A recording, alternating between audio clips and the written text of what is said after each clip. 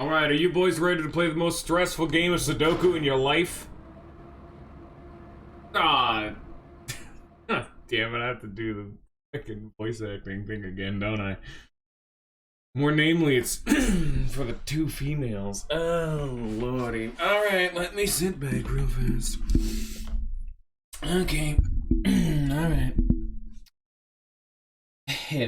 Junpei, Clover, and Lotus leapt out of the laboratory, slamming the door shut behind them. All three collapsed against the wall, breathing heavily. Junpei's heart was pounding in his chest and his whole body felt weak. He inhaled gulps of clear air, and with each one he could feel his body begin to calm down. Alright, let's go. They nodded to each other and started off down the hallway. Before long, found a few new doors, but all of them were locked. Soon they had tried all the doors but one. Final door sat in a corner of the hallway. Junpei grabbed the door handle and was about to pull it open when a voice cried out behind him. It was neither Clover nor Lotus, but he recognized it. There's no doubt who the voice belonged to. Jumpy! Which... it's the same people voice I do anyway. He spun around. There, at the other end of the hall, Junpei saw human figures running toward him. 3 of them. June, Santa, and Seven. He stopped short in front of Junpei and his companions gasping for air. Hey, what are you guys doing here? What? But we didn't...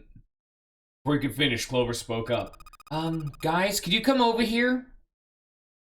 She was standing near the end of a small hallway that branched off to the right.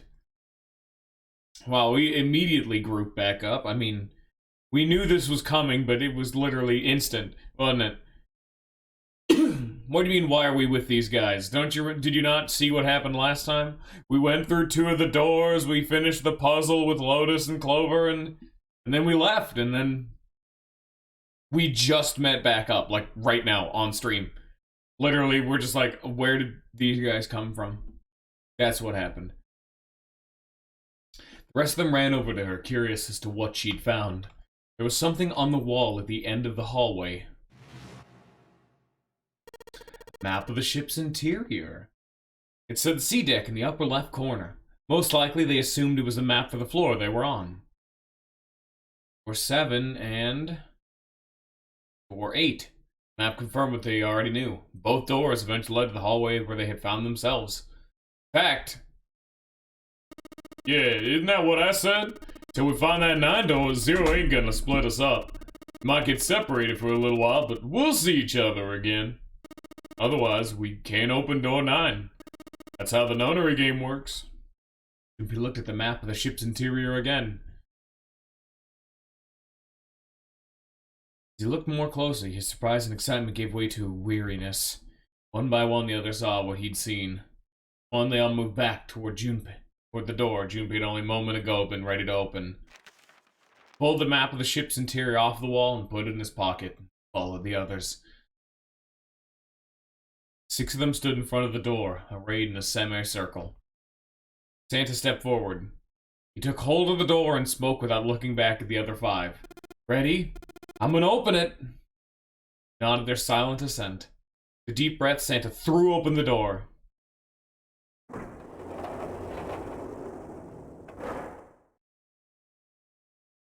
Poured through the doorway and into the room. Even without looking around, each one of them knew where they were. They were just where the map had said they would be. The same room they'd been in not so very long ago. Tremendous central hospital room. Empty beds from wall to wall.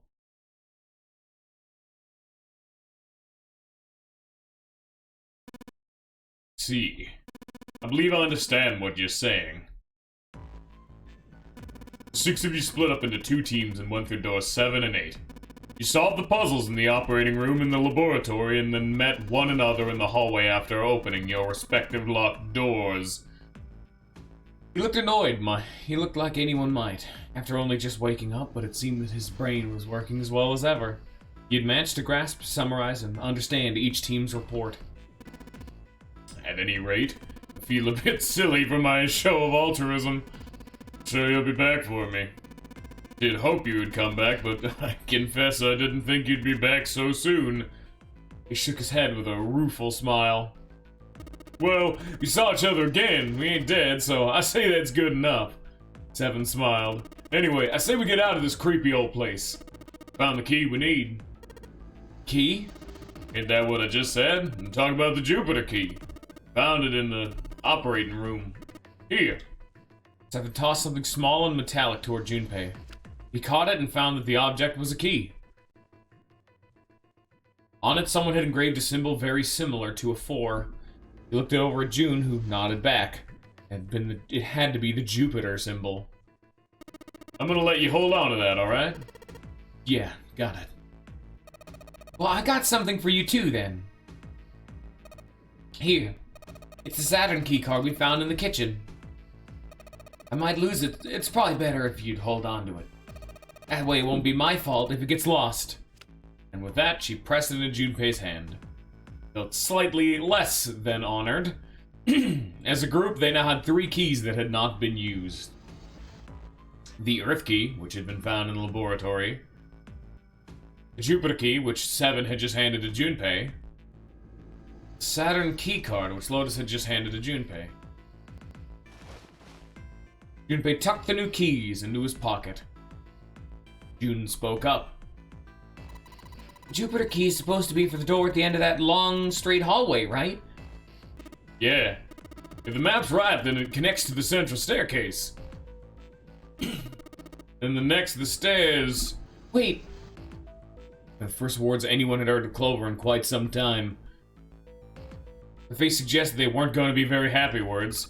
What about door 3? Look, you saw the map, right? It's the same as 7 and 8. It'll just lead back to the big hospital room. There's no point in seeing what's on the other side of that door. There is a point! At least there is for me! Tears in her eyes, but she glared at Seven as hard as she could, just the same. She looked very much like a frightened puppy. There wasn't a man alive who could have resisted those eyes. Seven looked everywhere in the room except to Clover and muttered and coughed apologies under his breath. Yeah, you're right. Sorry.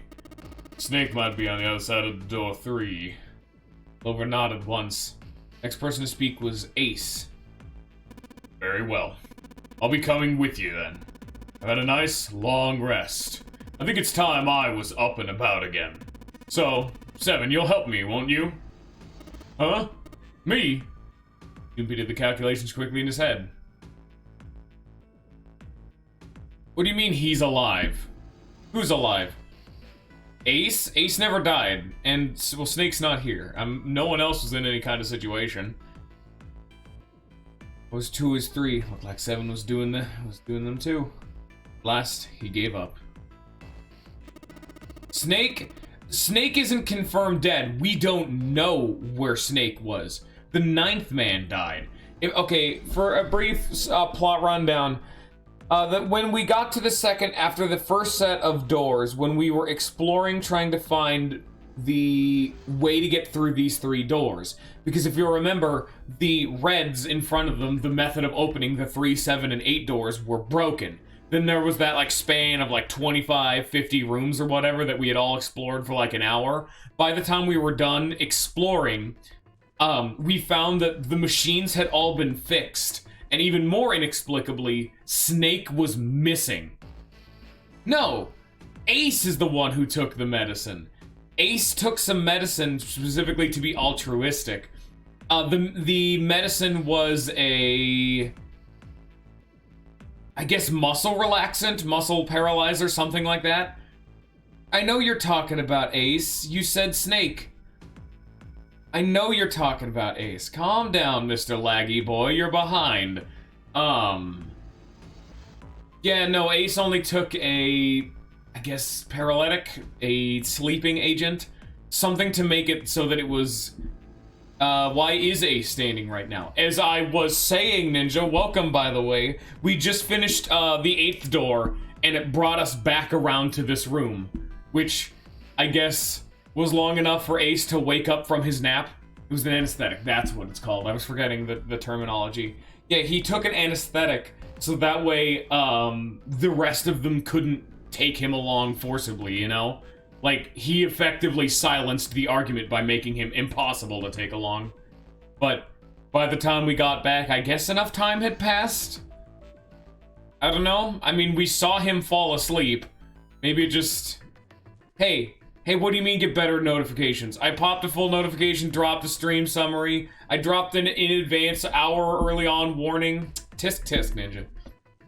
That's how it's gotta be. So I'm going with you, huh? Yes, you are. Alright, let's get moving. Oh yeah, they're going into door 3 to see what's beyond there. Clover, Ace, and Seven are going behind door 3 because we've never been back there. And we're looking to see, could be faking it, but he definitely injected something straight into his, I'm assuming, arm.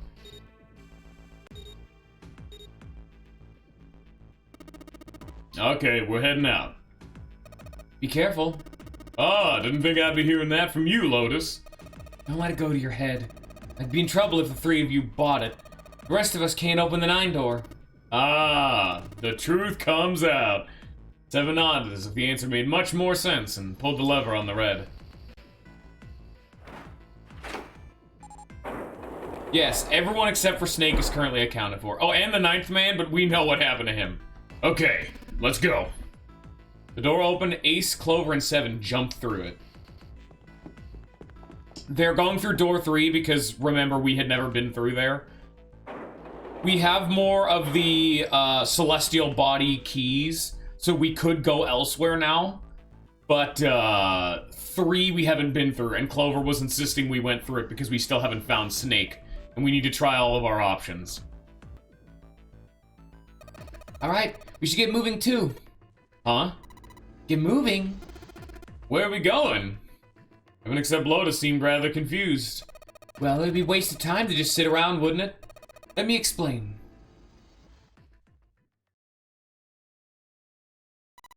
I get it. We're gonna see if we can get anywhere interesting with the Jupiter key. Yes! If we're lucky, we might find Snake. They were at the end of the hallway lined by individual hospital rooms. The Jupiter symbol was engraved on the keyhole. Alright, Junpei, open it, if you please. Yeah, on it. Junpei pulled the Jupiter key out of his pocket and slid it into the keyhole. He twisted. With a nice sharp click, he felt his spine dislocate. He's very bad. He's very bad at twister. You get it? He felt the door unlock. Alright, ready guys? Ninja, alright, if there were inexplicably, like, mysterious furry wolf people wandering about that, do you not think we'd seen that? Okay, Ghost is totally explainable. If he was literally, like, Scooby-Doo villained by, like, a painting and just sucked into the wall, that would have been really funny. Junpei's companions nodded. He nodded back, then slowly and quietly opened the door.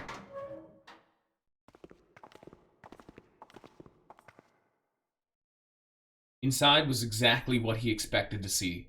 From the map of the ship's interior, they were in a tremendous hall, almost like a ballroom, a massive central staircase. Great, back to the beginning. You sure this is a good idea? What do you mean? Well, we already searched every inch of this room, didn't we? I'm asking you if there's any reason we came back here. Is there a reason we came back?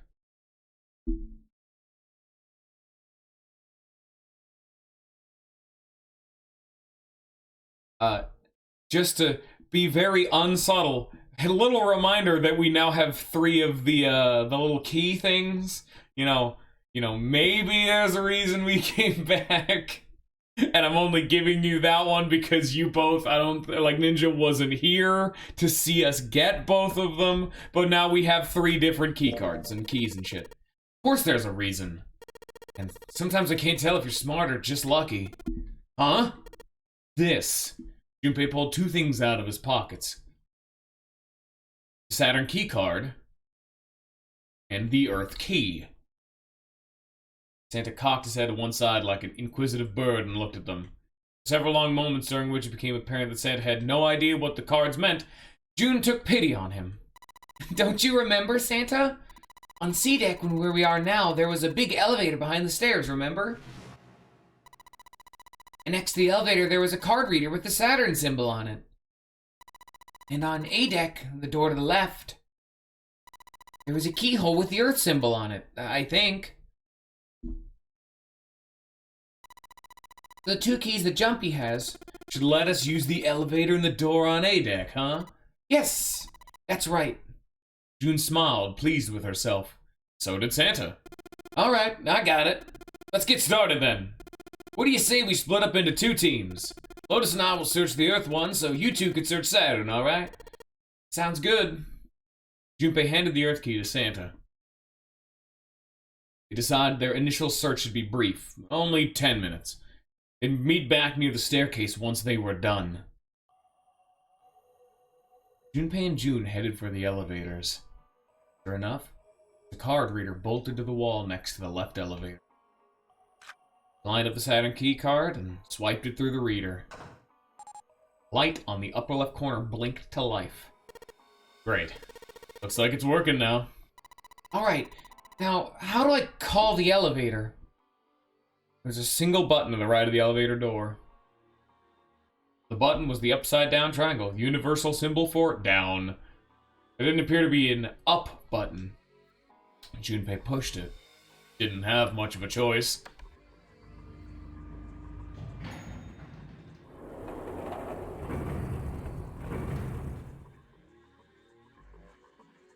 It opened!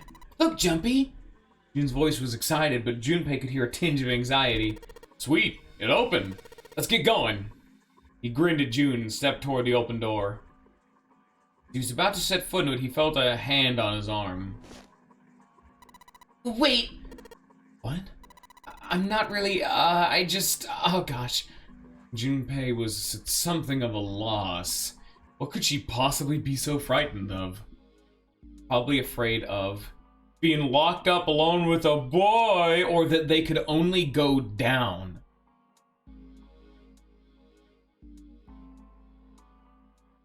What? You having fun there, Mr. Ninja, with the backwards text? You having a good time? It's a good joke, though, I'll give you that.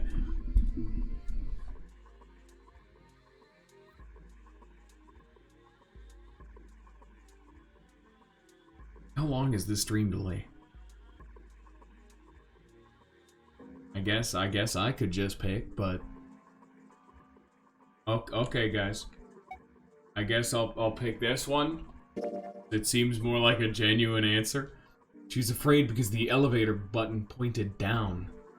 That meant, of course, that the elevator couldn't go any higher than the floor they were on. As he thought about it, Junpei realized he hadn't seen elevators on A or B decks near the central staircase. All of which meant that the elevator could only convey them to the lower decks. Yeah, both of you got distracted. Both of you got distracted at the worst time, and so I guess I get to make the decisions now. On the floor below they were on, D deck, should be completely submerged.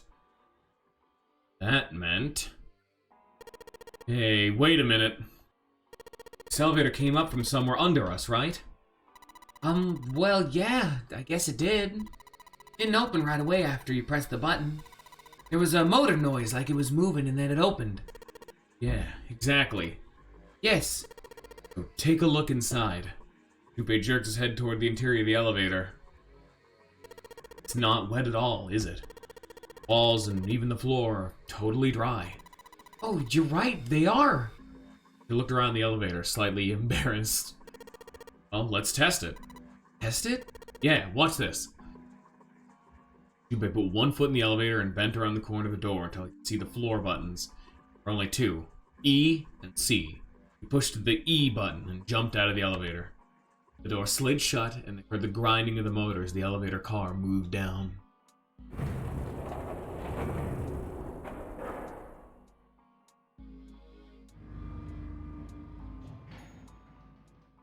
A few moments later, they heard the sound of the elevator door grinding open several floors below. Junpei nodded to June and pressed the elevator button again. A few moments later, the elevator returned.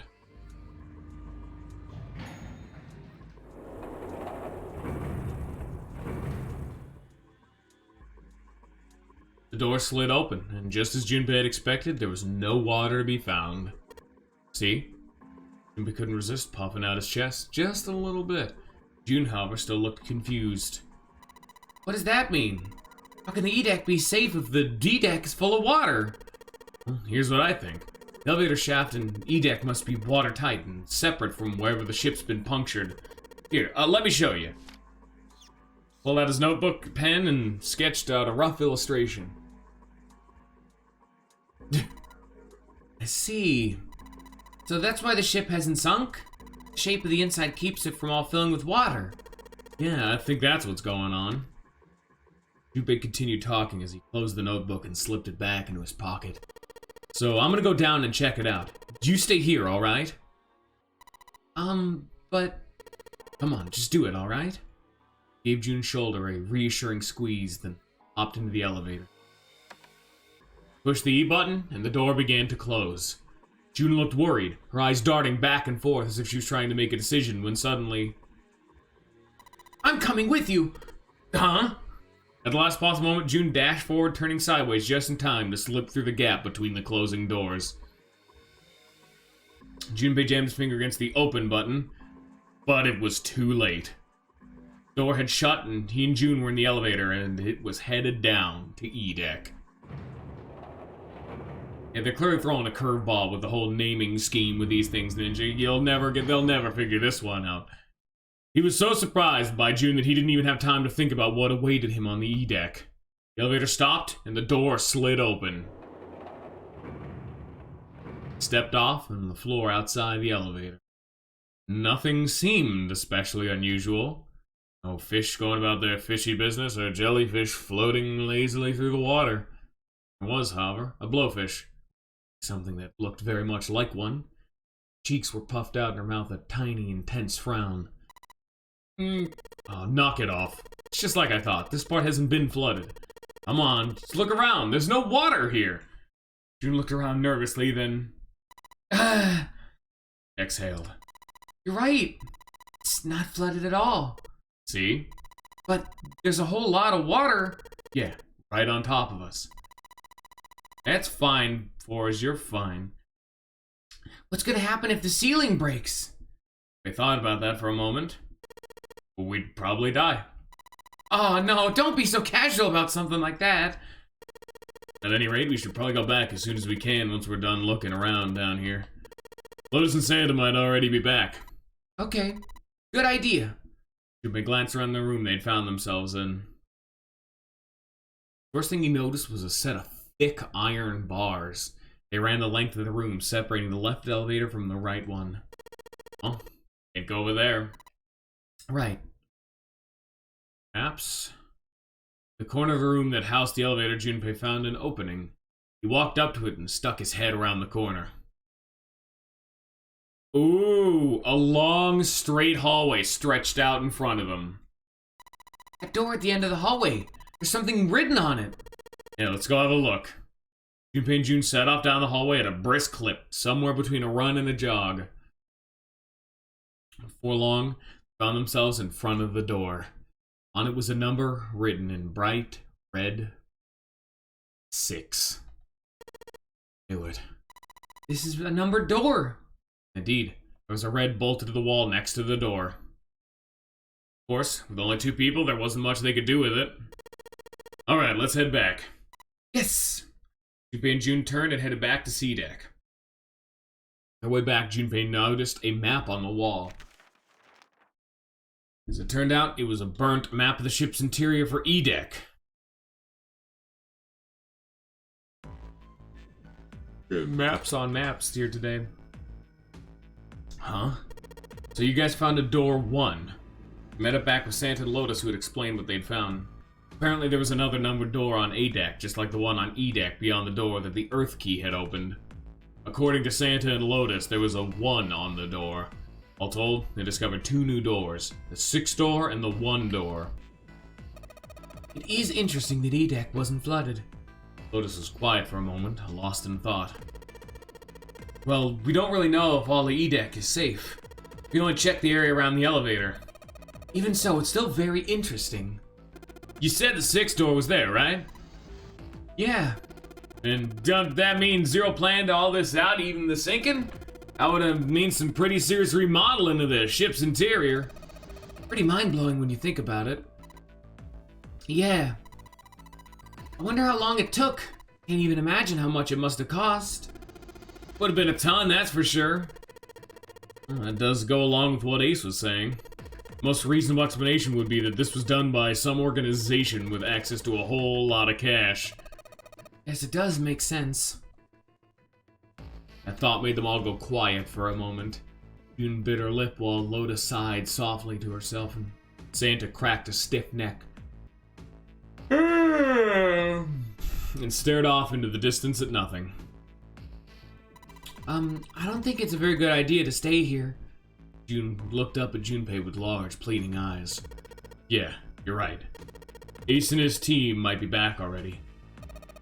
Well, Junpei and I should be able to open door 1. Huh? You guys leaving me behind? 865 is 19. 9 10 is 1, and then 10 is 1. Just kidding. Alright, let's go. Those words were all the impetus they needed. Back to the large hospital room they went.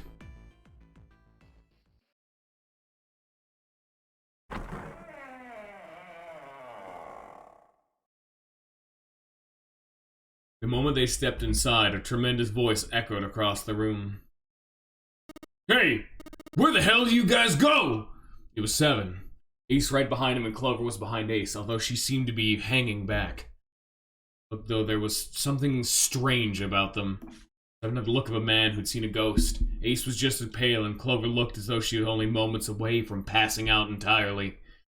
For a long moment, they simply stood there looking at one another. Junpei looked around nervously, waiting for someone else to speak. One did. He looked at 7. What happened? What the hell kind of question's that? 7 was trying very hard to be angry, but something had shaken him hard. His shoulders were trembling and his voice was strained. Snake is... 7 couldn't finish. He looked away, his face twisted by... Junpei wasn't sure what. Instead, Ace spoke. Took a deep breath, closed his eyes, spoke. Is dead. This is the... If all the air had suddenly been sucked out of the room, Junpei felt his heartbeat quicken and he realized he was having trouble breathing. He felt cold sweat beating on his forehead and neck. June, Santa, and Lotus looked the way he felt. 3 were frozen in place, their faces white. Oh my god. That's not true, is it? We should make sure. Yeah, we should. We nodded to one another and headed for the number 3 door. Wait, not that way. Stopped short and turned to look at 7, pointing at the door with no number. Stuck a screwdriver in there to keep the door from closing all the way. It's not locked, so you can go in that way. Where is he? The shower room on the left side of the hallway. Put a broom in there to keep the door open. We can go in without going through the numbered door, right? Yeah, that's right. New destination cleared, Junpei and his companions headed for the door with no number. Once in the hallway, it was easy to spot the metal door on the left wall. It hadn't been open when they'd been through before. But now, just as 7 had said, there was a broom stuck between the door and the frame, keeping it open. They looked at it for a moment, then stepped inside. Ah, it smells horrible! Wrinkled her nose and covered her mouth in disgust. Even Santa pinched his nose shut. Yeah, this is pretty awful. I feel like I'm gonna puke. Just as bad as they had said. Perhaps even worse. A hideous smell filled the air, so thick they could almost taste it. Sour, smelled of fish, feces, and burnt meat.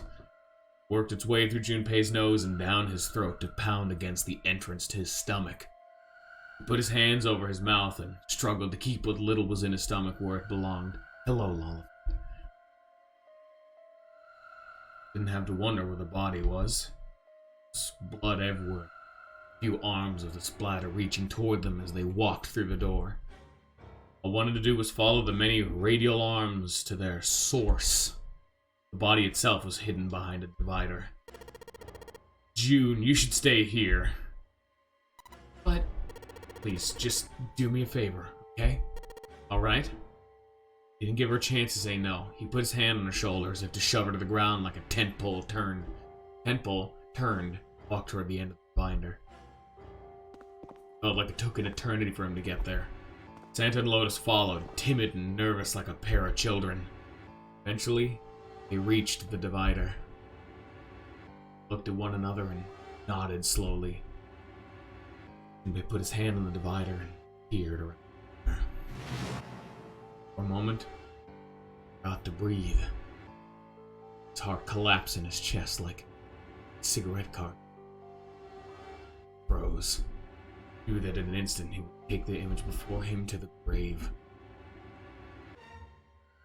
What's left of the body sat in a sea of blood. Chunks of flesh torn from the body sat in the blood like tiny islands of a great Dead Sea. Vast, ragged hole had been torn in the torso, and what remained of his intestines spilled out of it like fresh spaghetti. Smaller chunks of meat had splattered against the wall and become stuck there as they dried. Globules of yellowish fat had left trails like tiny slugs as gravity pulled them down the wall, even as they dried to it. Just like he said. Santa's voice was strained. Didn't suspect he was pulling down some vomit of his own. Just like the ninth man. Oh, the detonator in his bracelet set off the bomb in his gut. The explosion had been quite powerful. His legs were both bent in an odd, unnatural way. His left arm had split open, exposing the painfully white bone of his ulna. Bracelet lay next to him. It seemed to have hit the wall hard enough to have shattered the display, which lay on the ground in pieces.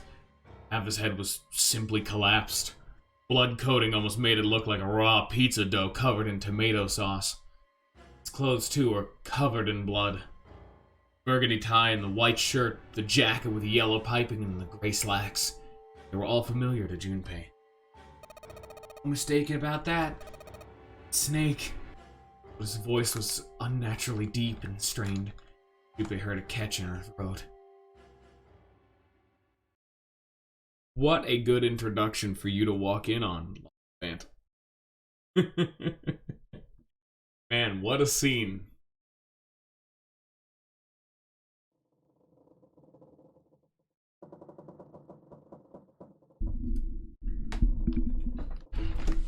Yep.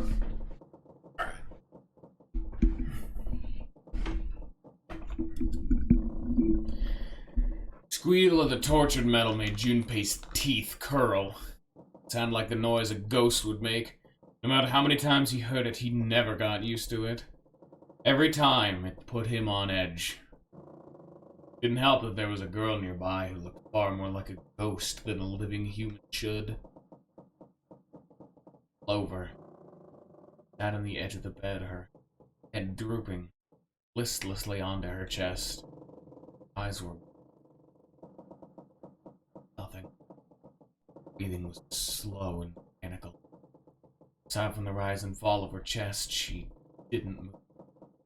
It felt as if a nudge might cause her to shatter into 1,000 pieces. Snake was probably murdered. Chances are he was killed the same way the ninth man was. Seven lowered his voice likely not to keep Clover from hearing what he had to say. 4 other people in the room with Junpei and Seven. Ace, Santa, June, and Lotus. Seven looked at each one of them. It's pretty straightforward. Not that hard to figure out how they did it. First, the killers got Snake to authenticate on the red to open the door 3. Then they shoved him into it, alone. Waited 9 seconds for the door to shut. Once that door shut, it was over for Snake, but he didn't give up. He probably knew it wouldn't do him any good, but he probably ran into the shower, looking for the dead. Small chance, but it wasn't like he had anything to lose. Fortunately, it didn't work. Detonators only deactivated if everybody who authenticated when they went in uses the dead. 81 seconds after he was shoved in. That happened. See, that's what you mean by killers, huh? You need at least 3 people to open one of the numbered doors, including Snake. Wouldn't open for Snake and a single killer. Exactly. That means we're looking at a multiple perps here. Crossed his arms and grunted. Well, just in case, I want to make sure. Let's say you're right. When do you think Snake was killed? When we all split up to look for the parts of the red, I think. Right after that was when we noticed he was gone. That means none of us have alibis. We were all off searching the rooms we'd been assigned looking for those parts. Yeah. Means anybody could be a killer. Wait a minute! What are you talking about? June seemed shocked. How can you say one of us is a killer so casually? Well, not just one of us. If I'm right, then at least 2 of us are murders. Why did you calm down a bit, Seven? What are you gonna do by being so suspicious? That's what Zero wants you to know. Wants, you know. What Zero wants? Exactly. The game was set up by Zero, wasn't it? Any game has a winner and a loser. Whoever makes it through door 9 is a winner, and those who don't are the losers. Zero's trying to make us fight against one another for that victory. Then you're saying that Zero's trying to split us up by making us fight each other? Yes. That's why we can't let ourselves fall prey to suspicion. We have to trust one another and form a strong bond of friendship. Otherwise we'll end up ensnared by Zero's manipulations. Then does that mean that the person who killed Snake... Yes, almost certainly Zero himself. If there's anyone we should doubt, it should be Zero. He masterminded this game and kidnapped all of us. Doesn't it seem reasonable that he would have killed Snake as well? I hadn't really considered that. If Zero had killed Snake, then Zero's on the ship with them. Was Zero still on the ship with them? Junpei wasn't sure, or of course.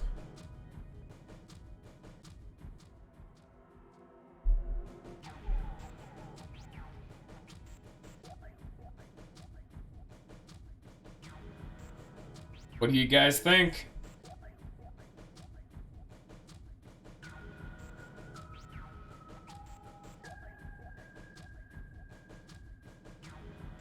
Are we having this problem again where you're all busy right at the crucial moments?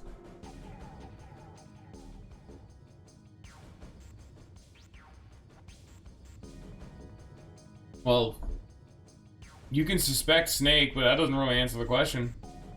You bet so. No, I know it's important to let people think. I just want to make sure you're all still here. I'm more so just probing you all to get you guys to type in chat to let me know that I'm not waiting for nothing, you know?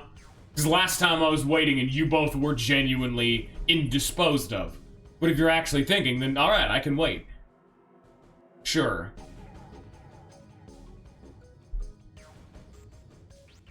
It's fair. So you guys saying of course?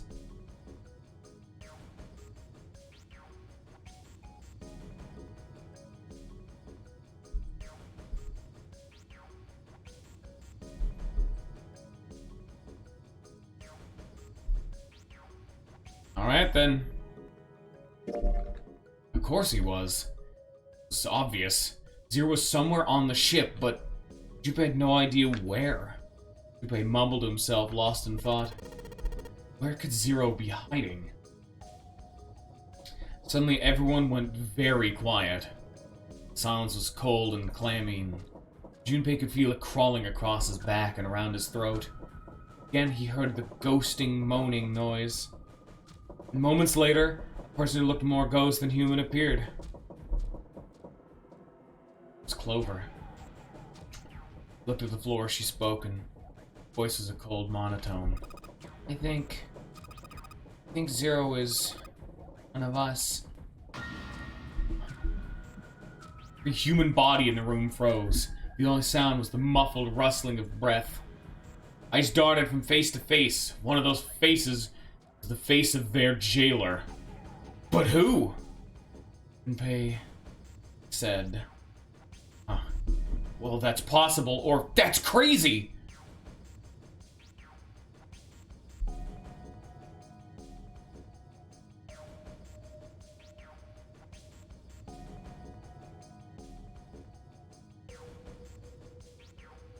actually...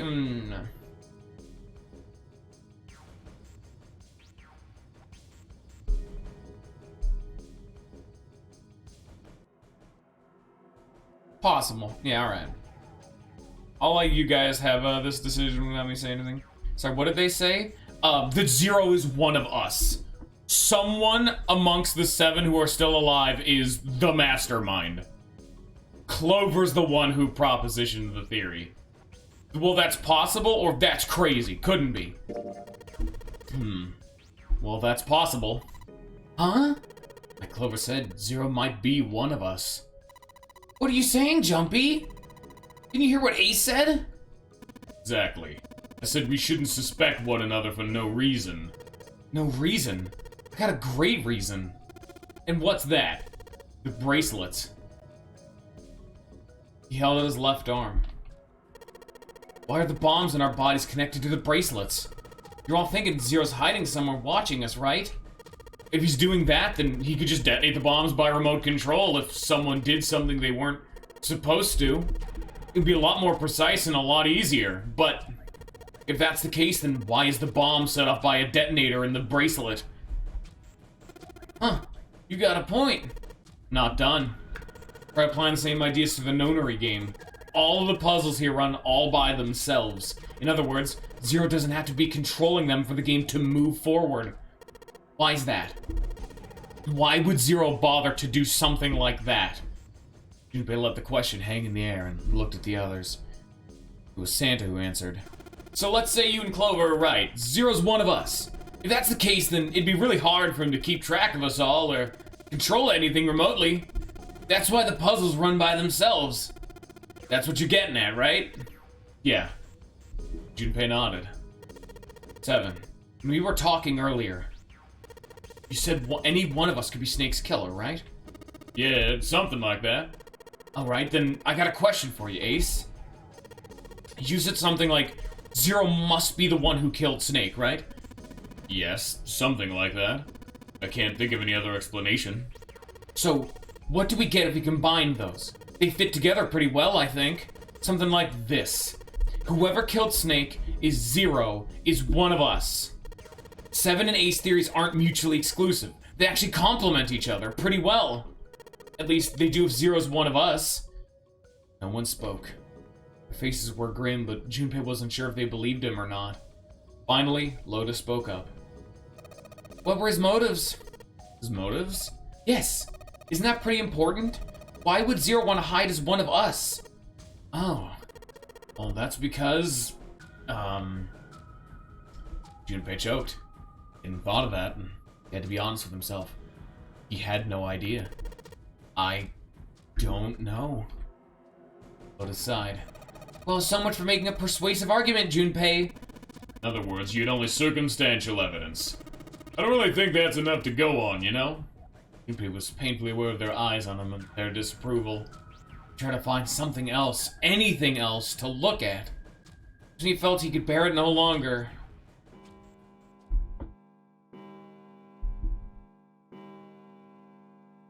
He heard a bell to ring.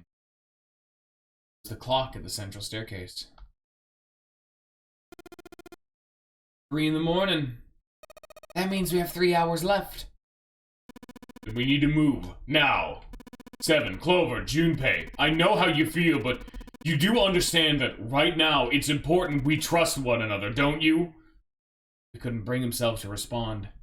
He swallowed the words he wanted to say and sighed. 7, Clover remained similarly silent.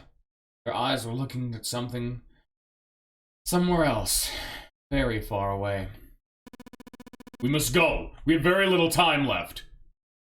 His words put their feet to moving. They all knew where they were going. Next destination was Mercury.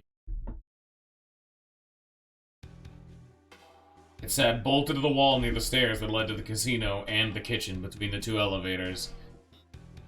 Mercury card reader. Junpei stood in front of it with the Mercury key card.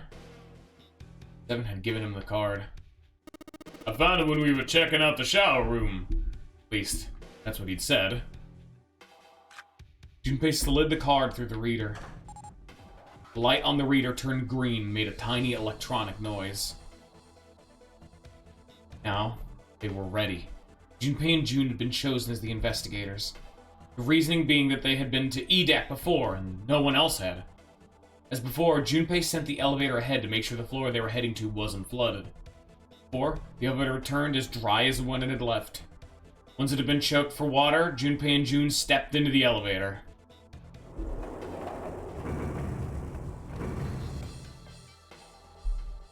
Only 2 floor buttons they could push.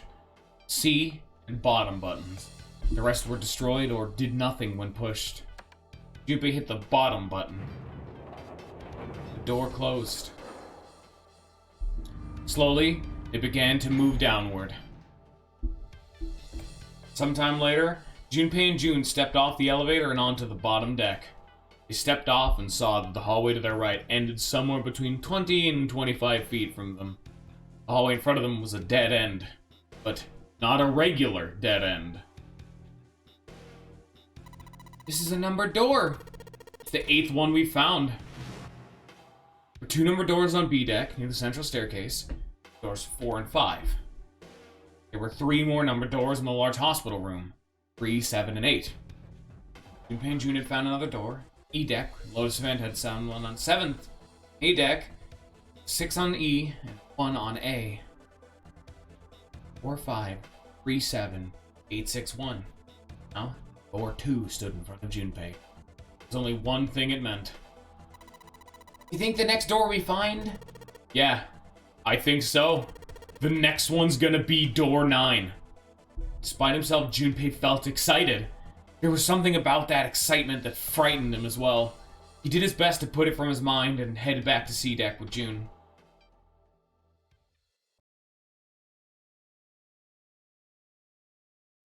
Alright, let's open these up. Pieces of paper they'd folded up lay on the ground next to Junpei's legs. There were 7 of them, all told. They were written on paper pulled from Junpei's notebook. Each one bore a code name and a door. Why had they decided to vote that way? They decided it wasn't fair to simply ask everyone at once. It would allow people to force others to go through certain doors. Wasn't the only reason. Junpei had proposed a voting system, and he had a plan. It wasn't a plan he wanted anyone catching wind of, however, so he did his best to act calm as he began to open and read the pieces of paper. First one read, Ace requests door 1. Yes, I do. Would you like me to explain why? No, we don't have the time for that. Sorry. Let's keep going. It's because it's his number. Probably, I mean, if you're gonna be picking something, that's at least a decent idea. He opened the second one. Next is Santa. He wants door 6. Yeah, that's what I wrote. Junpei continued with the 3rd, 4th, 5th pieces of paper. Clover wants 1, Lotus wants 2, and 7 also wants 2. Well, wait a minute. There's no way I'm going anywhere in the Elephant Man. No, there'd be no point to the voting if we let people change their choices because of stuff like that. But... just give it up, Lotus. Not like I want to hang out with some exhibitionist grandma. I'm not an exhibitionist. I'm wearing clothes. Barely. So, last I checked, that's not a crime. Maybe, but what about common decency?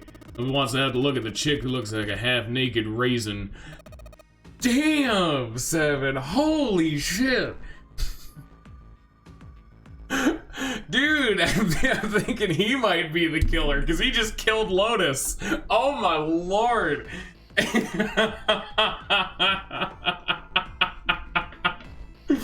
Holy shit, executed in front of a live studio audience. I'm gonna kill you. Ow. Lotus's hair flared out like the mane of an angry lion, and she roared with a voice that shook the walls. With some difficulty, Ace managed to restrain her. Junpei, read the rest. Right. Junpei tore his eyes away and looked down at the 6th piece of paper. He opened it. June wants door 6. Yeah, I don't really have a reason, I just felt like it. All the papers, save for Junpei's, hadn't been read. He did some quick calculations in his head. People who requested door 1, Ace and Clover. This is door on A deck near the central staircase. People who requested door 2, Seven and Lotus. This is a door on the bottom deck and could be reached by taking the elevator to the bottom of the ship. People requested door 6, Santa and June. This door on E deck and could be reached by taking the elevator near the central staircase down. Less than a second to run the numbers he opened. He opened the 7 piece of paper and spoke. Okay, last one's mine. I want to go through. All right. While you guys decide 1, 2, or 6, I'm gonna go get something to drink. You guys have a little bit of a little discussion right there. I'm gonna be right back. Have fun.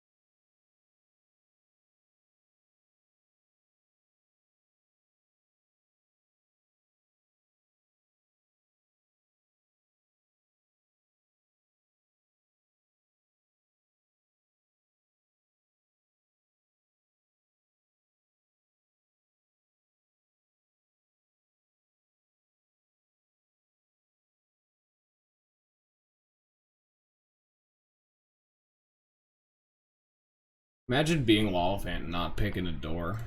What a bitch move. Imagine being Fours and not also picking a door.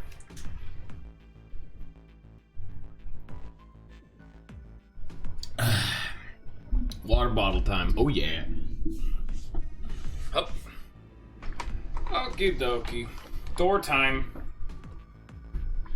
Lolifant ain't here. Like mentally. He just disagrees. He just comes in here, talks shit. That's how he lives his life.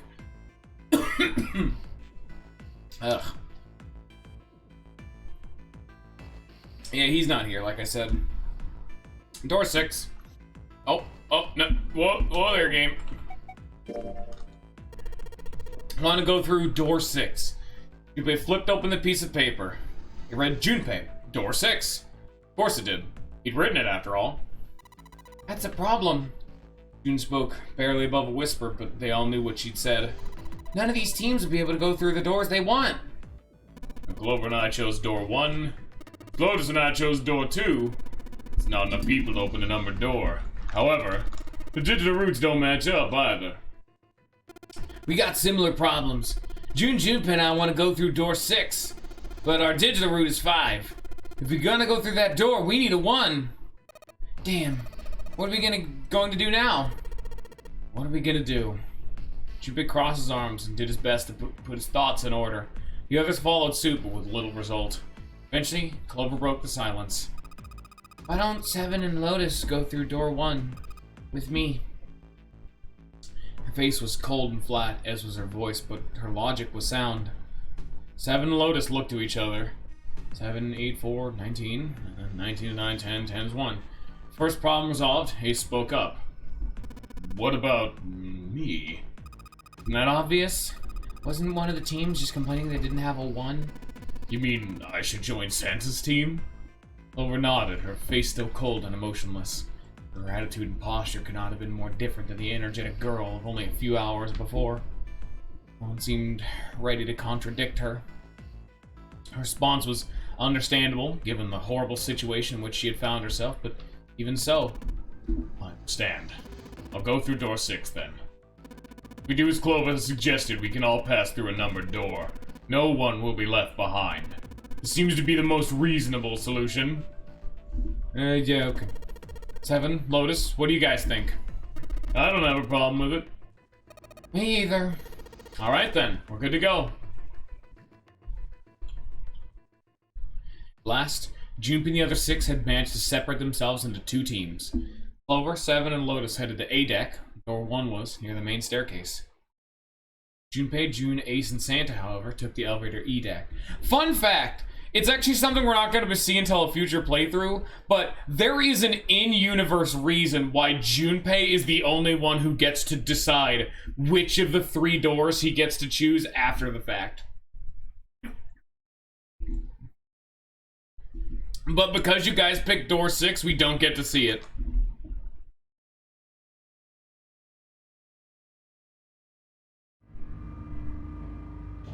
What do you mean, starring other people? The chat's right there. The ride to Edek was a silent one. I'm having fun. I'm just enjoying this story. Alright, let's go. Santa's words jolted them to action, and they stopped out at the elevator. The long, straight hallway. Before long, they arrived in front of door 6. One by one, they put their palms over the red.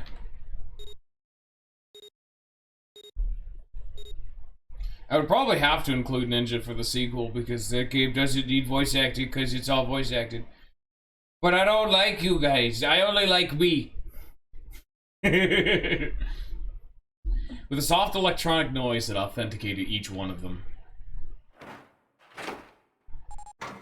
I feel like I'm doing at least in a serviceable job. It's not great, definitely. No way, no hell, no how. But I think I'm at least doing passable. The door opened, and all at once the 4 of them leapt through it. Fortunately, the dead was located easily enough.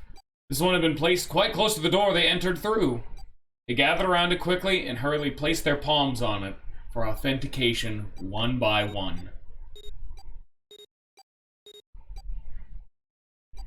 Not to mention, it's part of the reason I picked this game, is I wanted to see how long I could go.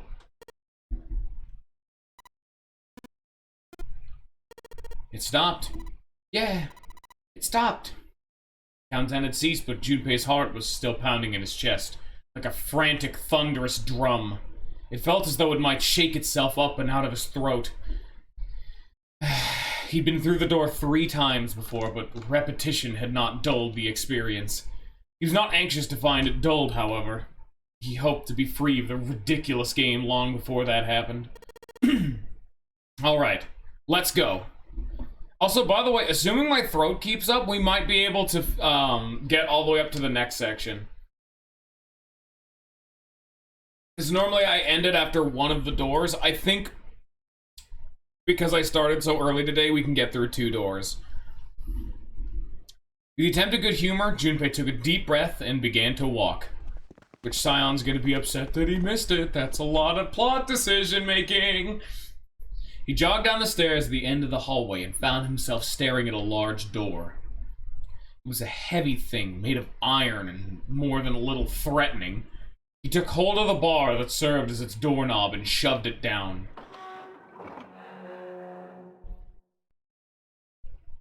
The room beyond stopped him in his tracks. It was gargantuan, made entirely of metal. None of the accents of wood or tile he'd seen in the rest of the ship. This room was purely functional, but utterly tremendous. Whoa, what the hell is this? Santa got a few words out before awe stole the rest of them. The rest were too stunned to offer anything more than gasps. It was easily the largest room they'd seen, and yet it was somehow closed and oppressive. The ceiling was at least 2 stories high, if not significantly more. It was easily several hundred feet across and appeared to stretch the entire width of the ship. In the center of that gargantuan room stood a massive, rounded building. Even from a distance, the sheer bulk of it was oppressive. Guys,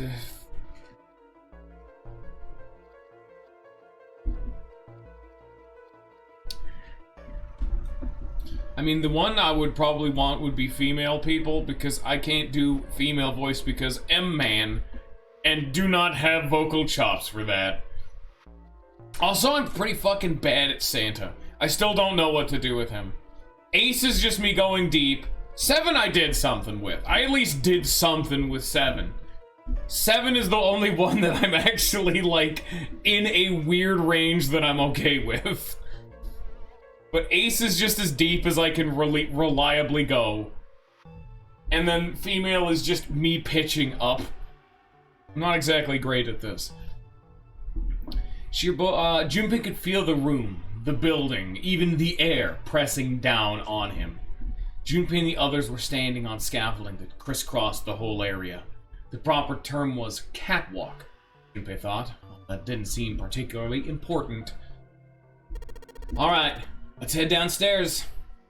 Nearby was a long iron staircase that made its way, eventually, to the floor beneath them. They moved around toward the opposite side of the massive building, following the catwalk. They hadn't said much as they walked, but as they approached the building, Ace suddenly spoke up. "This looks to be a steam engine room." Steam engine room? Yes. The thing that looks like a cross-section of a mushroom is the boiler. Do you see the 3 round doors near the bottom? Coal is put into those and burned, which heats the water and produces steam. The same thing that drives a steam engine. This one is simply somewhat larger. You see, even if Ace was right, the boiler was boiling nothing as they'd approach it. The entire room was as silent as the grave. Suddenly, Junpei heard a noise behind him. He turned just in time to see June collapse to her knees. "Hey, what's wrong? Are you alright?" He dashed toward her and wrapped his arms around her shoulders to steady her. But then he noticed. You're really warm. Is your fever coming back?" Yes, yeah, it probably is. But I'm fine. Please don't worry about me. I just need to rest and I'll be fine. Her voice was weak and forced, and it said a great deal more than her words did. Junpei carried her to the nearest wall and propped her up against it. She let her head fall back against the wall as if she no longer had the strength to support it, and drew a ragged breath. Her eyes were empty, as if she were having trouble focusing them, and even speaking seemed difficult for her. Junpei felt his hand ball itself into a fist and clenched tight, his knuckles whitening. He had to find a way out, and quickly. He turned and looked at Ace and Santa in turn. They might not have shared the depth of his emotion, but they certainly shared his concern. He didn't need words to express the urgency of their situation. "Alright, let's get started. Hang in there, June. I'm gonna get you out of here real soon." And a small nod before leaning back to rest her head on the wall. Hope you guys like puzzles! The mouse is coming back. Seek a way out, baby. Oh yeah.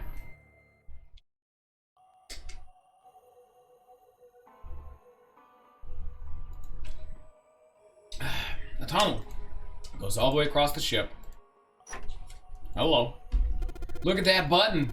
It's glowing orange, right? It's gotta mean something. Guess pressing it is the best way to find out if it does anything, Santa. Huh. Nothing. Okay. It's a square hole. Nothing in here. Look at the back wall there. I can see 3 small slots. Terminals for some sort of connector, perhaps. You mean you think we're supposed to plug something in here? Perhaps.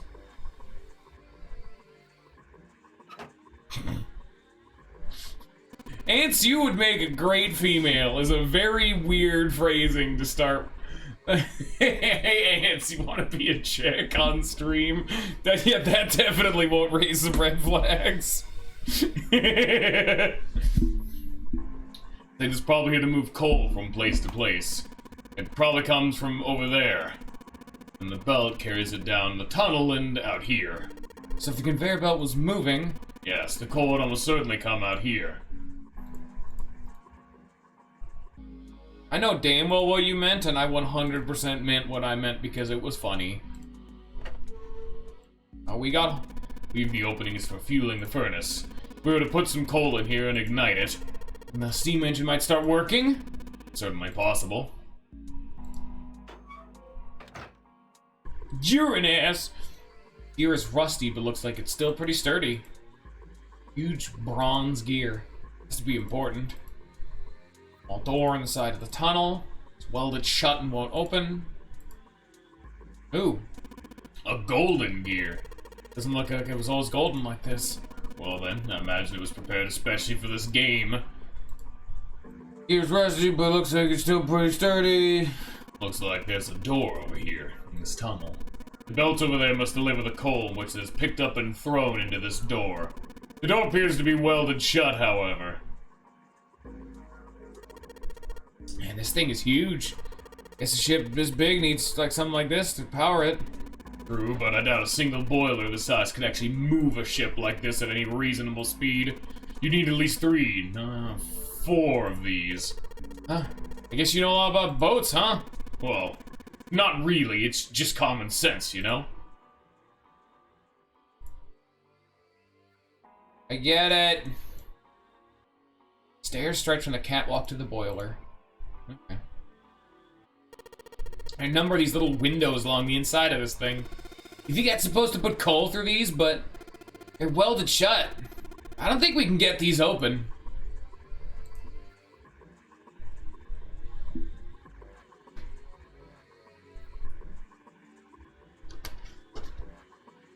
My friends don't like my content.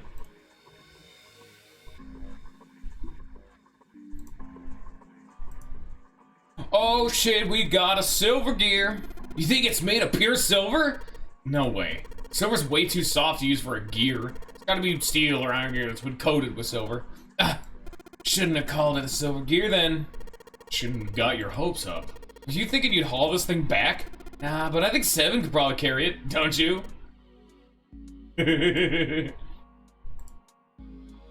Oh shit, where am I going? Answer, not back there apparently. Answer, up here. Oh yeah. Okay. These 2 columns are different from the others. Lights are red. Okay. 3 sliders on the left are down, but this one's up. A number of lines engraved in these. I suspect we're meant to do something rather than specific with them. Junpei, why don't you move that slider down? There's no harm in trying, I suppose. Nothing. Nothing happened. Maybe it needs to be prepared somehow. You're saying if we did something somewhere else, it'd respond somehow? Yes, I suppose that's one way of putting it. Okie dokie then. This is the door we came through when we entered the steam engine room. I could still go up though. With the doors on the furnace, there's an A on it. There's a circular wheel in the center of the door. Alright, let's give this sucker a twist. Oh, it's noisy, but it opens. And it's totally pitch black in there. Go in here. Alright. Let's go. Looks just like the door we went into. Where are we? We must be on the other side, yes?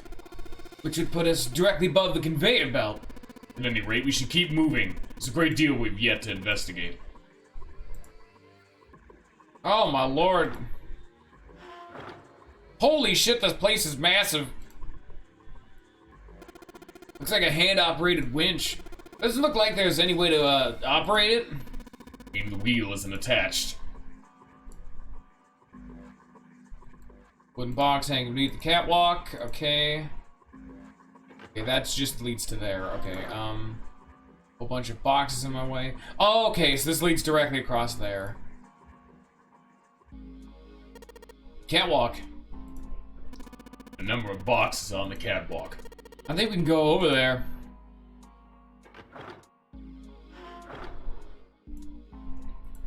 More fucking boxes. Oh, this is a different winch. Alright, let's give this wheel a spin.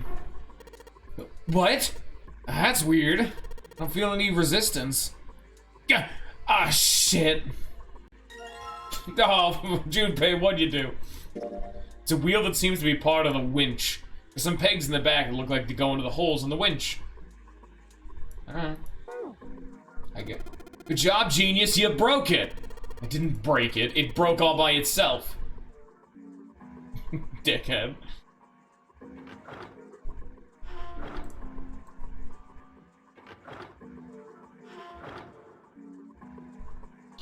Winch.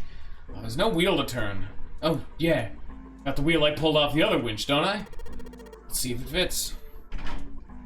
Sweet! It's a perfect fit. Like they were made for each other. Not shaky at all. Good, I should be able to turn this now. Good work, Junpei. We should be able to haul up the wooden box now. You see? The wooden box? It's under the catwalk. You see it? It's hanging from the rope on the winch, isn't it? Like, are you really explaining all of this to us? Are you really gonna explain every step? Thanks, Ace. Alright. Hey, do you see that thing that's being held up by this winch that you just put the wheel on? You can turn this wheel to make the winch move to grab that wooden box. I can't see what's in the box, though. You can turn it. I'm counting on you.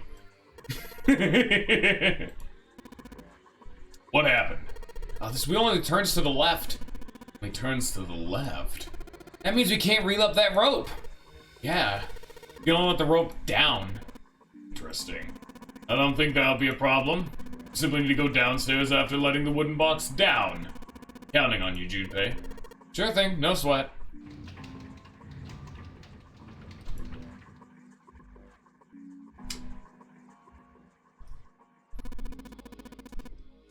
I believe the box has reached the floor. Yeah. He stuck his head over the side of the catwalk and looked down. The box that had only recently hung just below the catwalk now sat on the floor. He'd come to rest near the end of the tunnel that covered the conveyor belt. Near where June had collapsed. Junpei could see her, still leaning against the wall as if she barely had the strength to sit up. Even from so far away, it was not difficult to see that she had not improved. He almost thought he could see the heat rising from her body. She doesn't seem to be improving. His expression was inscrutable, but he'd said what they all had been thinking. Well, of course not. She's not just gonna get better right away, you know? It'll take time. He tried desperately to convince himself that what he'd said was true. Could be causing this, I wonder. Illness, perhaps? Nah, it's gotta be exhaustion. Santa's response was confident and certain. She gets dropped into some weird-ass ship, forced to play some messed-up game. If you think about it, it's a lot weirder than we aren't freaking out just like her, you know? Saying weird. Abnormal? Yeah. We're just running around this room solving all these puzzles like it's just business as usual. How the hell can you call that normal? We're just guinea pigs. Santa snorted in disgust. Guinea pig? You mean like a lab rat? You mean you're being used for some sort of experiment? Is that what you're saying? Dunno. But it does seem like it's a possibility, you know? Then he turned and walked away from the winch.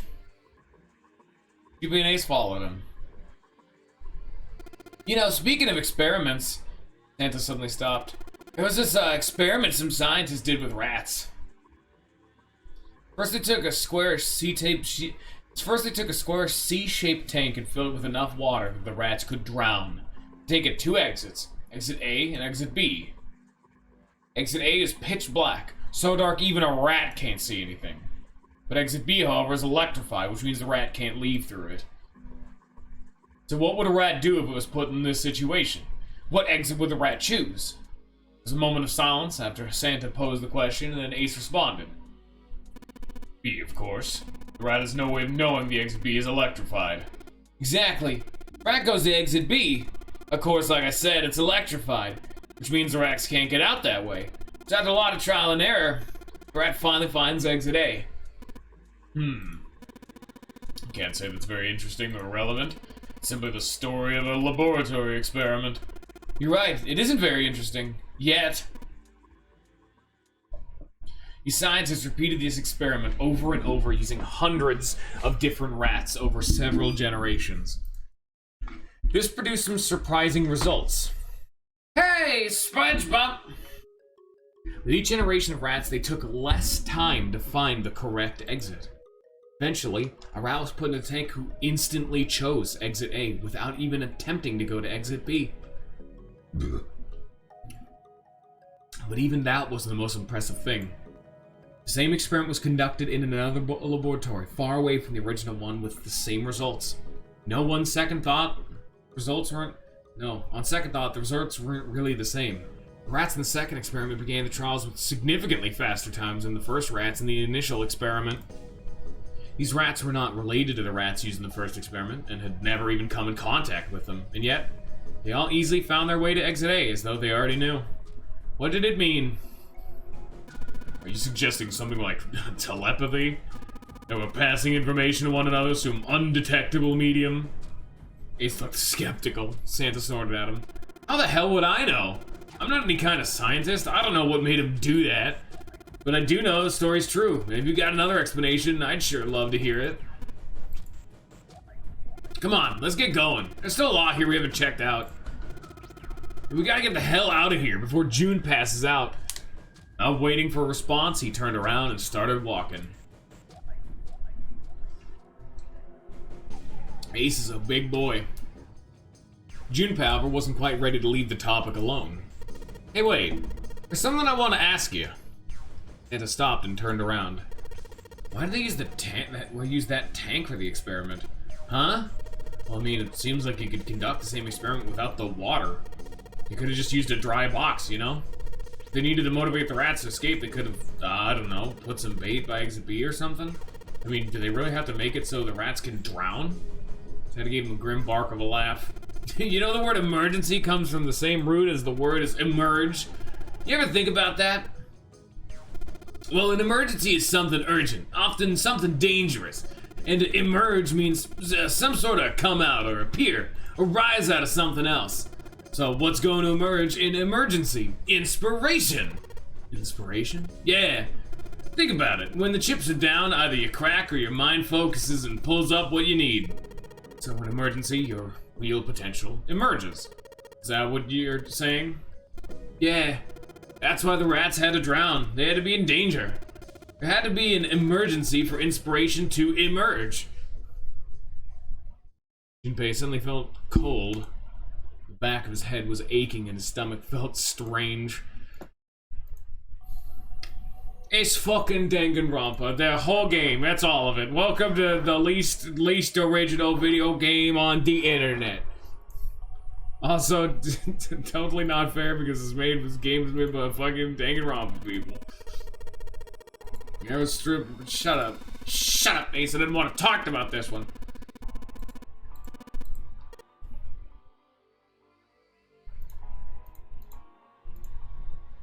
I want this fucking box. Get over here, you little shit.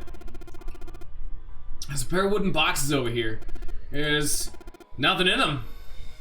Oh, I know. Okay. Hey, look, Ace! Some kind of snowman secret meeting. Those are bags full of sand. Use them as counterweights when you're lifting something with a pulley system. Man, you're too serious.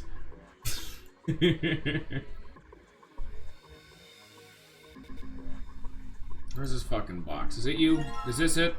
Oh yeah. That's the box, alright. I know where that goes. Wham! Slam it in there. In you go. Dude, you did it! Everything looks alright. Okay, but what do we do now? Why don't you press the button next to it? Orange run? Yeah. Alright, I'll do that. Pushing. Sweet. All sorts of lights are lighting up on this thing. And, oh, yes, I think I just heard something turn on. Ooh, what's that? What happened? Junpei, look, the conveyor belt's moving. Conveyor belt? Oh, I guess it's done moving now. There's still a bunch of coal on the belt, though. A bunch of it got dumped off the end of the belt into that wooden box. Where we found the control panel. Coal.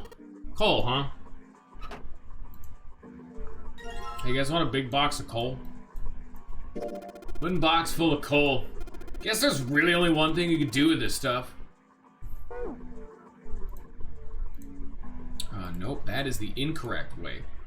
There you go. I guess we're putting it in here. I don't fucking know. Okay, let's do it. I don't even know what I'm doing, frankly, at this point. I'm just kind of just doing whatever the hell the fucking game's handed me. Why are we putting coal in here? I don't know. And nothing. Great. So I should have expected that. Why would I just throw coal into a cold furnace do anything? Oh well, a man can dream.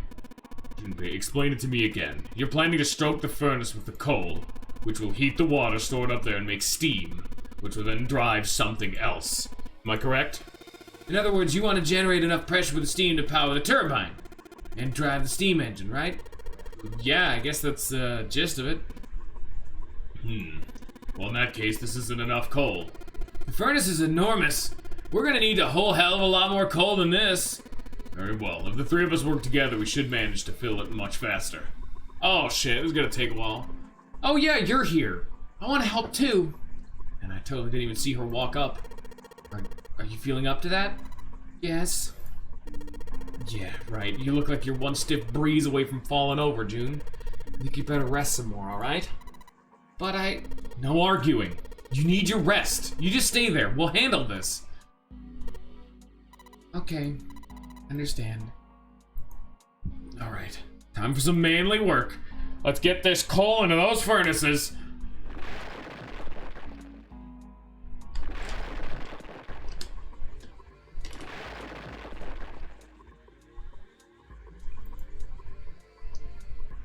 Man, this is a lot of work. Alright, I think that should be sufficient. Alright, now we just gotta light it. Junpei, hand me your matches. Makes you think I have matches. I see. Now how are we gonna light it? Perhaps there's a device nearby that will allow us to remotely ignite the coal. Let's take a look, shall we? Some sort of ignition device, huh? What starts fire? Coal.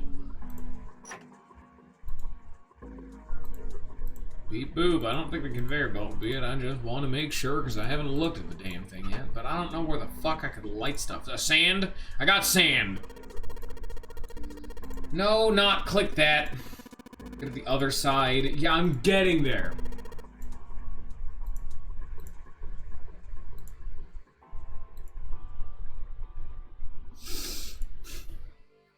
What do you mean look at the other side? The game won't let me. Sand? Do I need sand? Can I go up here? Oh shit, you can. I've been deceived. What's this? In the placement. This must unlock the door to the left. There's this weird indentation on top of this thing. You think that means you have to insert something here? Yes, I would imagine so. Okay. Something tells me we're not supposed to be here yet. It looks like it's the exit. Okay, yes. And we put the thing here, and then we get to go and win the level. But how the fuck... Is there fire in one of these? That we just have gears?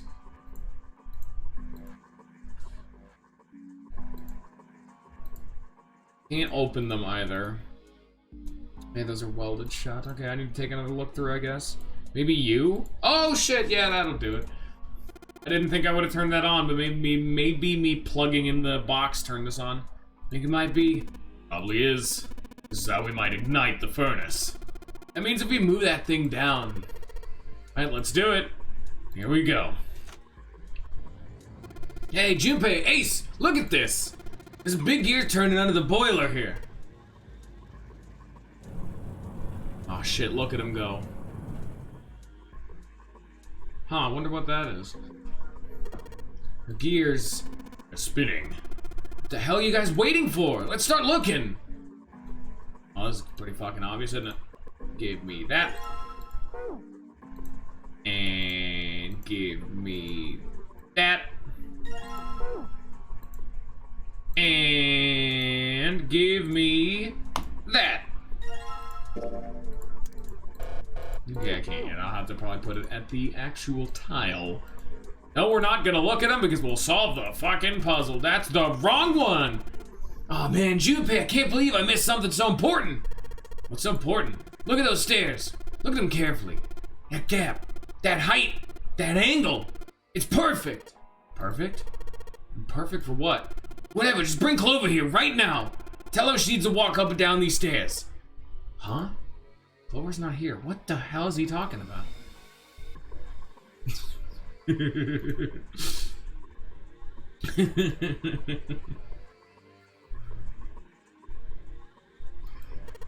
Maybe if we put the 3 discs we found into this thing. So one thing to find out. Let's stick them in. That's odd. Nothing's happening. Maybe they're, I don't know, putting them in the wrong places? Perhaps you have them facing in the wrong directions. Perhaps you should rotate the discs to make some of the lines connect to one another. Well, no harm in trying. Yeah.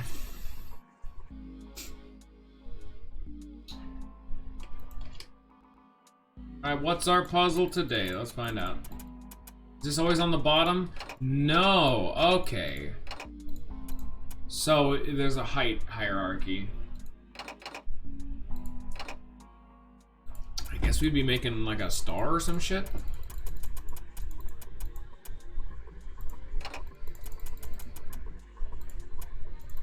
I don't know which side we're trying to match up, so I guess it's just trial and error. That doesn't seem right.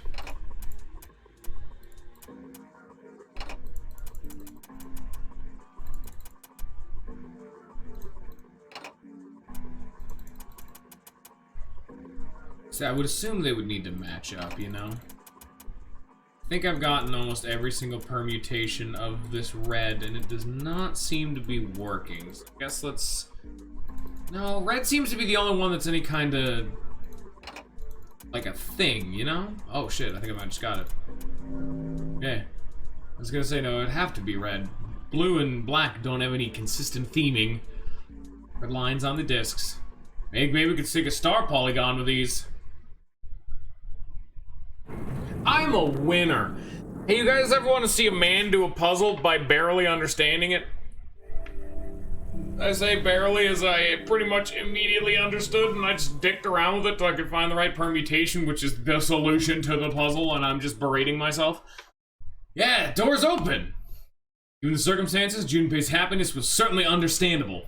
He seemed to share his excitement. Alright, Junpei. Why don't you go get June now? Santa and I will keep an eye on this door. Santa snorted. Why do we need to do that? Even if it shuts, we know how to solve the puzzle now. We could just open it again. I suppose that's true. Shall all three of us go and collect June, then? Nah, I'm cool. I'll let Junpei handle it. He still seemed irritated by something, however, and sat down on the stairs petulantly. So you're only interested in being contrary? He sighed, the air of a long-suffering parent. Alright, I'll go get June. I'll be right back. He gave a quick nod to Ace and Santa and dashed off down the stairs. Before long, he was back on the first floor next to the conveyor belt and June. As he drew closer, she stood up, slowly. You okay? He did his best to sound calm and nonchalant, but there was no hiding the genuine concern in his voice. Yes, I'm fine now. Sorry I made you worry. June blushed. Wasn't sure if she was embarrassed or still feverish. Just to make sure, he reached out and put his hand against her forehead. Good. You're feeling a lot better. She was feeling far less warm than she had earlier, but she still wasn't down to what seemed normal to him. Are you sure you're all right? He had to be sure. June gave him a look. Well, you're such a warrior, Jumpy. Oops, I mean worrier. June giggled. He wasn't sure if she just made a joke or not, but seeing her smile again made Junpei feel at ease. If she were well enough to smile and laugh, then she really was feeling much better. He gave her a friendly poke on the forehead. Let's go. Go where? Oh, right, I didn't tell you. We got the exit open, so... Great! Let's go! June clasped her hands and nodded urgently.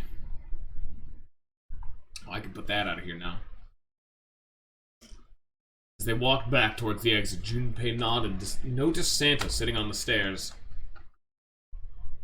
He was, however, holding something in his right hand and staring at it with a strange expression. Junpei and June slowed down and finally stopped in front of him. What are you looking at? Santa answered without looking up, voice quiet. It's a photo. It's my sister. Sister? Santa, you got a sister? Santa simply nodded. Yeah. The kid was cute as a button. June cocked her head, confused. She was only about an inch tall then. Santa glared at her. Sorry. I guess an inch is a little large for a button. Probably more like a half inch. Santa didn't smile or laugh. Simply turned back to his picture and spoke. How was their Santa Claus? The sudden revelation took Junpei by surprise. He had no idea what Santa meant. It's June who shook her head. She didn't know either. We didn't have parents. They bought it in an accident when we were still kids. So I had to be like her dad. And that meant I brought her Christmas presents every year. On Christmas Eve, I'd leave the presents next to her pillow. And the next morning, she'd come running into my room with this big smile. Look, look! Santa left me a present. Santa got me that doll I really wanted. I'm so glad he got the letter I wrote. I was the one who told her to write those letters. I'd say, write down something you want and mail it to Santa. The address I gave her was somewhere in Northern Europe that doesn't exist. Anyway, she'd write that letter and stamp it and send it out. A few days later, it'd show up back to our mailbox marked, address unknown. I'd open the letters before she figured out they'd been sent back. Once I had the letter, I'd go around to a couple stores with some money I'd saved up over the year and buy her the stuff she'd asked for. It took a lot of saving, but I managed to buy her presents every year. Junpei was silent. He could think of nothing to say. June looked down, uncomfortable. The wall next to him suddenly groaned. He hadn't heard the sound or didn't care. Santa kept talking. But one year, her letter was different. She didn't write a list of toys she wanted or anything like that. Instead, it said, I don't want any presents this year.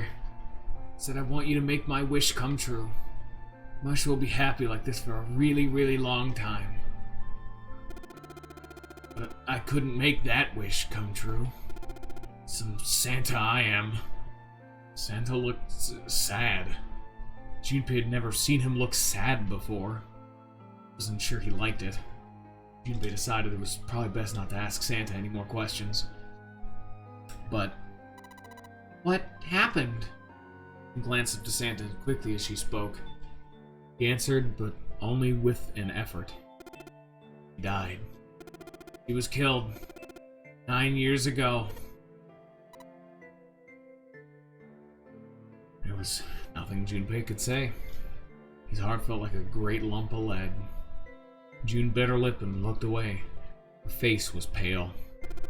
All right, let's go. Santa stood up suddenly, his downcast demeanor gone. He shoved the picture back in his pocket and headed back up the stairs, taking them two at a time. Junpei and June looked at one another. There's nothing they could think of to say.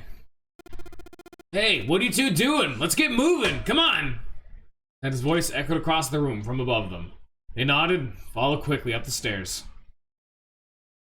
He was waiting for them at the top. He was leaning against the handrail. He looked very tired. The door had shut, but it wasn't cause for concern. We solved the disc puzzle a second time, and the door opened once again.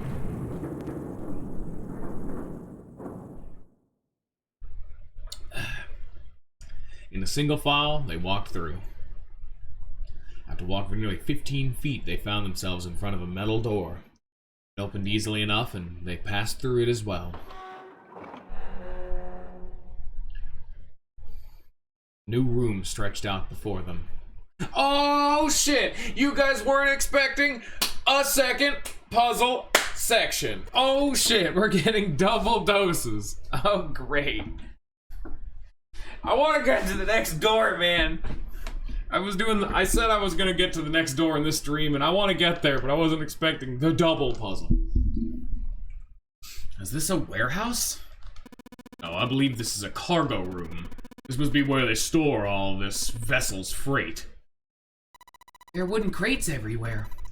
Wonder how old they are. Junpei, Ace, and June had stopped unconsciously, pausing to take in their new surroundings. Santa's voice broke through their momentary trance. Well, we probably ought to start with finding the exit, right? Let's get going. Okay, alright. I think this one, if I remember correctly, this one is way smaller, and show should involve less running the fuck around. You know, it's a bad time when the last puzzle was just travel time. A box. There's nothing inside. A bunch of bags here. Wonder what's in them. Oh, yo! A card with the 9th man's face printed on it. What's that? It's a card. There's a headshot on it. A headshot? Yeah. I'm not really sure what purpose this could possibly serve. crates are quite large. They seem to be tied to one another with sturdy straps. The second door didn't have 2 puzzles. So we actually had one set. The first door in the game had 2 puzzles. The second door had 1 puzzle. So I was kind of hoping it was another 1 puzzle. There are 3 crates here, stacked up like stairs. If we climb up there, we can get over the fence. Junpei, think you could go take a look at that? Sorry, but no thanks. Why? I've had a bad feeling about it. Pussy. Alright, fine. I'll go. Please be careful, Santa. Yeah, but just in case. Wait, what's he gonna do with that screw? I don't see what throwing a screw at a fence is. Holy shit! Oh man. There's electricity running through that fence. Looks like it. We can't get in the other side. Oh, we could jump off those crates, but we wouldn't be able to get back. Well, I guess we're not going over there then. Bag. Face. Hey, man. Snake. It's been a while. Man, how's it going? Hey, buddy. I don't know what's in these barrels. Judging by their weight, perhaps a liquid of some sort. These stairs, they go 3 stories. What are you waiting for, Junpei? Whatever, I'm going. Okay.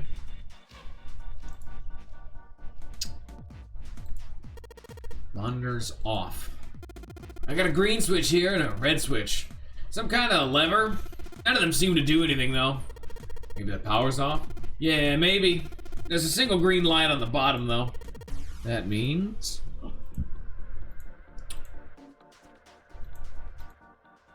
Gabe, I know. There's several lights here with numbers from 1 to 9. Only light with the 9 is on. No light on is lit. Well, there's 6 holes here. Look like jacks for a headphone cable. Jacks, huh? Maybe we put something in them. Yeah, something may happen.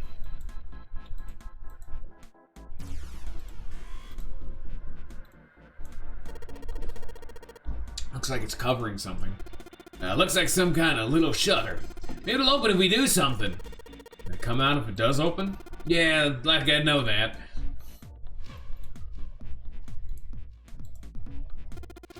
It's the only door here except for the one we just came through. Is the exit? Ah, shit, Sherlock. Of course it's locked. That's an electronic lock? Nah, it's just a keyhole. Right under the doorknob. So, open this door, we gotta find the key that fits that keyhole. Yeah.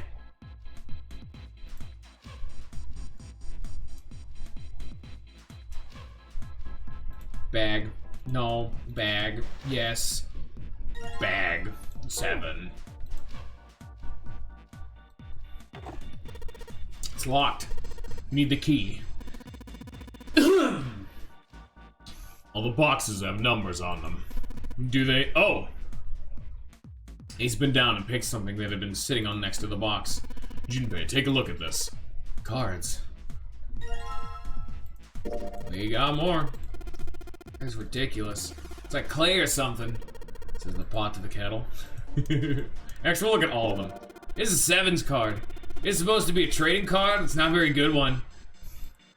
This is Clover's card. You know, look at this photo.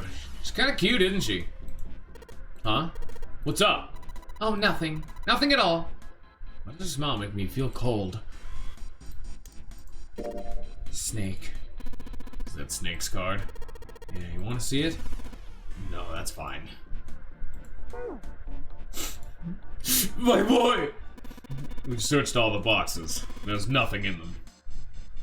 Oh, well, fuck you. I'm getting it in. You clearly didn't search for me. Oh, cool, man. You took this picture without my permission.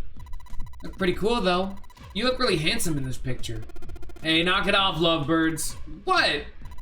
Not a couple. Not in any way.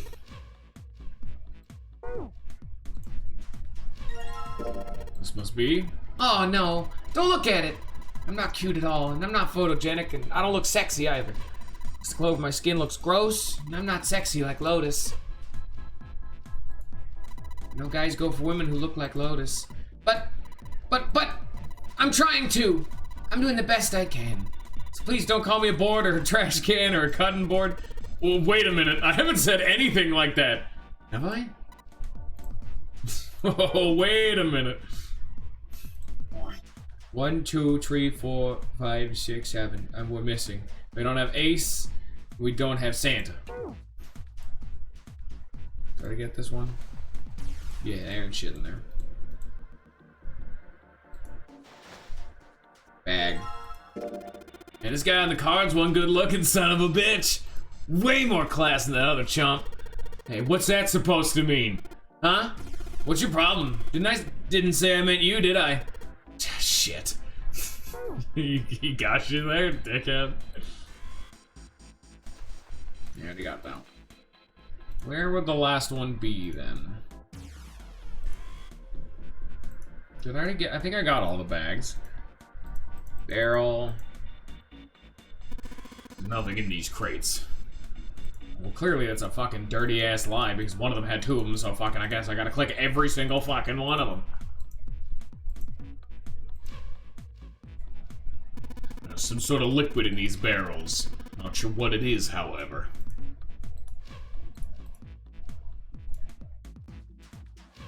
Well, I don't know why there's like a weird arrow shooting sound effect in this particular song, but I don't question it.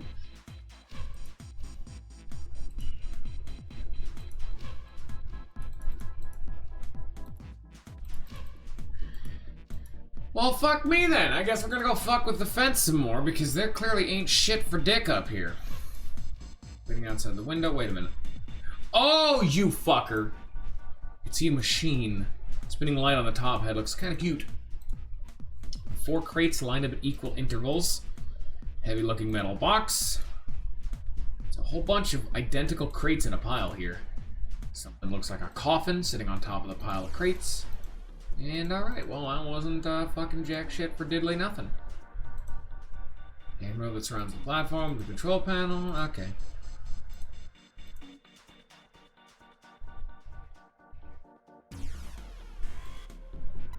Wonder what's inside all these crates. Jumpy, look at that crate over there. There's something on it, isn't it? Yeah, it looks like a coffin. A coffin? Yeah, it seems kind of weird to find a coffin here, right? It's telling us search here.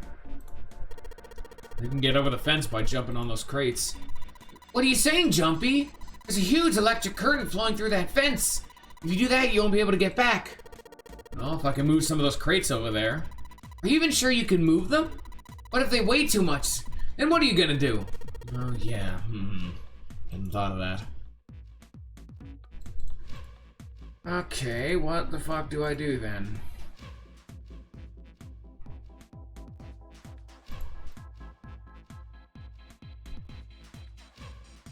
Guess it would be these, but like number boxes, but I don't have the key. I need to apparently collect the cards I don't have. Where the fuck is the last card then? Ace, where are you?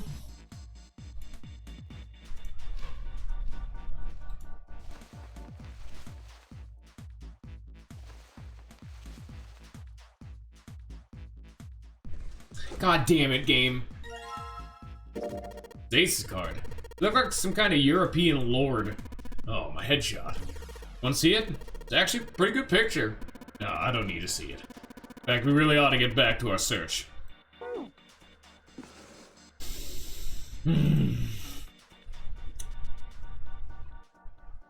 It finally collected all 9 picture cards. All there remained was to insert the cards into the slots at the front of each box. Junpei stared at the cards in his hands. He peered over his shoulder at them. You know which card goes in which box, yes? Junpei gave him a look. Yeah.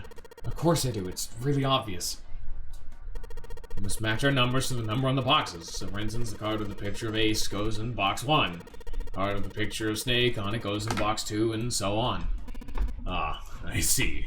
She thought it might have imagined, but he could have sworn Ace stiffened. Just then, Ace is stupid secretly. Ace has no fucking idea what's going on. Just then, Junpei heard a noise. He spun around just in time to see June collapse in front of the fence. June, are you okay? Did not respond. Junpei spun back around to face Ace. Okay, sorry, I gotta go check on her. You do the box thing, alright? Just put the cards in the boxes. I'm counting on you. He shoved the cards into Ace's hand and ran off toward June. Are you alright? What happened? Junpei called out to her as he ran. As he arrived, June was climbing to her feet with Santa's help. I'm sorry. I'm fine. I just tripped. Don't give me that. Now's not the time. But it's true. I tripped over a box. Junpei had his palm on her forehead. Her temperature was much the same as it had been the last time he'd checked. She wasn't hot like she'd been before, but she was still warm. Her fever wasn't completely gone. I saw her fall. I think she really did just trip on something, you know? Junpei would have been more willing to agree if June hadn't needed quite so much help standing up. Still, to fall down like that, I think she's probably still a little messed up. June was doing her best to busy herself brushing dust off her dress. Her smile looked a little embarrassed and her face was a bit flushed. But she did look a great deal better than she had. Still.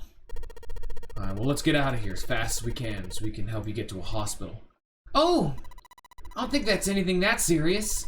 Just eat a little medicine and some sleep and I'll be fine. Medicine. Medicine, huh? Well, if we can get in touch with anyone outside, I'll bet Ace could swing that for you. Easy. Ace? Why? Huh? Don't you know? He's the president of the pharmaceutical company. Cradle Pharmaceutical is the name, I think. Their flagship product is an anesthetic called Soparil. Soparil? Soparil. Junpei couldn't shake the feeling that he'd heard about Soparil before. And he continued. Soparil is an anesthetic that is gaseous at room temperature, similar to nitrous oxide. It takes only a few seconds to spread, and even a small amount is very effective. Those reasons found widespread and acceptance with police and military forces in numerous countries. It is an effective crowd suppressant and room clearer, and it is practical, ethical, and humane. Developed 6 years prior, it was made for extracts of several different roots. It became popular almost as soon as it was made public, with many governments placing large orders. Demand for Soparil skyrocketed. As it did, so did the stock of Cradle Pharmaceuticals. Why do you know all this? Santa's information was interesting, but Junpei couldn't help but feel a little suspicious.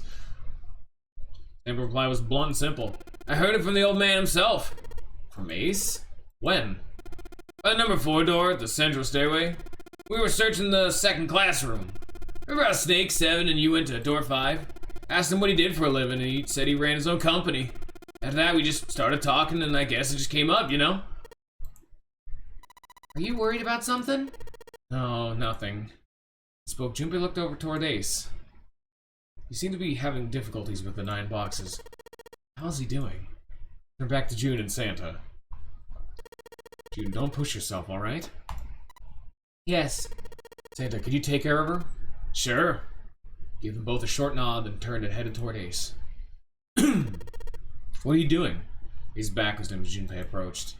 The older man turned around to look at him. His face was pale and covered in sweat. What happened? Nothing, vision has gotten rather blurry. I think perhaps because of fatigue. Can't see very well at the moment. What, can't you see well?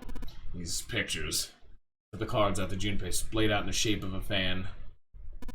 I don't care to admit it, but I may be developing presbyopia. Growing old is a difficult thing.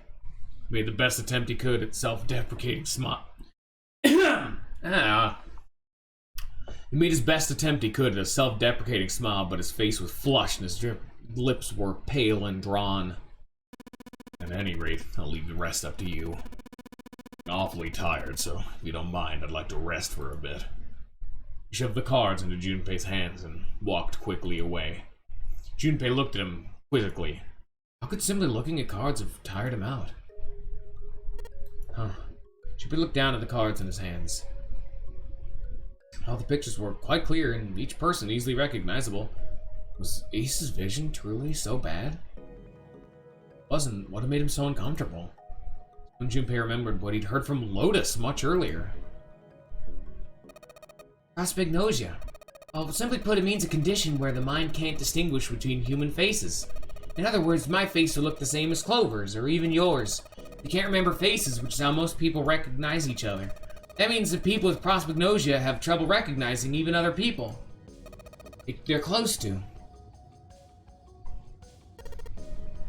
See, this is one of the good side effects, depending on the route you guys chose.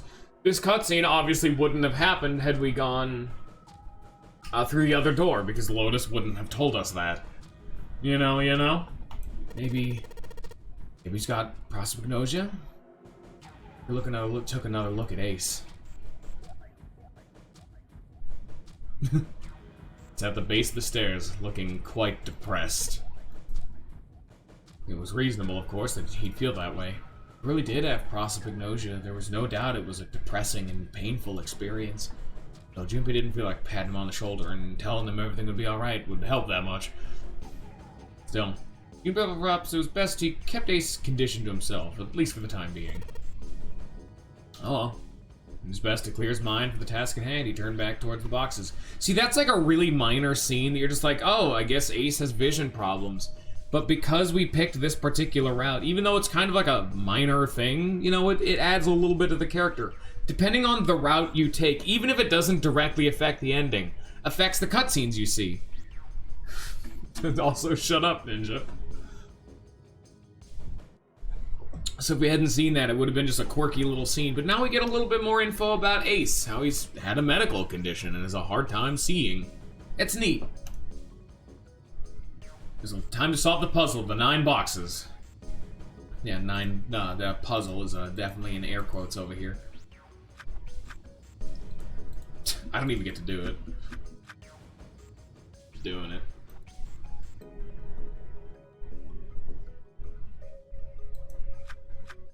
I don't remember why Lotus brought it up. It was clearly related to something we were doing with the fucking computer thing. Maybe we were talking about like blindness and like deaf or some shit, I don't remember. Because it's something like that. It's the, hey, I can't see good. All 9 boxlets popped open at once. He peered inside. In each box was a single pin. They looked a little like sewing pins, but much thicker. Junpei collected them all quickly and shoved them into his pocket. All them pins. These look like the kind of pins you use for sewing.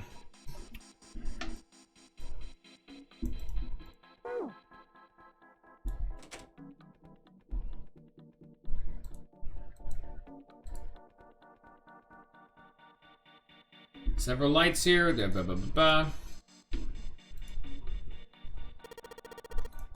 what you get for putting 2 bag of holdings inside of each other, Ninja.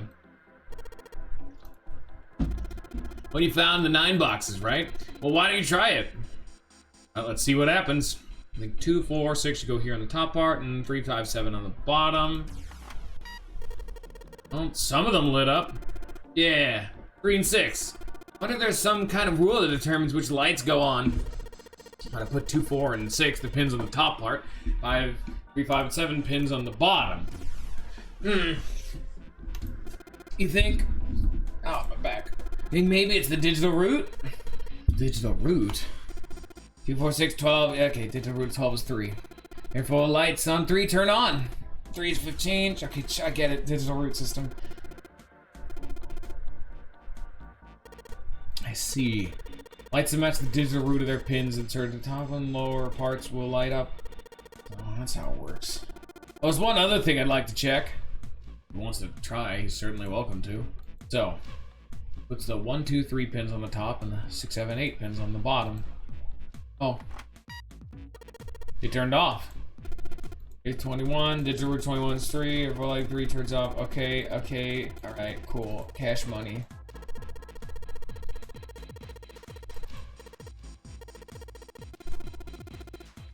Looks like that's the trick. Alright, now we know how it works.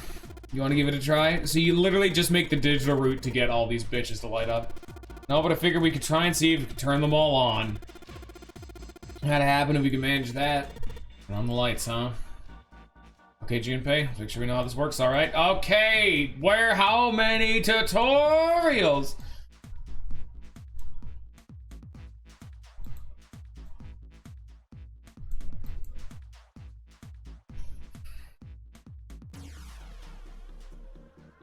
Yeah, turning them back off, it just breaks. Never expected you to do this.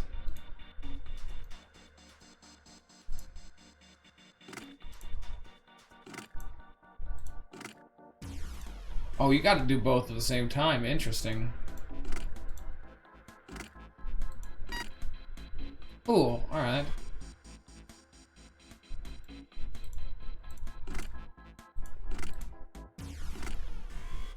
And then...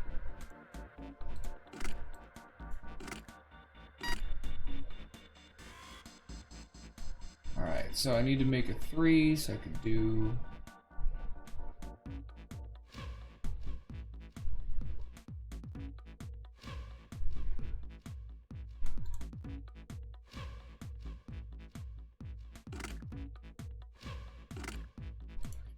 Two, 9, that's 3. And then what can make 6? Why is 9 on the start? I don't know, probably just like a tutorial thing. I don't know, dude. It was just on by default. We don't make the fucking rules, bro. 6, 7, 8. Okay, so this would be 5 and 6, that's 11. It'd be 2, so 5. Yep, that's good. Okay, so I'm gonna do the big ones first because they're more complicated. So 6, 1, 9, bitch mode, easy shit. So I need to make 4. I could do 1, 3, or I should do 1, 8, 3. Just do 8, 3. Makes life easy because that's 1, then plus 3, that's 4, and then finally we need 8 and 5. So I can simply just do 1, 7, 9, and then 8, 2, 4. Easy game. F. It's on and the shutter's open. Hey, doesn't that mean, yeah, we gotta do it again? And I thought I was doing so well. Okay, we got 9 holes. There's an F up above them. I don't know what F means, but I do know one thing. What's that? It's time to 9 holes. So we did insert 9 pins. Maybe that, man, that's boring. Oh, why don't you just try it, alright?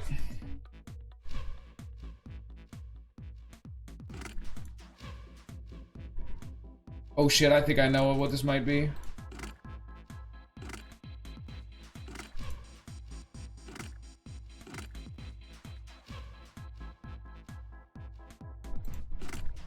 Just as like a test.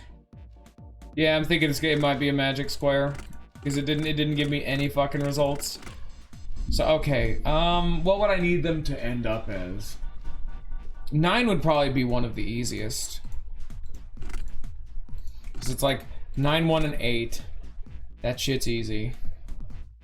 I don't know if you should have the largest one being in the middle. Probably not. Well, maybe. Ah, fuck, it's been a while since we did Layton. How do you make magic squares again? Because this is 19. So I guess we need to make 19 with everything. So then I could put like 2 here, that's 10.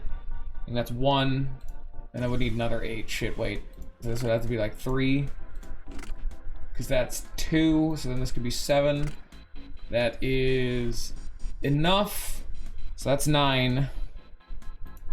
And then 8. 8 and 4, let's just say. That would be 12, that'd be 3. So then I would need a 6. 1 and 6 is 7, plus a 2 is 9. Is that good? No, the math's wrong on that somewhere. There's probably one of these like fucking side ones, like 2, 3, 9 is definitely incorrect. Son of a bitch.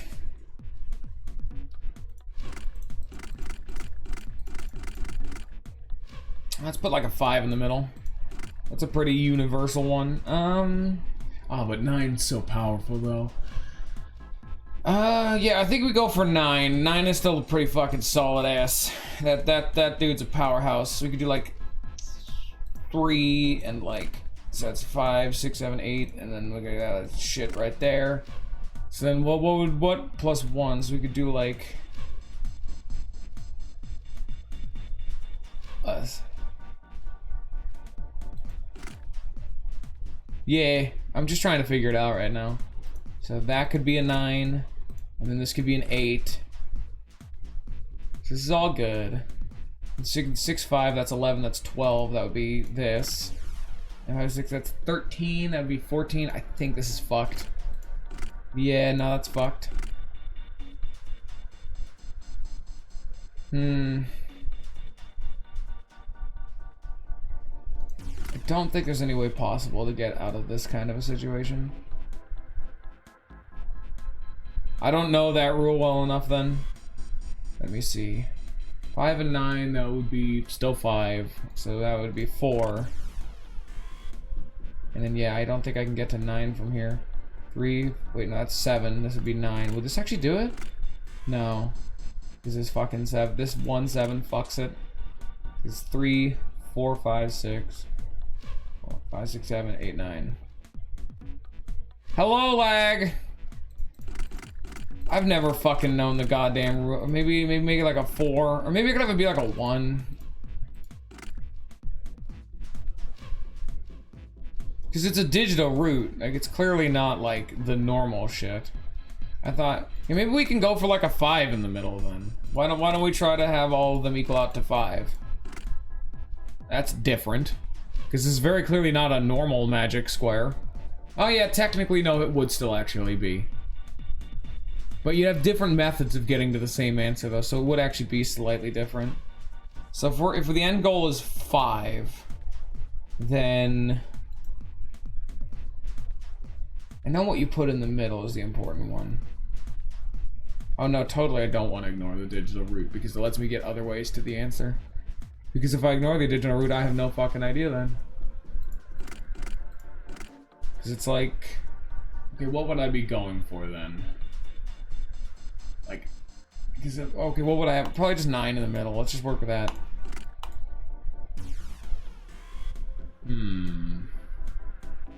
What number would I want to go for though? Because the lowest I think I could possibly get would have to be 12. But I don't think there's a way to make all of them equal out to 12 because like the lowest I could, or the lowest I could have it be would be, actually no, the lowest I could have it be while still using 9 would be 12. Is there any way I could get 12? No. Maybe? Put 7 here, 3 here. No, that's too high. So yeah, no, 12 wouldn't work. Let's just say 15 maybe? Because that's a good half and half point. So if it was 15... See, 9's the cheat sheet for digital routes, though. Because it lets you go with fucking any other combination, which is why... I was thinking 15. Is that a spider? That spider's outside. Okay, fuck you, spider. Get out of here. So I was thinking maybe go back to the 5 theory, because it's like right in the middle. How would I get everything to 15? Well, I guess start off with the simple shit. Well, wait, no, if we're going to 15, then... This would get, it's actually, this wouldn't work, because this would take us to... That doesn't work. So it'd have to be 4 in the middle, wouldn't it? Because this is 16. Maybe 4 in the middle? Maybe we're going to 16 then? I guess I'll try 15 first. So that's 15. And then U is 12. And then we're doing digital root shit, Lollifant. That's the only reason why 1 plus 4 plus 9 is not fucking 15.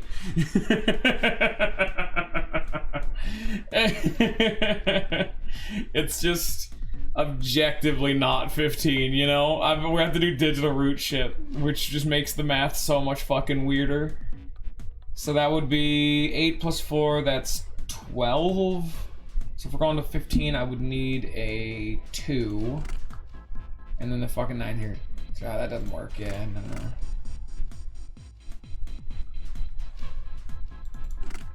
Okay, if we're going to fucking 15, fine.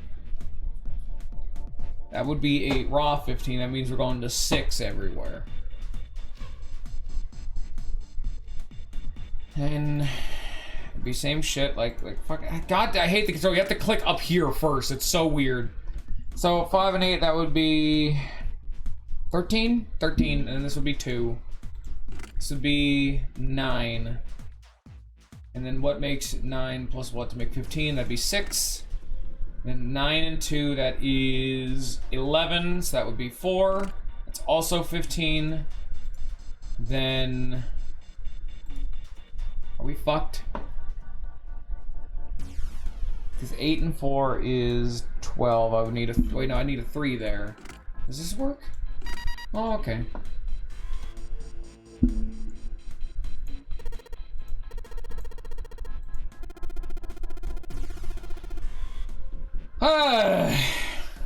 Looks like electricity's going on to the top monitor now. Alright, let's see if we can activate the device on the top. Green button and the red button and a lever. I wonder what these do. I think it might help. I think this might help. What the hell is this? Where'd you find this? What is that? Where'd you find it? I found it when you were messing around with the pinholes. Looks like instructions for this thing. Oh shit, there's your spider still. Go away, spider. Stop crawling around on my window, but on the outside. It makes me think you're in here. According to what it says here, this thing's a remote control for that.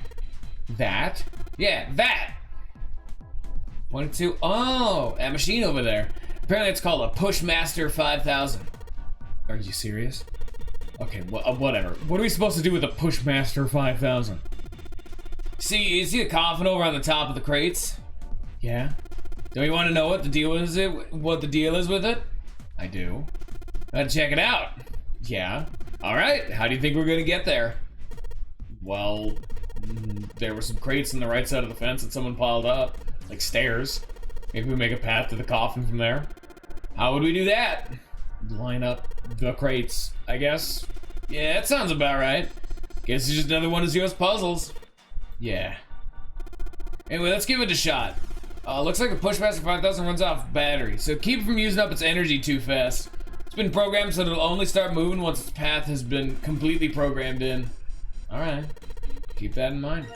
This is also the in-universe explanation for if you fuck up, you can rewind time, I would assume. Because it's not called the Pullmaster. You push one of these crates in the corner and you're just fucked. There is a limit on the battery, alright? The battery dies after 50 moves. At least that's what it says in the manual. Now keep in mind that the Pushmaster can't move the heavy metal crates, okay? Oh shit, we got one of these fucking puzzles. I'm good at these. They were in Nocturne, and I definitely didn't look up a walkthrough because fuck those things.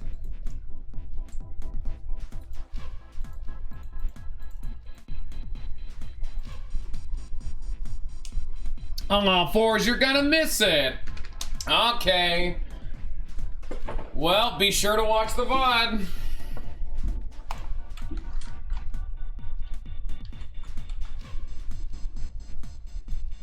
How do I move? How do I move? Oh, you just click, okay.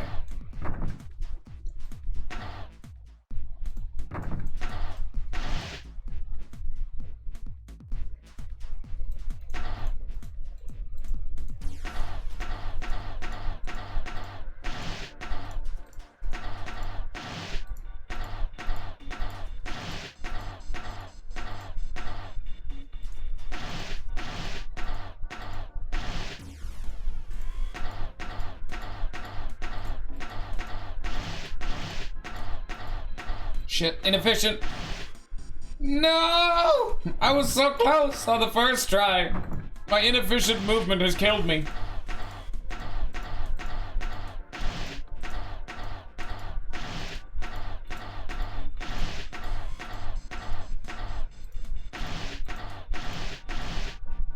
Oh, you can't do that. Okay.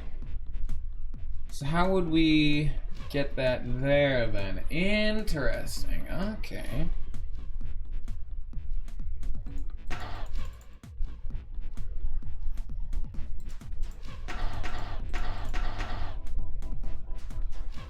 So you can't occupy that space. Okay, I think I have an idea. Fucking, I always start like that.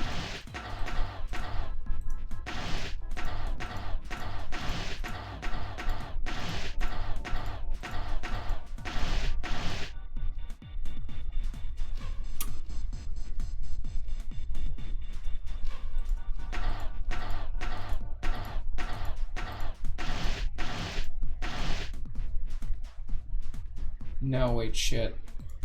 No. I forgot I needed to push that bitch down first. Damn it.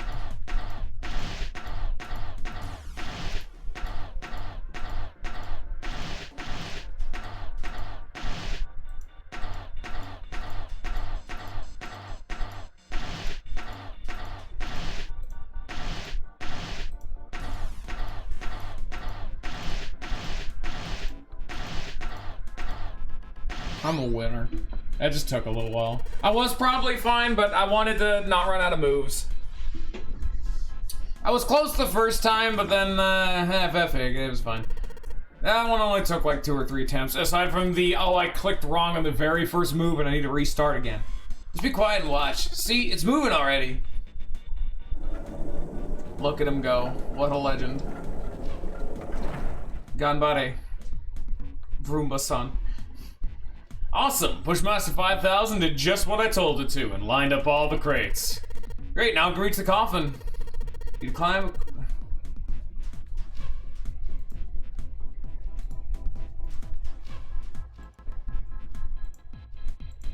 Professor Layton should take some fucking notes with having not goddamn perfect ass answers.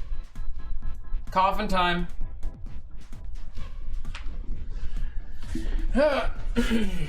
Alright guys, put your thoughts as to what could be in this coffin in the description, and while you're down there, smash that like button, be sure to rate 5 stars. They walked slowly past the row of crates until they came to the coffin. They stopped and nodded to one another, as Junpei put his hands on the lid of the coffin. Mummy! Just kidding. He smirked heartily at his own joke. Junpei grumbled and shook his head. Whatever, just open it. Junpei resisted the urge to remind Santa that he would have had it open a long time ago if Santa hadn't interrupted and quickly threw off the lid of the coffin. He peered inside. Contrary to what they expected, the inside of the coffin was quite large. It was mostly empty, but not completely so. Lying on the bottom was a rusty key. And next to the key... It's a gun! Yeah, a revolver. Looks pretty old. What if this is a replica? Chippy reached down and cautiously picked up the revolver. And it felt heavy. Checked the cylinder. 6 bullets. Never seen a real gun or even a real bullet before. You couldn't tell if these were real or not. The barrel was rifled and nothing seemed to be blocking it. Beast had said the gun was a very old one. However, it appeared to have been well maintained. If it was a real gun, Junpei thought it would most likely function perfectly. If it was real, pulling the gun made Junpei feel unpleasant. Carefully placed it back in the coffin. You're not gonna take it? Of course not. All something like this is gonna do is cause more trouble. It's a powerful weapon that gives one a huge advantage. Something like that would be way too dangerous to have around. We're in enough danger already. Yeah, I suppose you're right. Maybe Zero put his gun here hoping that something like that might happen. In other words, maybe put it here to make us fight each other. In that case, we should most certainly leave it here. I've one of no desire to let Zero control me. As is nodded, I had no desire to be under Zero's control either. Okay, we got that figured out, but you aren't gonna leave that key in there, are you? Yeah, of course I'm not. Junpei picked up the rusty key and slid the top of the coffin back into place. The gun back where they had found it.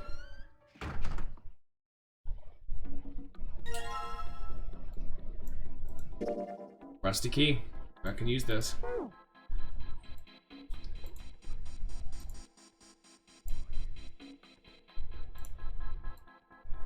Oh no, shit, I came from there. I'm stupid. Oh shit, I can't go to barrels. I'm stupid. Put the key in here and yes! Sounds like that did it. Yay! Looks like it's open, Jumpy. I see.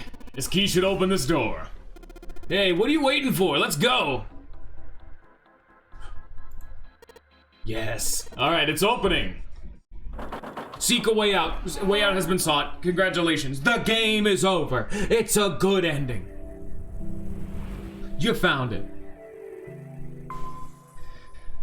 Okay, and because I said I was going to be going for a bit longer to hopefully be able to get at least another door done, because, you know, always want to go a little bit longer. And my throat seems to be maintaining itself fine. I gotta take a piss, like, real bad. So I'm gonna go do that. If any of y'all need to take a break, now'd be a damn decent chance of doing that. Because, hey, guess what? Downing an entire bottle of water in like 20 minutes because I'm talking all the time makes you have to go pee.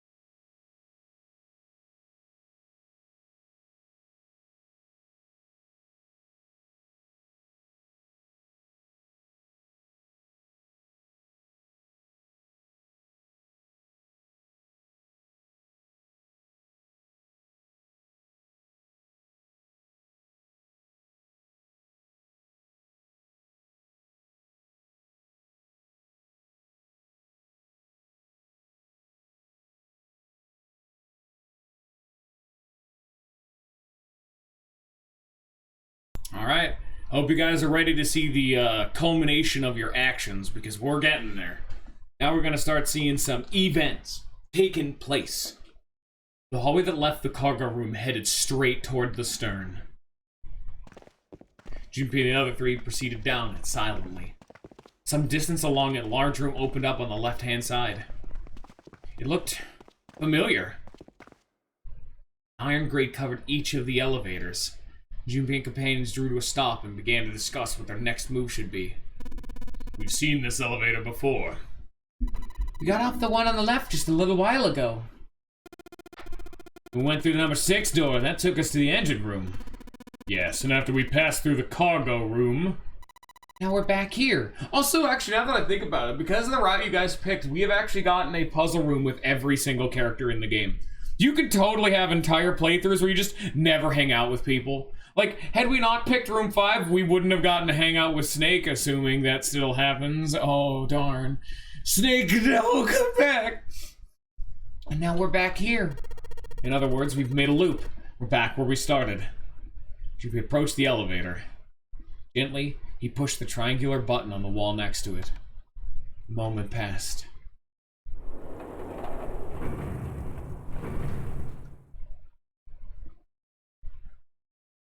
The elevator door opened.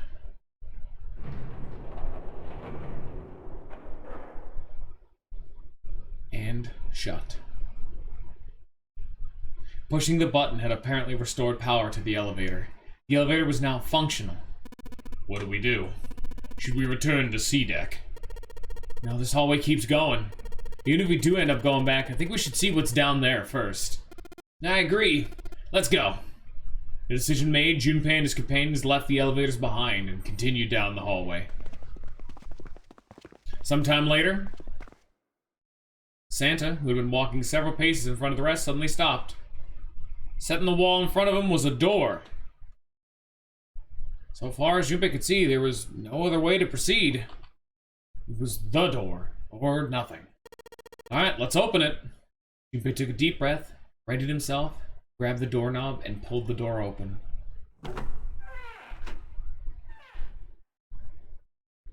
Paused for a moment, then stepped through into the room. And there he saw the number that had hung over their heads since they'd woken up. Are you guys ready for Endgame? 9. Like the numbers on every other door, this one too was a rough shape made of red paint. Its door was set in the back of wall of the room. Junpei leapt toward it with a sudden burst of hopeful energy. It was a large double door, heavy and full of solemn importance. He grabbed hold of the door handle and shook. Nothing, but he hadn't expected it to open. Red sat on the wall next to the door. Its screen read, vacant. Finally, they'd found it. Junpei felt himself overwhelmed by a torrent of emotion. At last they'd found the exit, but cold gripped his heart and he knew all too well why. As he stood, frozen, unsure of what to think or feel. "Jumpy, look! Behind you!" He spun around and couldn't believe what he saw. It was a door with the number 9 written across it. Was there a second door? Why? Junpei's voice was barely audible even to himself. He stumbled forward toward the second door as if somehow compelled. It was a small, single door. It sat in the starboard corner of the room, the same wall the door they'd entered from. But in the opposite corner, 9. There was no mistaking it. A red sat on the wall next to this door as well. Junpei shook the door handle pointlessly and muttered to himself, Why the hell are there 2 doors? It was Santa who answered. There were always 2 doors. Just think about it. Zero never said there's only 1 door with a 9 on it. It's hidden, but an exit can be found. Seek a way out. Seek a door that carries a 9. Of course, we just assumed there was only 1. After all, why would there be more than 1? Aw, man. Jeez, Junpei was stunned. Zero's trick had taken him completely by surprise. There were 2 doors. It meant that all 9 people who had met at the central staircase could escape and leave no one behind. Now the reason for the bracelet numbers being 1 through 9 was clear. Divided in 2, the digital root of both teams would be 9. For instance, 1, 2, 7, 8, and 3, 4, 5, 6, 9. The digital root of both teams would be 9. Or 2, 3, 4, 9, 1, 5, 6, 7, 8. Digital root would also be 9. There were many other workable combinations, but oh shit, I just punched my mic. Ooh, I'm breaking immersion. But they all ended up the same way, with a digital root of 9. What did that mean? Well, the answer was quite simple. From the very beginning, the Nonary game was designed to save all 9 people. Zero hadn't been lying. Zero had never said there's only 1 door. But anyone who found themselves in the game would have assumed that that was the case. Fights would have broken out. One team would have likely betrayed or deceived the other. Someone might be hurt. Someone might get killed. But eventually, they would reach the room Junpei now found himself in, and realized the pointlessness of whatever violence they'd visited upon each other. There were 2 doors. No need to kill each other. They'd understand, be appalled, overwhelmed with guilt of what they'd done. Perhaps that was the purpose of the game. That was how the Nonary game was meant to be played. Fortunately, they hadn't started to fight one another. At least not yet. But if one misstep was made, if the wrong mistakes happened, the stakes would rise and the noose would tighten. Thought of it sent a chill down his spine. So, what are we gonna do, Junpei? Voice broke through Junpei's frantic thoughts. Santa's voice brought Junpei back to his senses. No use worrying about the future. He needed to figure out what they were gonna do next. There were 4 people in the room. Ace, Santa, Junpei, and June. Their bracelet numbers were 1, 3, 5, 6. The root would be 6. In other words, the 4 of them couldn't open a door with a 9. But what if there were only 3? Could 9 be opened with 3 of them? It took him no time at all to determine the answer. There was only one combination of 3 people that would give a digital root of 9. 1, 3, 5, 9. That would mean...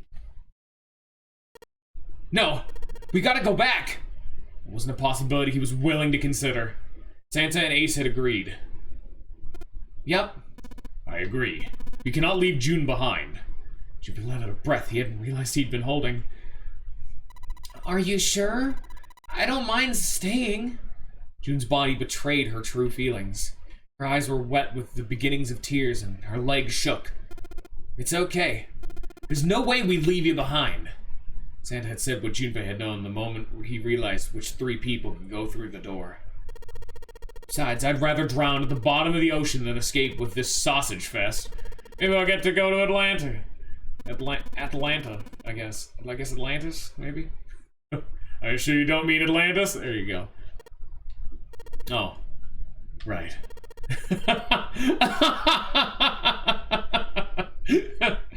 Perhaps it was the sudden reassurance that no one wanted to leave June behind, but Junpei laughed harder than he had in some time. Santa and Ace smiled. You guys. June blinked tears from her eyes and bit her lip. She didn't seem to know what else to say. Very well. We best head to C deck then. We should be able to take the elevator we passed earlier. Perhaps Clover, Seven, and Lotus have returned from door 1. Even as Ace spoke, they knew finding the others wouldn't improve the situation. There's no way they could be split into teams that could both go through the doors. Ace knew it. They all knew it. But there was nothing else they could do. They would find the other 3 and search for another solution. All right, let's go. Ace looked at all 3 of them, then turned and headed through the door. Santa and June followed. Junpei started toward the door, then stopped. He'd been too busy with the other concerns to notice the room itself. Didn't seem terribly important now, but what exactly was it? Junpei looked around the room for the first time, noticing that things that weren't doors with 9s on them. A red carpet ran between 2 columns of wooden benches that ran the length of the room. The carpet began at the large set of double doors and ran toward the bow. Toward... Junpei wasn't sure. Was it an altar, perhaps? There was a small rectangular alcove at the end of the carpet, and inside the alcove was a raised platform. Resting on the top of the platform was a coffin. A coffin. A coffin? What on earth was a coffin doing in a place like that? But before Junpei had time to answer that question. Hey Junpei, the hell you doing? Let's move! Santa's voice echoed in from the hall outside. Right, okay, I'll be right there. Junpei turned on his heel and left the quiet, somber room.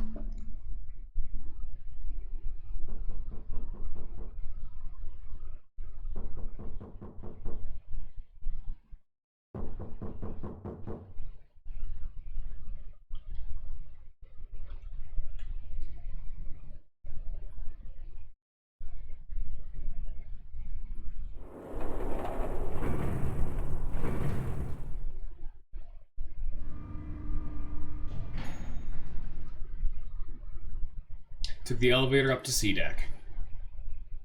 Once there, they headed back toward the main hall and the central staircase. Didn't take them long. Junpei found Seven and Lotus waiting for them. They didn't look happy. We got a problem. Clover's gone! Junpei and his 3 companions looked at one another. He turned back to Seven and Lotus. What do you mean, gone? Santa, Ace, June had their own questions to ask. When? Why? You 2 went into door 1 with Clover, didn't you? Seven and Lotus responded as best they could. Yeah, we went through the door together. But Clover barely spoke to us. She just did her own thing the whole time. There were 4 rooms on the other side of door 1. She wouldn't let us into the 4th one. She said, I'll take care of this one. And shut the door. She must have blocked it with something on the other side. We waited for a while, but Clover didn't come out. We called for her, but she didn't answer. So I kicked down the door and went into the room. But... it was empty. Clover wasn't there. There was a door on the other wall. And it was open. Not my personal first playthrough, but for a lot of people in chat, yeah. I'm having a fun little time letting chat make decisions for... Okay, it's the first playthrough of this save file as well. We're hush-hush about the specifics, obviously. Here, give me just a sec, someone's knocking. Worst timing.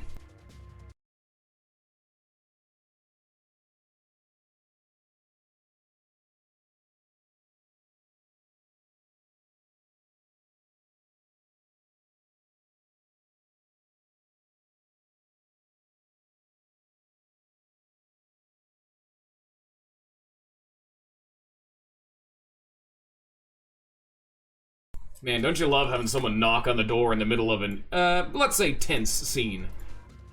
Oh, what can you do? Hey, that's how life works sometimes. Anyway. Open the door and left by yourself. We ran after her, of course, but... Well, obviously we didn't find her. You figured out that much. Clover's gone. Junpei thought for a moment. When did this happen? We got here just before you did. You certainly have excellent timing. So you haven't searched anywhere other than near the staircase? No, we haven't. Finally, Ace spoke. His voice had an edge of resolve and concern. Very well. We best separate and look for Clover. We haven't much time left. Let's begin. There were quick nods all around and the 6 remaining players spread out. Junpei and June ran to the large hospital room together. As quickly as they could, they searched around and under the beds and in the corners. She's not here. No, she isn't. Alright, just in case, we should go take a look in the shower room. The shower room? That's where her brother is. She might have gone to see him. June bit her lip. She knew, as Junpei did, there was only one thing to see in the shower room, and it wasn't pleasant. We might as well check, right? Let's go. There's a screwdriver stuck between the door and the frame. Junpei and June slipped through the door, moved down the hall, and stepped into the shower room. And look at all these puzzles that we didn't get to do. No luck. Yeah, I don't think she's here. Voice was faint, and she placed her hands over her mouth. Her face looked a little green. The stench of the room was almost unbearable. It had grown far more unpleasant since their last visit. If Junpei had eaten a lunch, he would have difficulty retaining it. He wanted to leave the room as soon as possible, but he had to be sure. And the only way to be sure was to check the other side of the divider. Wait here. June offered no resistance and nodded weakly to Junpei as he headed around the divider. He stopped at the corner and turned his head. As he expected, Clover was nowhere to be seen. The only thing outside of the divider was a dead body, lying in a reddish-brown puddle of dry and drying blood. There were many ways a man could die, but this! Skull was shattered and the head little more than a pulpy mass of brain, bone, and viscera. The left arm was hideously twisted into a horrific alien shape, the bright white of the ulna shining through the remains of skin and muscle. Huh? Wait. Bright white. Ulna. Bones. The pieces fell into place. Junpei remembered something Clover had told him in the laboratory. My brother's left arm is, it's not like a normal person's arm. The accident hurt him really bad. To save him, they had to cut off his arm. Of course! Why hadn't he realized it earlier? Clover had told Junpei that Snake's left arm was prosthetic. But the left arm of the corpse behind the divider was clearly a real human arm. Or at least it had been one. That meant the corpse.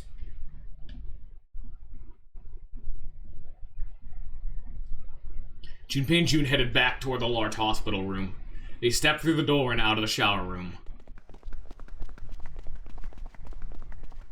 Down the hallway they went, searching for Clover in every corner. They had reached the stairs when Seven appeared, breathless and yelling. Junpei! June, where were you guys? He looked pale and his face was drawn. Something terrible had happened. Junpei's breath caught in his throat. Did something happen? Seven drew a shaking hand across his face and gulped down a breath of air. Clover's dead. I found her in the first-class bathroom.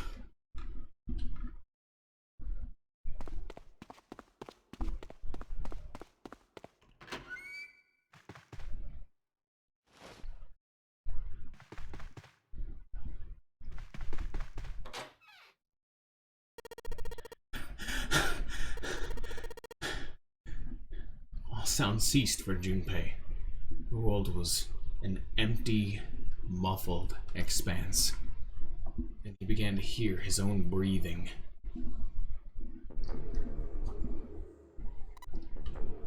Jun's mouth moved, but he heard nothing.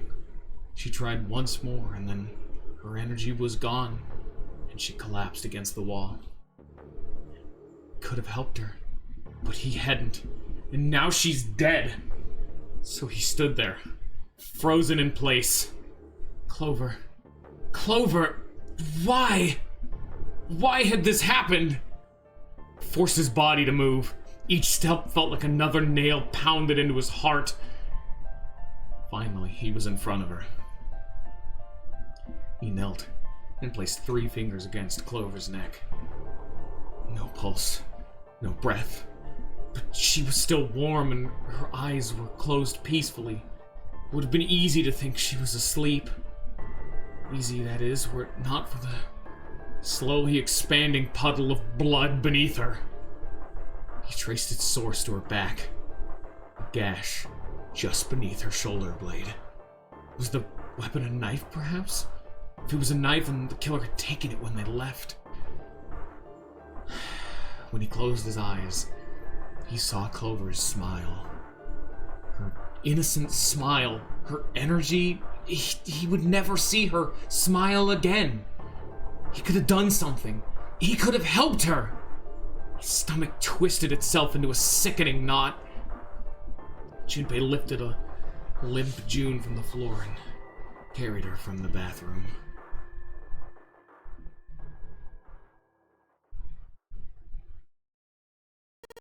You alright?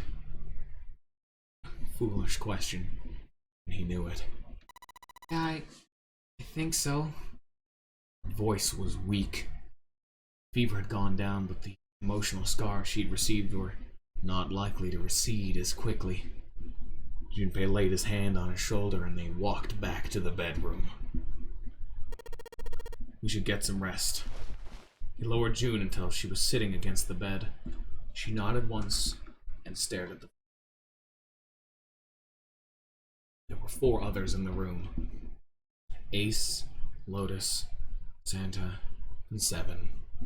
They all stared at nothing, their faces drawn and tired. After a while, they drifted into the bathroom to see Clover's corpse themselves. Once everyone was back in the bedroom, Junpei walked slowly to the center of it. He looked around as the slumped figures gathered there. Who was the first to find the body? Me. Seven spoke from behind Junpei. He turned around. Seven's hand was up. Why'd you come to this room? To look for Clover. Why else? I found her body in the bathroom. As soon as I did, I ran outside. Out to the top of the stairs by the casino and yelled as loud as I could. Hey guys, I found her. It's bad. She's in the bathroom on the first-class cabin. Come quick. Or something like that. When I went back to the bathroom, Ace, Santa, and Lotus showed up real soon after that. But I guess you two hadn't heard me or something, because you didn't show. So I took off down the stairs to look for you. After that, I mean, you know the rest, right? Junpei nodded and closed his eyes. There was one more thing he needed to ask. Seven, there's one more thing I'm worried about. What's that? When we finished all the puzzles in this room and got the door open, you stuck one of those plates in between the door and the frame, right? Why'd you do that? Come on, didn't I have to tell you that? Did it so the door wouldn't lock. So we could come back to this room. Oh, do you think I did it? Well, I don't know. That kind of depends on what you say, doesn't it? Seven sighed and shook his head. Follow me. There were 2 doors standing next to one another. He opens the one on the right. Behind the door was a closet. Seven stepped inside. He stood in front of one of the shelves that filled it and gestured toward the small box. The box was a small metal cube. He looked at Junpei. This is the reason. It's safe. We couldn't open it when we were getting through this room. I figured there might be something pretty important in it. Couldn't stop thinking about it. Besides, I figured eventually we might figure out what the numbers are for the safe. If we did, I didn't want to screw around with door 5 again. So I put the plate in the exit door so we could go back in that way. You get it now? Junpei nodded and looked at the safe. Grabbed the handle and shook it. Nothing happened. It was as locked as it had been when Seven found it. There was one change, however. Just underneath the safe was a pile of fine reddish-brown powder. Rust. Junpei stared at it for a moment. Had someone opened the safe, dislodging the rust? Junpei left the closet. Seven followed him back to the bedroom. It was cold and quiet. No one spoke. They sat, frozen in place by shock and grief and fatigue. The room felt tiny and oppressive, and the thick metallic smell of blood filled the room. Junpei turned and headed for the living room. Anything to get out of there.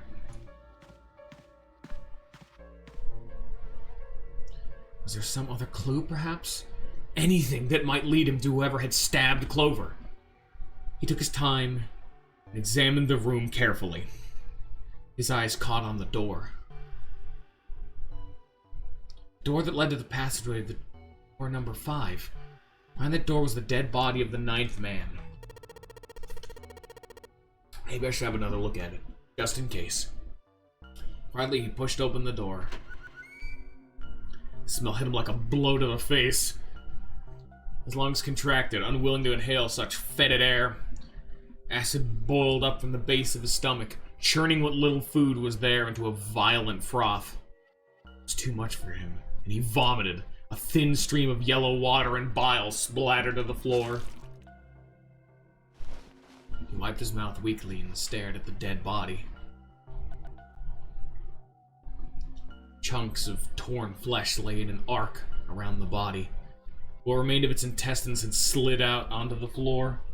The pool of blood that framed it was half dry, but so thick that it had taken on a texture not unlike that of an egg yolk, prepared sunny side up. On the floor next to the broken mass of the man's head lay his glasses, cracks spidering across the lenses. The bloodstains near them had already dried, like scabs on the floor. That's when he noticed. It's gone. His bracelet. It's gone! It had been there when Junpei had gone through door 5 before. He was sure of it. Right next to the glasses. But now... it was gone. The number 9 bracelet was gone. But... why? Had someone taken it? He was turning it over and over in his mind when he heard Seven's voice. Huh? Where'd Junpei go?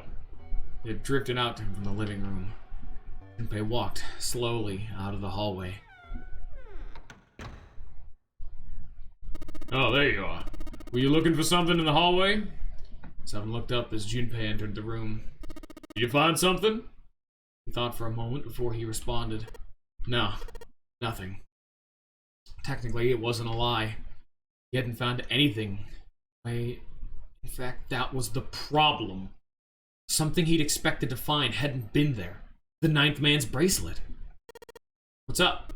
Oh, well, I wanted to take a look at something. What is it? Seven led Junpei back to the bathroom. Clover's corpse came into view. He felt his heart flip and then fall to the bottom of his stomach. Something between a sigh and a groan escaped his lips. What was it he wanted to show me? His voice was hollow and empty. I searched Clover's body again. I found this. He spoke. He moved around Clover's head, knelt down and flipped over to her right hand. What? She's holding a piece of paper. Haven't actually looked at it yet. Didn't want to disturb the crime scene, you know? Basic stuff. Well, I did borrow one thing. Huh? I wasn't sure what that meant, but likely didn't matter. Paper was more important. Picked it up and carefully opened it. There were 2 sentences written on it. Truth had gone, and truth had gone. Ah, now truth is asleep in the darkness of the sinister hand. What is this? Some kind of secret code? Seven peered over Junpei's shoulder at the note. Junpei stepped away from Clover's body and into the living room. He began to pace, attempting to decode the note. First clue was likely the phrase, sinister hand. Sinister hand means... Ooh, shit, we get more decisions for the boys. Ignore the sound of a bag rumbling. Alright, boys, what do y'all think?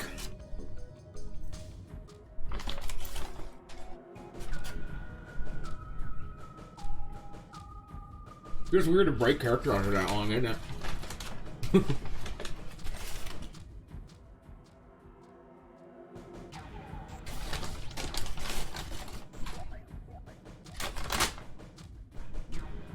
Well, clearly I'm not getting any feedback, Mr. Ninja, but assuming, because despite the fact that I played this game, I do actually forget a decent chunk of it. I would think that this would mean left hand, because in a lot of mythologies and I think mainly Christianity, being left-handed was considered a sin, I do believe. Since name was a term used in heraldry, meant the bearer of a coat of arms. The left hand. Left hand. What did the left hand? Apparently, I was also wrong. Well then. And the bracelet on his wrist. I'm mainly doing the whole chat decides decision things because I normally play the games that I play through on a poll on my Discord. And I had this one be a little surprised that people would be interested in seeing blind. And I'm letting a whole bunch of chat decide options, but a lot of them have left by now. So, we're getting to slow points. Junpei looked at his own left arm, the bracelet on his wrist. Did the darkness of the sinister hand have something to do with this bracelet? He examined the bracelet closely. There were two protrusions on either side of the face. Left and right sides of the face. Left and right. Left and right. Right and left. Truth is gone. Truth gone. It sounded funny. What did it mean? Truth gone. Maybe those two words? How about reading it out loud? Switching them? Norse could mean reading them backward.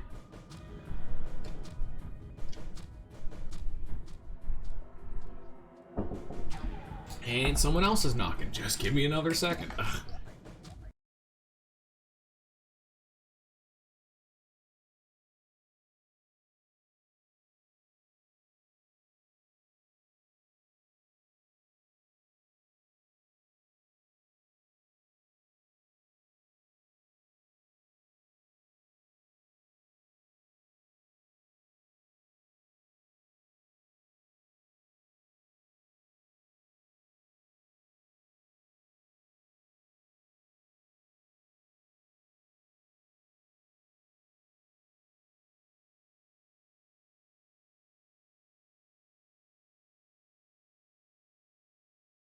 Magical world of being distracted. Luckily, we should be ending off soon, because once we get to the next puzzle section, we'll be taken off for today. Which one do I guess?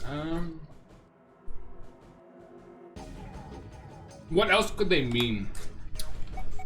Because even though I've read them a lot, it didn't seem anything particularly meaty. What else could gone and truth mean? Truth, of course, meant that something was correct. Something that was fact. In other words, something that was right. Would it follow that then gone meant left? After all, something left, they were gone. In this case, however, they clearly referred to their directional homonyms. So that means truth right, gone left. That seemed to make sense. The bracelet again. Two protrusions to the left and right of the face. Junpei, press them in the following order. Oh, shit. All right, now here you guys go. Wow. They're really giving you a shitload of options.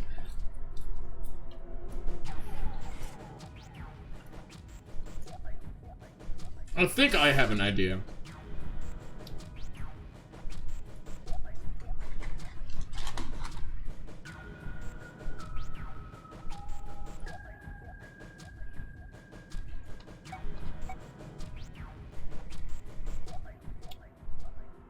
It was truth had gone, truth had gone, truth had gone. Ah, now truth lies forever, trapped within the darkness of the sinister hand. I think that's all of it, maybe phrased slightly differently. But yeah, I was also thinking that one. And then...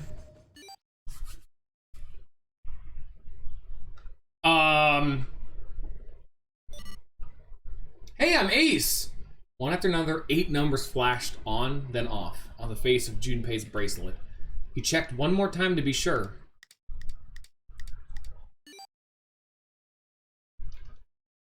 One, 4, 3, 8, 3, 4, 2, 1.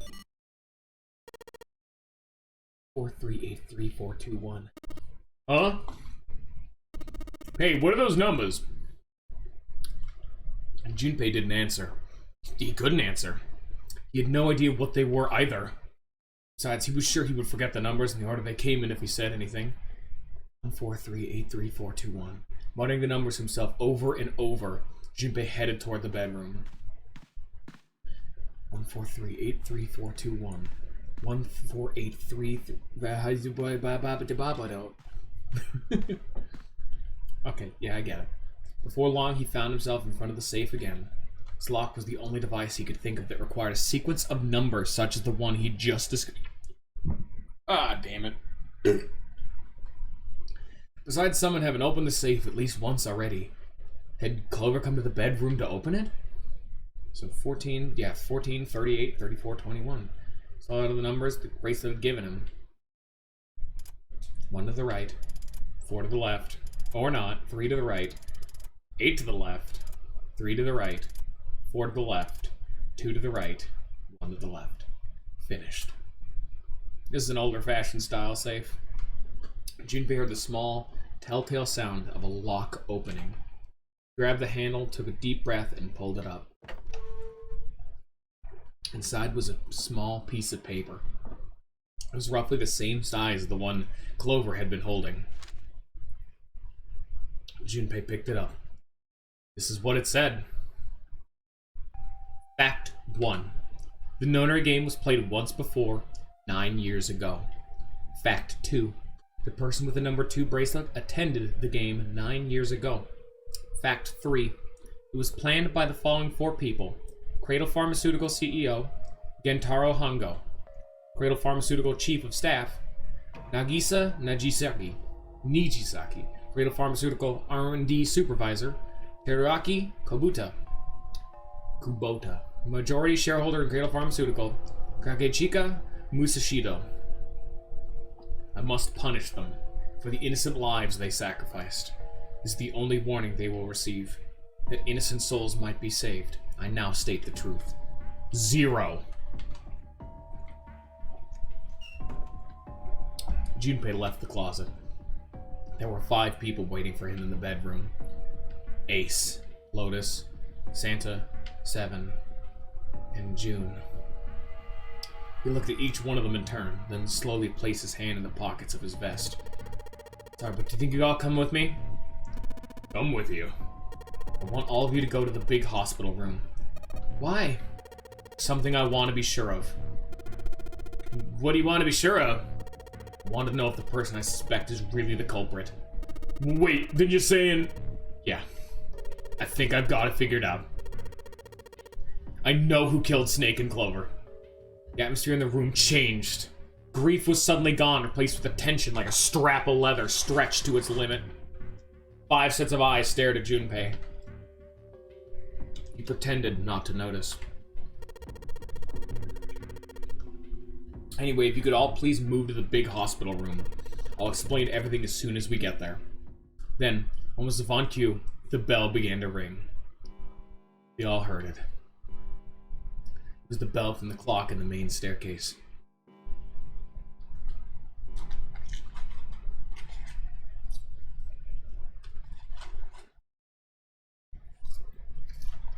The bell rang 5 times and then ceased. 5 o'clock. They had only an hour left. We don't have a lot of time left. Let's go. Slowly, one by one, they followed Junpei out of the bedroom.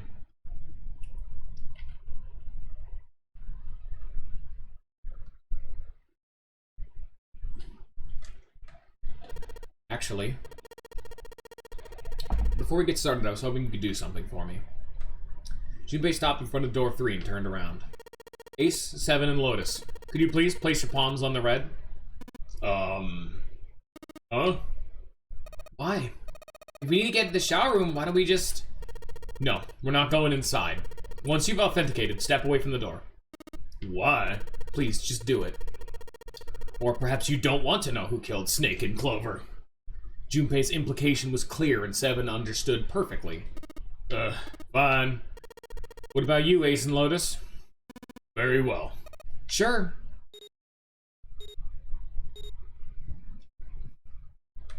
Quickly, they pressed their palms onto the red. Once they had finished, they stepped away from the door as Junpei had instructed. 3 asterisks shone from the red display panel. Junpei approached it and held his bracelet over the scanner. He made quite sure he didn't place his palm on it, instead only brought his bracelet near it. The 4th asterisk appeared, just as Junpei had expected. It was possible to authenticate without placing one's palm on the red as long as the bracelet was brought near it. Junpei pulled the lever down.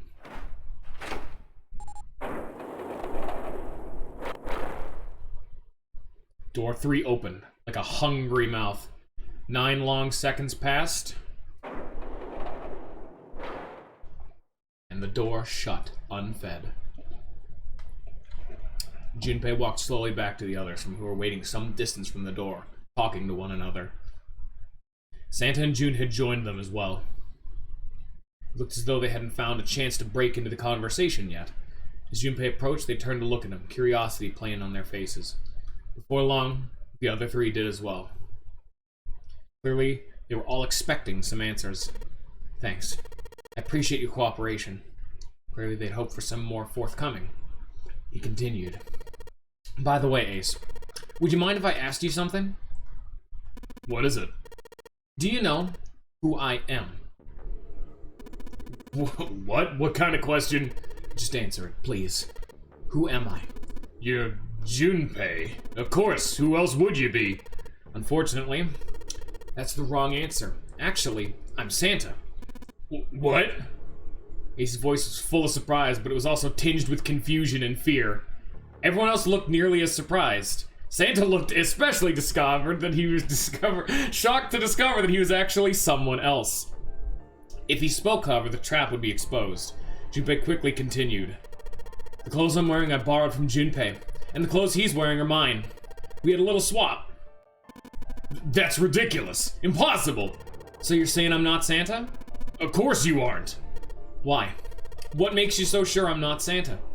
If you were Santa, then door 3 wouldn't have opened for us just now. 1, 7, 8, 3 is 19. Plus 9 would be 10. The digital root would be 1. But the 4 of us just opened the door 3. You can't possibly be Santa. Your bracelet number isn't 3.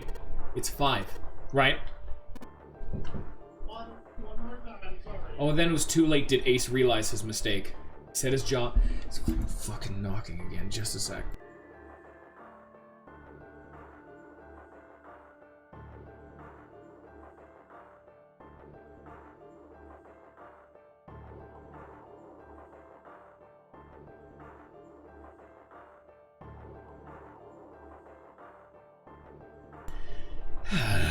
Alright, so this jaw and glared at Junpei. You're exactly right.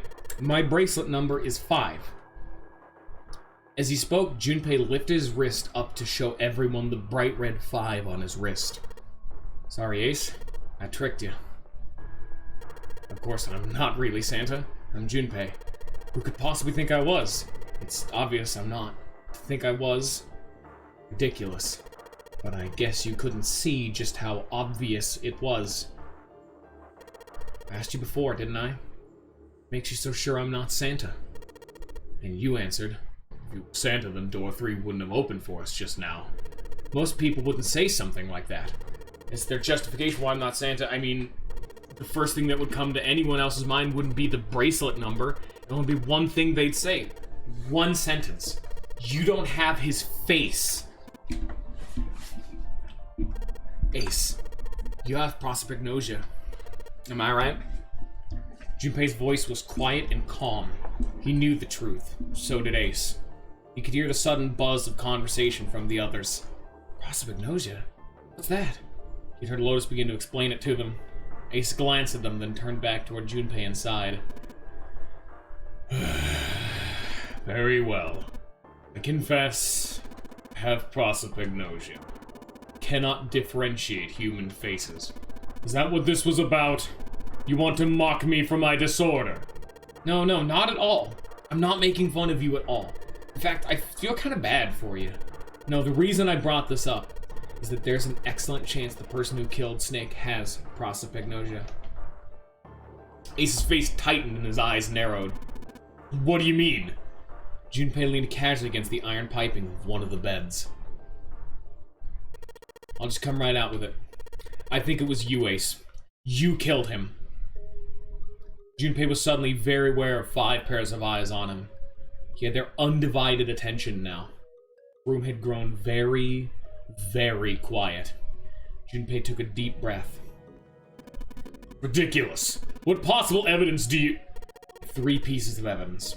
The first, think back to a few hours ago. You made us argue over the 3 doors here in the big hospital room. There was no way all 7 people could go through them. Lotus suggested we sacrifice one of us. Lotus looked away awkwardly. Junpei glanced at her and continued. Then you, Ace, said, I'll stay here. Why would you say something like that? It's pretty simple, really. You didn't want us to see the dead body in the shower room. You see, if Ace stayed behind, there were only 2 doors the rest of us could go through. Doors 7 and 8. There's no way we could get through door 3, the shower room. You knew that, didn't you, Ace? That's why you volunteered to stay behind.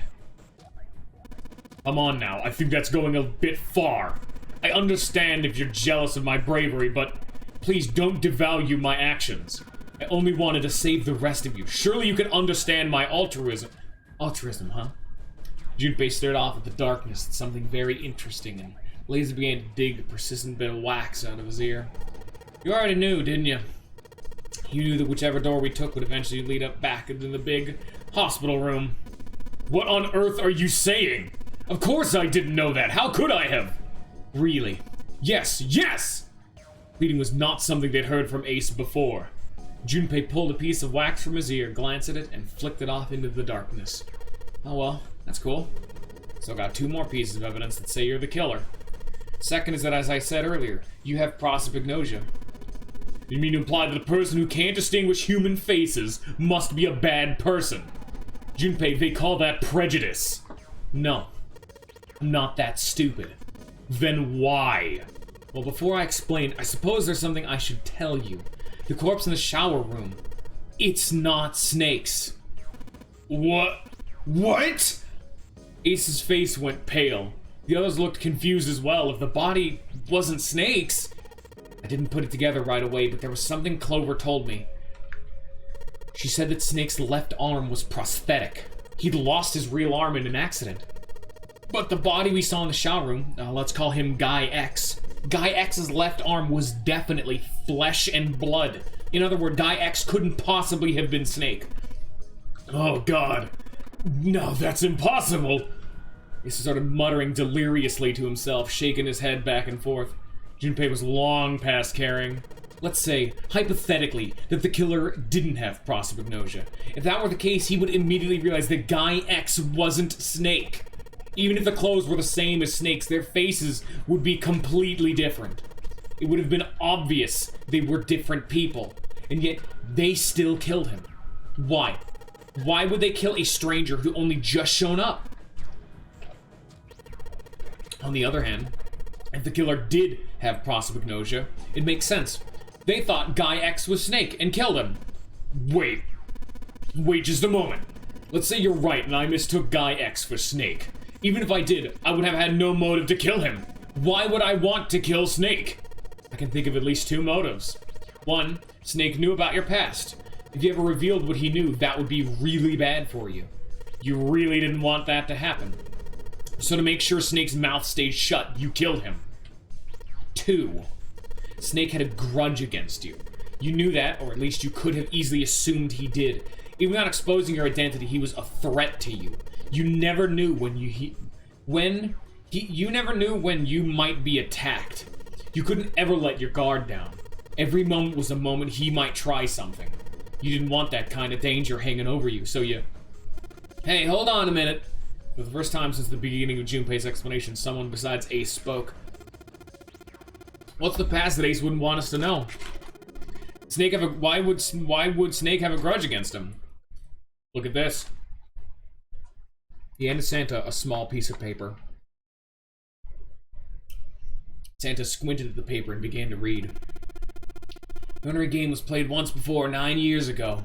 The person with the number 2 bracelet attended the game 9 years ago.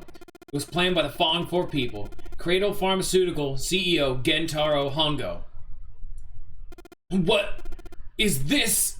Slowly Santa looked up from the paper. His eyes met Junpei's. It's the message from Zero. It was in the safe in the first-class cabin. And suddenly... Give me a break! Ace's face was red and shaking, and his voice was full of fury tinged with desperation. That paper is a lie! Someone is trying to frame me! Me? You said me, right? Junpei's eyes narrowed, and the trap began to close. Ace inhaled sharply, his eyes flickered off to Junpei. Off of something to something. Anything else. Wouldn't that mean that you're admitting you're Hongo, the CEO of Cradle Pharmaceutical? Or am I mistaken? It was though a switch had been flipped. The color drained from Ace's face, and as he realized what he'd done, his eyes went wide. Very well.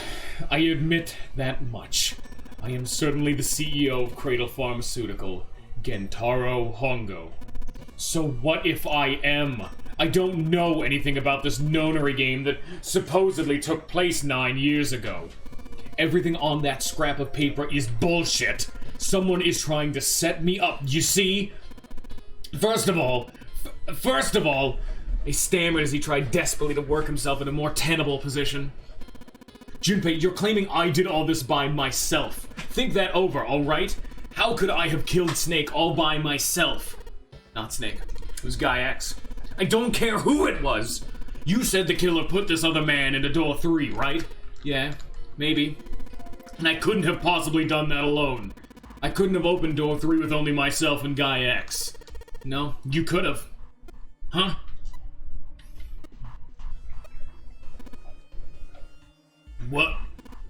What? Ace's face was tight and his teeth were clenched. Junpei fixed him with a level stare. The trap was about to close. Actually, Ace, when you were unconscious, I took something from you. Remember when you were injected with that anesthetic and fell asleep in the big hospital room? Yeah, back then, I took this. Junpei put his hand in his pocket. No, you couldn't have... His right hand moved. Junpei smiled. Got ya, Ace. Your right hand there tells me all I need to know. You want to tell me what you're so worried about? What's in your pocket? It's the number 9 bracelet, isn't it?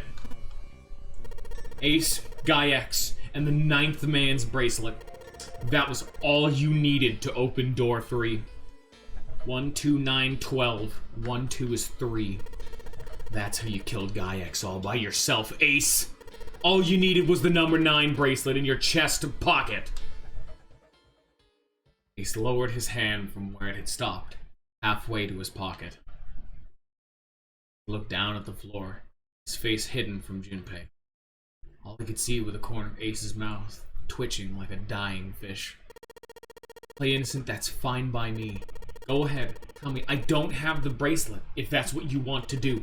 But if you could take off your coat and hand it to me, I'd really appreciate it.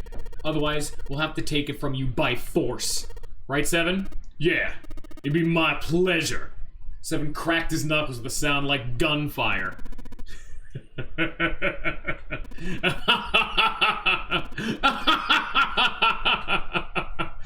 Ace roared with laughter.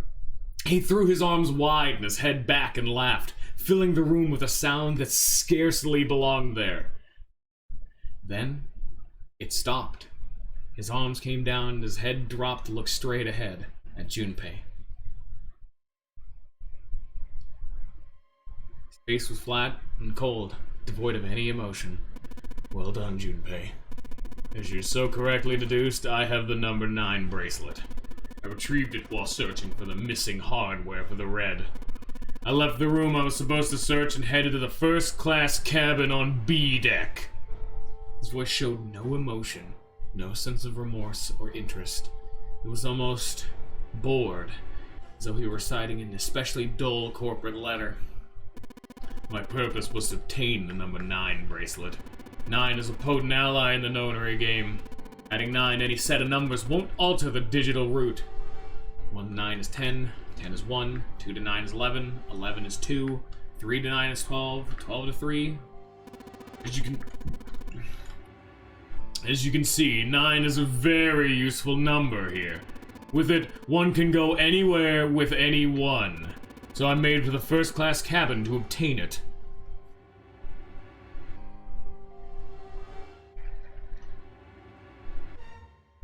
Ace successfully acquired the number 9 bracelet. He also found an unexpected bonus. The knife the 9th man had been holding. He slipped both of them into his chest pocket and left as quickly as he'd come. He walked down the stairs and headed back to where he was supposed to be.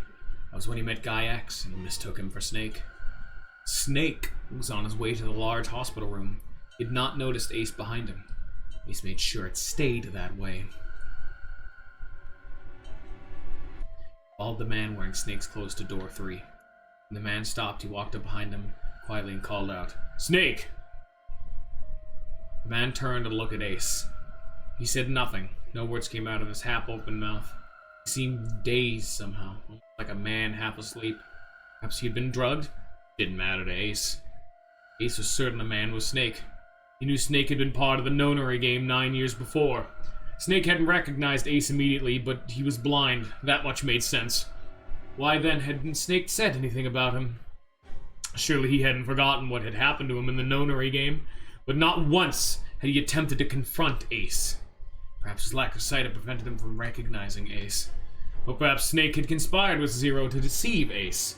In either event, he was a threat, and it was better to deal with him sooner rather than later. Ace's mind was made up. He moved. He held the number 9 bracelet over the red. He waved his own bracelet in front of the red, and finally grabbed Snake's arm and shoved his hand against the scanner panel. The door opened, and Ace threw the man through it. 9 seconds later, the door shut.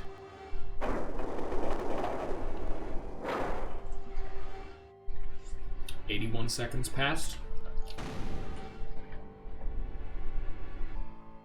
The man inside the door passed away.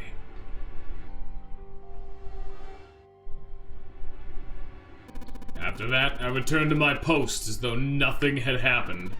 After conducting my own search, I returned to the large hospital room when the 1 a.m. bell rang. His eyes were cold and his cheeks were hollow and pallid. When he spoke, only his lips and tongue moved. The rest of his face was eerily still. Junpei glared at Ace. He took a deep breath and thought about the next question he had to ask. He didn't want to. He knew what the answer would be. He just didn't want to hear it. Junpei swallowed and spoke. Ace, did you kill Clover? Yes. Why? Why'd you kill her? She was Snake's sister. It was possible he had told her something dangerous. Additionally, she had gone through door 1. Seems like she might have found it. Found what? Why don't you go through door 1 yourself? Perhaps it's hidden somewhere. Seven Lotus interrupted. Yeah, but Lotus and I went through door 1 too. We didn't see anything suspicious. Yes, I thought as much after I heard your report at the central stairs. I doubt the two of you could find it. But perhaps Clover was different. Perhaps she found it. I was therefore desperate to find her. And at last, I did, in the first-class cabin. I spoke very calmly. Did you see it? See what? Don't act as if you don't understand. You were in the captain's quarters, weren't you? Huh? What are you talking about? Very well. And by the way, what are you doing here, Clover? What? Nothing. There's blood on your shoes. Looks fresh. Did you go take a look at the 9th man's corpse? I see. Your silence suggests you noticed you saw something, didn't you? He saw that his bracelet was gone. Clover ran. She made for the exit, but Ace stood in her way. You aren't going anywhere! Caught her by the collar as she passed and threw her to the floor, hard. She leapt back up and darted past him into the hallway. Ace followed at a run. He was faster.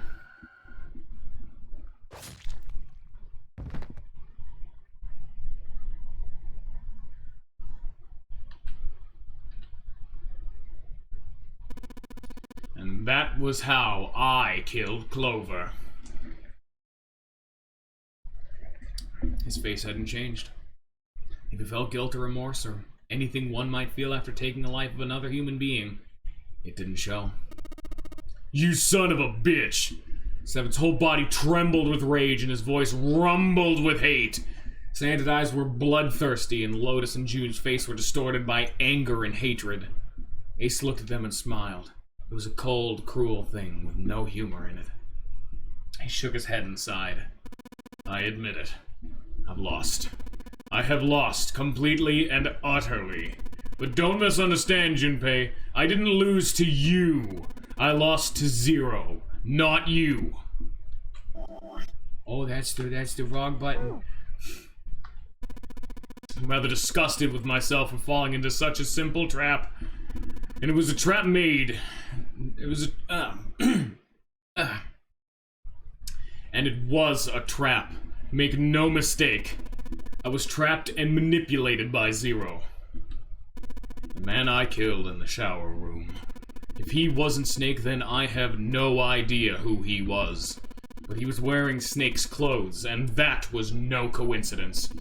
He had also been injected with something that reduced his cognition and prevented him from identifying himself or resisting me. And we can't forget the components that were removed from the red before we arrived. I have no doubt that Zero planned all of this. Zero made sure I would kill that man. And it follows, of course, that Zero knew everything I would do. That I would try to take the number 9 bracelet. That I would try to kill Snake. Everything. Suddenly Junpei remembered the paper he'd found in the safe. He remembered the last words Zero had written on it. I must punish them. For the innocent lives they've sacrificed. This is the only warning they will receive. That innocent souls might be saved, I now state the truth. Zero. And he remembered other words. Words he'd heard from Clover. I think Zero is one of us. One by one, Junpei looked at the 5 people standing in front of him. Ace, Santa, June, Seven, and Lotus. Zero is one of us. No. Junpei paused. There was one more person. Snake. It was clear now that the man who died in the shower room was not Snake. That meant that Snake was almost certainly still alive. Perhaps Snake was Zero. Perhaps Snake had made Gaiax wear his clothes so he would appear to be dead. Where was Snake now? Perhaps he was somewhere laughing at them. If he was Zero, surely he had lied about many other things. Was he watching them?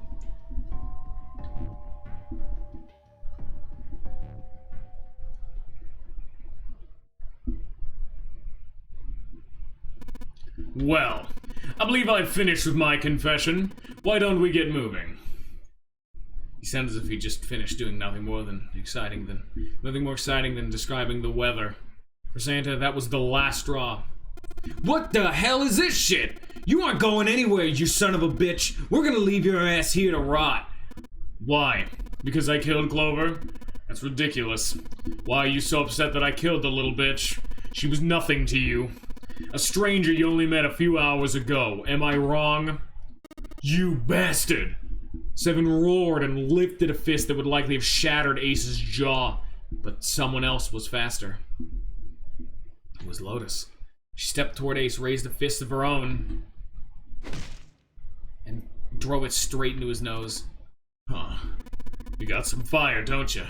I confess, rather like a tough woman. He sniffed and wiped a small trickle of blood from his nose with a raised eyebrow. Well, maybe you'd like another one, then. Before that, let me give you one of my own. Huh? Lotus scarcely had time to blink. He snaked his arm around her and pulled Lotus's back up against him. In the same motion, he reached into his coat pocket. It was a gun. The revolver. Almost lazily, he tilted it to point at Lotus's head. If any of you so much as blink, I won't hesitate to pull this trigger. I've already killed 2, now 3 people. Don't think I'm not ready to make it 4. 3 people? What do you mean? Very well. Let me take this opportunity to illuminate you. The person who killed the 9th man was me. Although I suppose more accurate, I encouraged him to get himself killed. While we were examining the main staircase, he came to me and told me his name. I recognized it at once, so I gave him a little push. Just a little white lie. It seems that setting of the dead were altered. Now only requires a single person to deactivate the detonator in the bracelet. Investigate what's beyond door 5. We'll meet again later. Have a good one, guys. I'm going on ahead now. Well then. I don't remember what I did for 9th man's voice. You all know.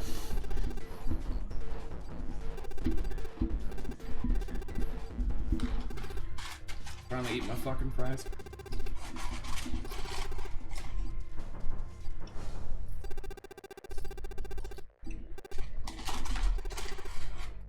I've had a thing of fries sitting up here for like since the first Be Right Back screen. I was expecting some like gameplay shit to happen, so I could have ended the stream, but this Vic is cold.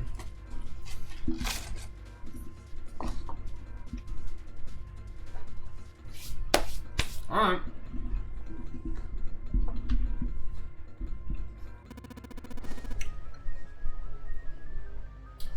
I had 4 reasons for killing him.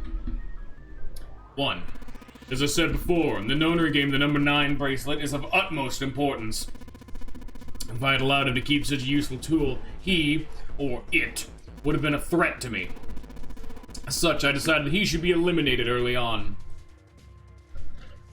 2. I wanted the number 9 bracelet. If I could manage to obtain it, I'd be able to manipulate the game as I saw fit. I would be unable to acquire the bracelet unless its owner was dead. 3. Even setting aside his number, he would have been nothing but trouble for me. He was aware of my past. He knew what happened here 9 years ago. It was important that I eliminate him before he was able to disseminate this information. Lastly, I wish to conduct a simple test. A test to see if this nonary game was serious or a poor attempt at a joke. I needed to be quite sure. As such, I encouraged him to act against the rules so that I might observe the outcome. Junpei glared at him. I don't get your third motive. What the hell happened 9 years ago? Didn't I say? The nonary game was played. I planned it out and conducted its execution. Why? What on earth was it supposed to do? I don't really think I have any obligation to tell you that. He smirked. He was trying to provoke them, and it was working. Though Ace had paid very little attention to Lotus after catching her, the gun had never wavered from her temple. She looked quite pale, and when she spoke, her voice shook. Hey, what's with this gun? Where'd he get this?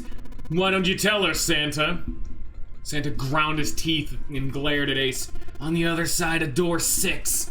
We found the gun in the coffin in the cargo room, right? A bastard must have grabbed it when we weren't looking. Indeed I did. That was a pretty serious mistake, you know. Just saying you intended to leave it behind? Ace laughed, a short, derisive snort, and gave Junpei a sickeningly pitying look. Well, there isn't much time left. I'll be off then. Where are you going? Do I really need to explain? I'd assumed it would be obvious. I have the number 9 bracelet, and now I have Lotus. Wasn't there a door with a 9 on it in the room that looked like a church? That's where you're going, isn't it? And how do you know that? Santa told me about it while we were looking for Clover. I see. Well, you are correct. That is my destination. But now I must say goodbye to all of you. Please don't forget my warning. Move, and I'll pull the trigger. Don't need her alive to open the door, you know. As he spoke, he began backing toward the door, practically dragging Lotus behind him. Junpei, Santa, June, and Seven stood frozen. He had the face of a man gone mad. And no doubt he would pull the trigger. Ace had reached the exit. He forced Lotus to open it, then turned and addressed them once more. Goodbye. He stepped through the door.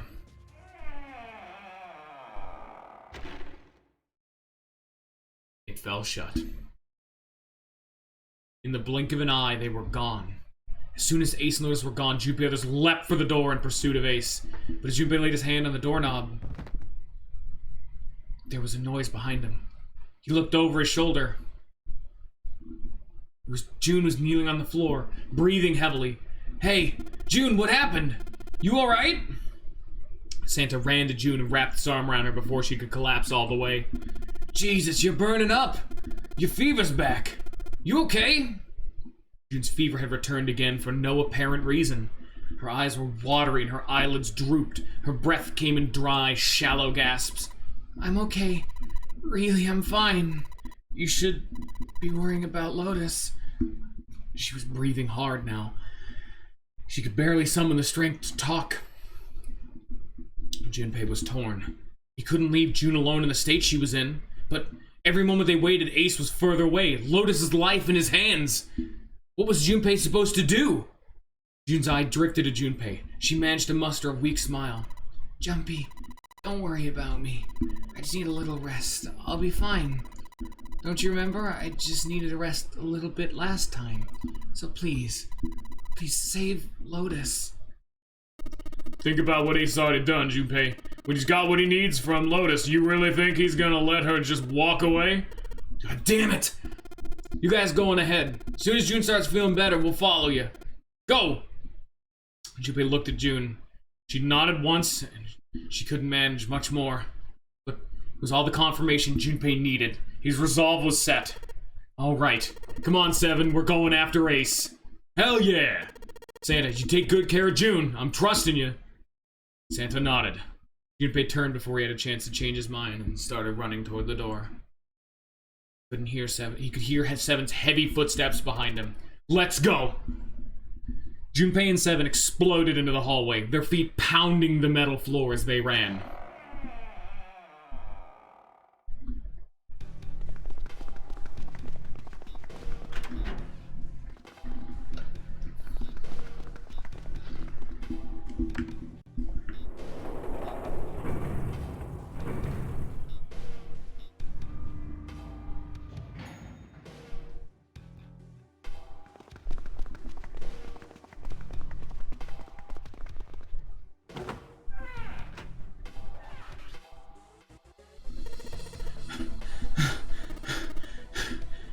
Junpei and Seven finally arrived at the church, exhausted and out of breath.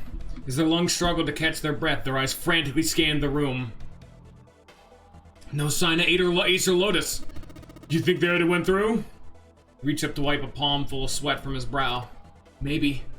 When he spoke, Junpei was already on his way to the large with the number 9 doors. He looked at the red. Display panel read vacant. He spun around and headed toward the smaller door. This red would tell him if Ace and Lotus had moved to another room. Engaged! It's occupied! It means Ace and Lotus went through here. Yeah, it seems like it. Junpei and Seven stepped away from the door. They retreated to the center of the room and began to talk. What do we do now? Yeah, what should we do? Well, the big door is still vacant, but... 2 of us can't do anything with it. Yeah. First of all, our digital route is not 9. And they were pondering what to do next. There was a noise. A noise like someone hitting a thick wooden panel. Junpei looked up, surprised. Seven followed suit, his eyes jumping around the room, looking for the source of the sound. It wasn't long before they found the altar. Or more precisely, what was on it. The coffin? Yeah. Let's open it. How? By force? I don't think that's gonna happen. Well, you never know till you try, right? Only necessity for success is the willingness to suffer 1,000 failures. Who said that? I forget. Anyway, we gotta try. Junpei and Seven left at the coffin. They grabbed hold of what purchase they could find and pulled. Damn it! See? Didn't I tell you? If you could just pull it open, why would it have something like that? Seven pointed at the keypad on the side of the coffin. Right, so unless I put in the right passcode, it's not gonna open. The noise hadn't stopped. In fact, as it continued, it had only gotten louder and more forceful. What were they supposed to do? Junpei wondered. Is there some sort of clue somewhere?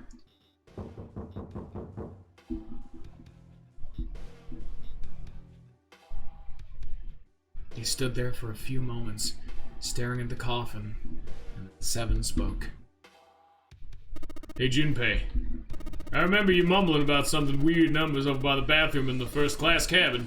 You got those numbers by solving the secret message Clover was holding, right? Through the Gone or something like that? Yeah, that's right. What about it? Well, maybe the numbers passcode for this thing, too. Come on, that's impossible. Those numbers were the code to unlock that safe. Yeah, but the person who set up that safe in this coffin's the same person, right? Zero set us both of these. Yeah, probably. Well, then they might be the same passcode for both of them. That's ridiculous. Why don't you just try it? I mean, it's not like it'll make things any worse. Just waste of time. There's no way they're the same number. How do you know that? You never know until you try. The only necessity for success is the willingness to suffer 1,000 failures. Who said that? You?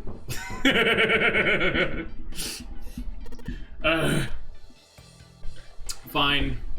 He knelt down in front of the keypad and looked at it. Perhaps because he had repeated them so many times before, the numbers came easily to Junpei's mind. 1438341. Quickly, he typed them in.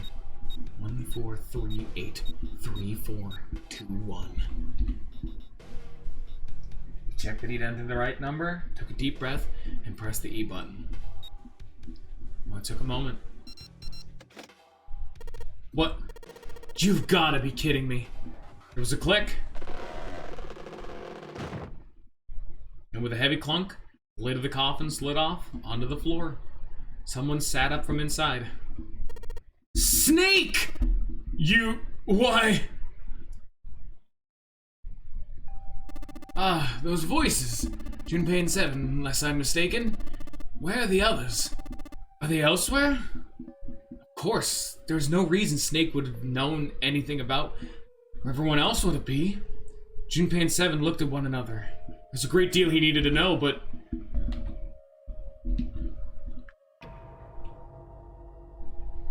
They had to tell him something, however, so they began to talk. Snake explained to them how he came to be locked in the coffin. Apparently he'd been hit with some sort of knockout gas, and Junpei and Seven explained what had happened to the rest of them. One thing, however, that neither Seven nor Junpei could bring themselves to say. That Ace had killed Clover. They feared that if Snake knew, he might as well go insane. As much look at the moment Snake had climbed out of that coffin. Snake's story explained frustratingly little. Zero's true identity was a mystery, as were his intentions. Why had Zero put Gaiax in Snake's clothes? Zero left a note for them to say the notary game had been played 9 years before. Was there some connection? Junpei put the question to Snake. His answer was less than illuminating. What are you talking about? Apologies, but I have no idea what you're saying. Seems as though Snake was perhaps not being entirely honest, but that knowledge did Junpei and Seven little good. No matter how many times they asked, he insisted that he knew nothing. It was becoming clear that Snake wouldn't give in, and every second they've spent asking him was a second wasted. Their time limit was fast approaching. Snake's release from the coffin had changed nothing. They still needed to follow Ace as quickly as possible. However, they stood in silence, the overpowering atmosphere of the chapel almost stifling. Junpei, Seven, and Snake simply stood at a loss for what they could do next. What do we do now? Glanced over to Snake's wrist. Sure enough, he could see the 2 on the bracelet on Snake's wrist. The 3 of us can't make it to the root of 9. Yeah, we just get 5. We're stuck here then. Oh, hey, I just remembered something. Seven began patting his pockets if we were checking to see if any of them held anything. What? What is it? I found something earlier. What'd you find? This. He finally found the pocket he wanted and hand drove into it. Seven pulled out something round and metal. A bracelet. There was no mistaking. The number glowing at them from the face like a cartoon eye. 0. Zero's bracelet. What the hell? Are you saying that 7 has the number 0 bracelet? Yeah. Where did you get that? Snake's question was innocent enough, but if he learned the truth, if he'd been able to see, he would have noticed 7 look away. Clover gave it to me. She did? Yeah. How did she come by it? Well, she found it, see? On the other side of door 1, A deck in the captain's quarters. She asked me to hold on to it because it was too big and bulky for her to be lugging around. It was a lie, and Junpei knew it. I haven't actually looked at it yet. Didn't want to disturb the crime scene, you know? Basic stuff. Oh, I did borrow one thing. Alright, Junpei. Been nice knowing you. What? What? It's not. Come on, man. I'm just kidding. Still, in case I want to make sure the 0 bracelet gets picked up by the red. Snake, give me a hand, alright? Without waiting for a response, he started walking toward the door. Junpei Snake followed him quietly. Before long, they found themselves in front of the larger of the 2 doors. Seven and Snake put their palms on the red. Once they'd done that, Seven put the number 0 bracelet on the scanner panel as well. Third asterisk appeared on the screen. 7 plus 2 plus 0 is 9. Now they just needed to pull the lever and the door would open.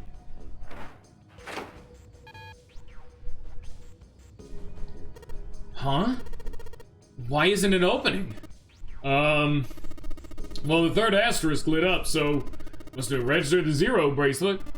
Maybe it isn't actually 0. Huh? What?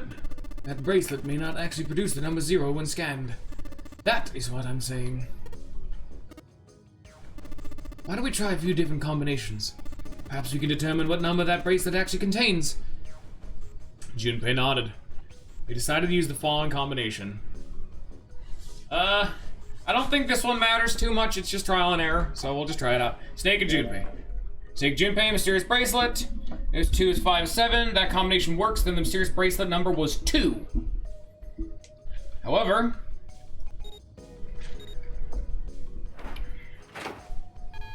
no. It's not 0. It's not 2. Door didn't open. Mysterious bracelet wasn't 2. He continued.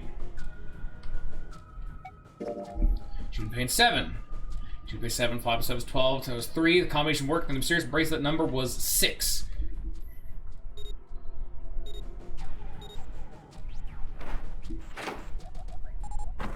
Oh!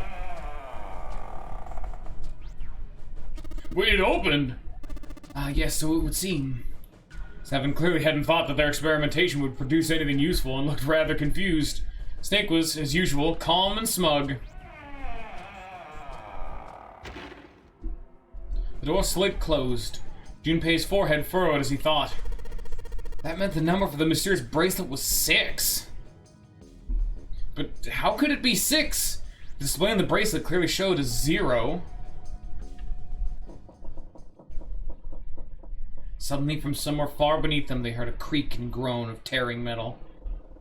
With it came the sound of water pouring into parts of the ship that had until recently been dry. Oh man, that's not good. I guess the time's just about up, huh? At any rate, we know now the door can be opened. Let's go. But, Snake, are you sure? Yeah, you know only Junpei and I can go through this way. You needn't worry. I have a solution to this problem, my last resort. But if now is not the time for the last resort, then what? Last resort? June is 6, because it's the 6th month. Santa is 3, because it's, supposed to be San, or San, which is the Japanese number 3. Also because backstory, Santa, his sister, yada yada yada.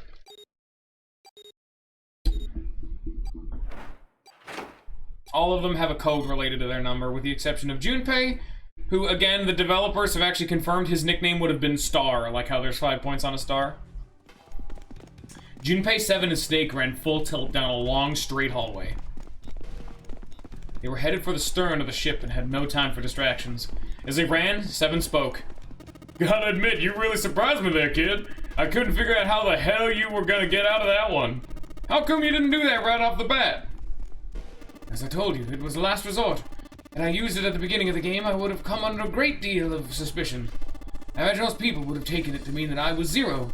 Once they had convinced themselves of that, I wasn't optimistic about my chances of making it out of here alive, let alone unscathed. Felt it best to play my cards close to the chest, as it were. In that way, if I were in a situation where there's nothing else I could do, I have a little trick up my sleeve. I just take my bracelet off. Snake's plan had been simple but effective. He'd simply removed his bracelet. How? To Junpei, it had looked as though Snake had simply crushed the bones of his hand until they were small enough to fit through the wristband. Of course, that would have been practically impossible, so how had he done it? My brother's left arm is, it's not like a normal person's arm. It's fake. It's not a real arm. Snake had slid the bracelet off and tossed it into the coffin. With it gone and a little fear from the numbered doors, he walked through the door easily, without authenticating. He stepped out the other side, unscathed, and began running down the hall alongside 7 and Junpei. He kept running for a while longer and eventually came upon a set of stairs leading downward the right side of the hallway.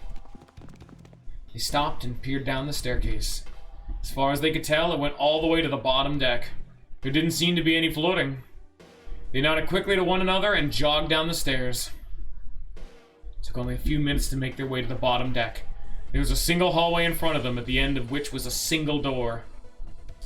Junpei threw it open. Inside was a massive iron gate. The plate was affixed to the top of it. It read Incinerator. Incinerator? Oh my, that doesn't sound very pleasant. You see a lever near the gate, perhaps? Yeah. Right over here. How'd you know that? Well, I'd be happy to regale you with a story. I imagine it should only take half a day or so. Big Grumble gave Snake a dirty look and jogged over to the lever. If you pull it, the door ought to open. Got it. He pulled the lever down.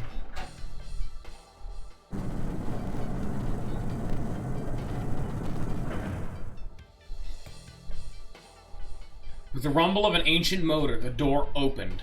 There was no need to hold back and no time to hesitate. They pushed their way inside. Standing in front of them were Ace and Lotus. Ace still held the revolver in his hand. It was still pressed hard against Lotus's temple. A small dark bruise had begun to form near the tip. Even from several yards away, Junpei could see that Lotus was shaking. She was terrified. Perhaps more interesting was what Junpei saw behind them. 9. Another number 9 door. But why? Why was there another one? The door stopped Junpei in his tracks. It simply shouldn't have been there. As his brain finally began to consider why, the whine of a warning klaxon filled the air, drowning out any thought. Warning. Warning. Emergency incineration command has been acknowledged.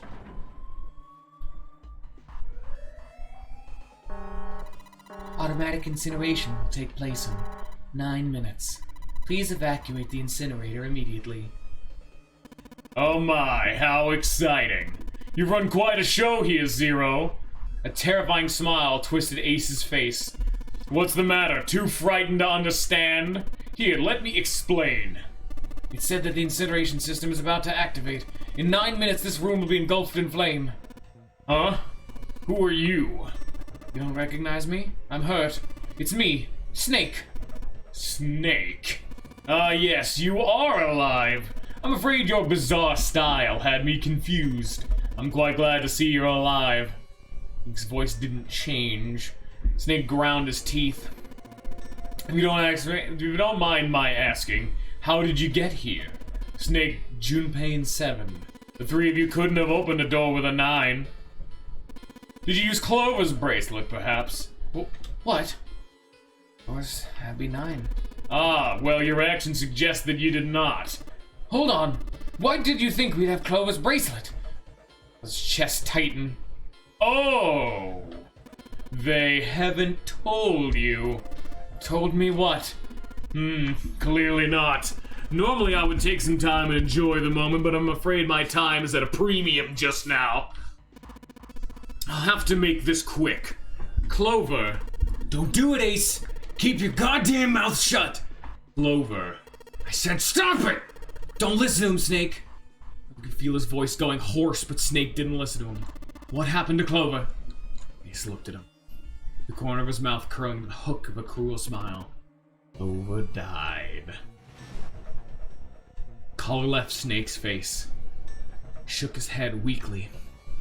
No, that's not true. That's impossible. It's all a lie. It has to be a lie. Oh, it's quite true. I can assure you of that. I killed her myself, you see. What? I'm sorry, did I stutter? I killed her.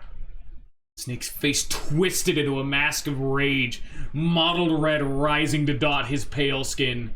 His entire body shook. He looked to Junpei disturbingly like a demon. Rather she died with less suffering. A bullet in the brain perhaps would have been ideal. Unfortunately, that would have made quite a bit of noise. Circumstances being what they were, I was forced to settle for the knife. The one the ninth map had, you remember? I believe I caught her just below the shoulder blade. It's rather lucky, in fact. My first thrust was right between her ribs. Her flesh was so soft. My knife slid in so easily. It was no resistance. That feeling was... I confess, I feel rather excited. It is a powerful memory. Someday, perhaps, I hope I can feel it again. Incineration will begin in 7 minutes. I am going to kill you. Snake's words were a guttural growl, barely audible. I'm sorry, what? I'm going to kill you. Ah, so you're going to kill me. Please do. Come now, I'm waiting. Don't do it. Don't listen to him, Snake. Stop it, kid. He's screwing with your head. Is there a problem? What are you waiting for, boy? Don't you want me to send you to join your sister? Don't, Snake. Don't do it! Snake could no longer hear them. Snake could no longer hear anything. I can't scream. I'm sorry. Snake moved like a bolt of lightning. His scream echoed through the incineration chamber, full of rage and despair. Snake! Snake!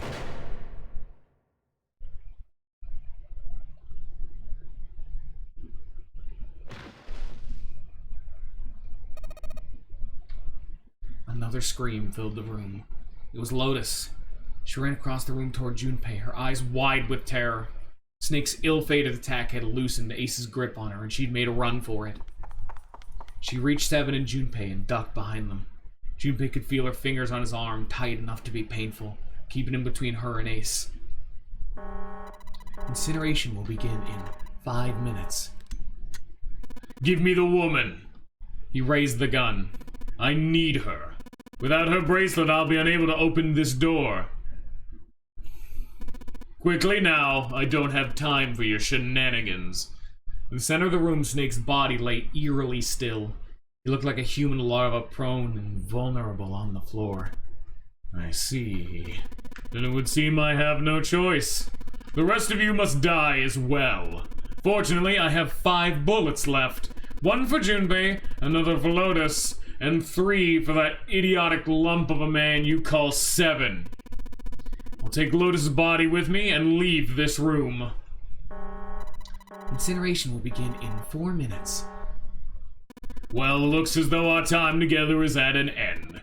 I've enjoyed playing with you. Goodbye. Junpei could see Ace's finger tighten. You could see it begin to squeeze down on the trigger. His body tense, preparing for the catastrophic impact of hot lead against human flesh. Then, it happened. Snake stood up. What? No, that's impossible! First time, Ace's composure broke. With obvious effort, Snake lunged forward one step closer to Ace, then another. He looked for all the world like a zombie. I'll kill you. I'll kill you. His voice was the mournful wailing of the undead. Stay away from me. Get back. Stop. If you come any closer, I'll get away from me. Little by little, Ace was retreating. Snake didn't stop. He continued his stiff, inexorable approach, his eyes twin pools of pure fury. Listen to me. I said don't come any closer. Shit. You bastard! His revolver leapt 5 times. 5 times the air of the incinerator was split by the crack of a bullet.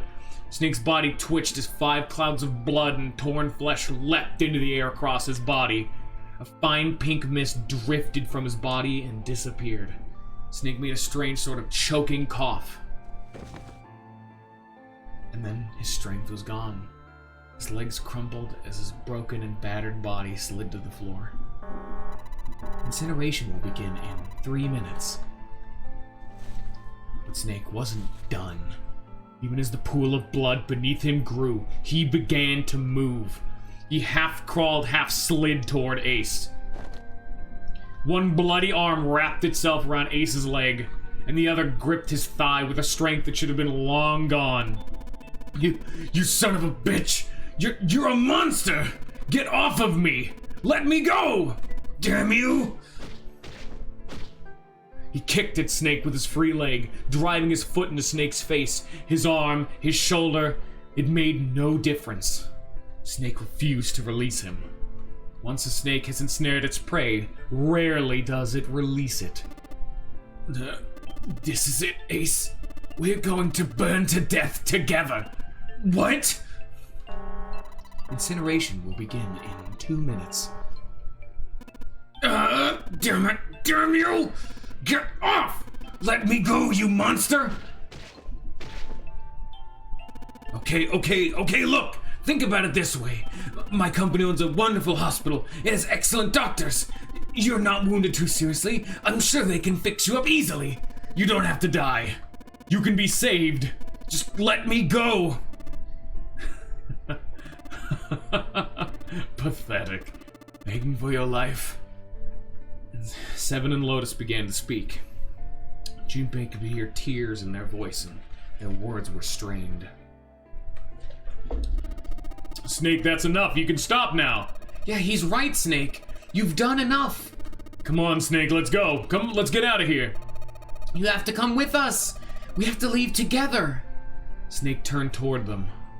He coughed and blood splattered across the floor, and he smiled a sad sort of smile. I apologize, but I'm afraid I can't do that. You'll best forget about me. You need to leave soon. I'm gonna take him with me.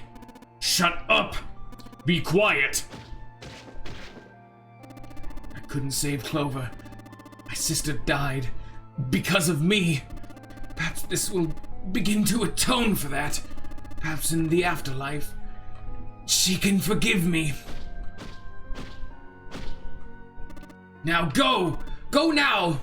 You have to go! Incineration will begin in 1 minute. God damn it! Shit! We're out of time! We have to go! Seven ran toward the exit. Lotus followed him. But Junpei couldn't move. More white lines down Snake's cheek where his tears had washed the blood away. He was broken, body and soul. And Junpei felt as though half of his own heart had been torn out. His eyes stung and desperately tried to swallow. Give me just a second, my dog's barking.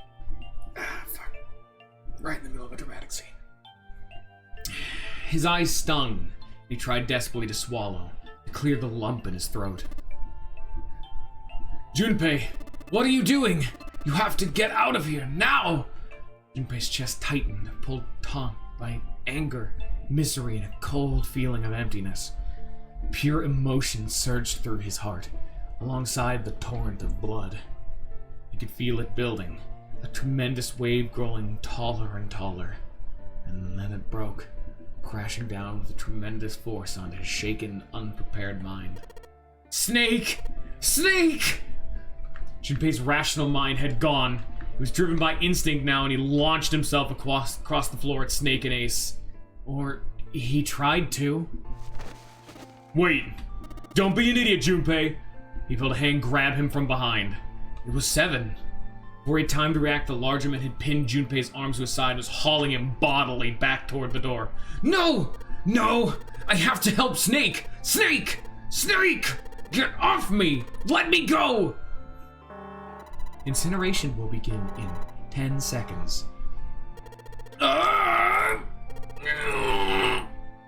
7, 6. Damn it, I don't got a choice, kid. Don't blame me for this, alright?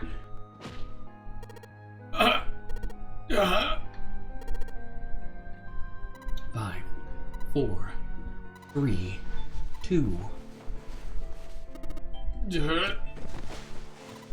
1, 0.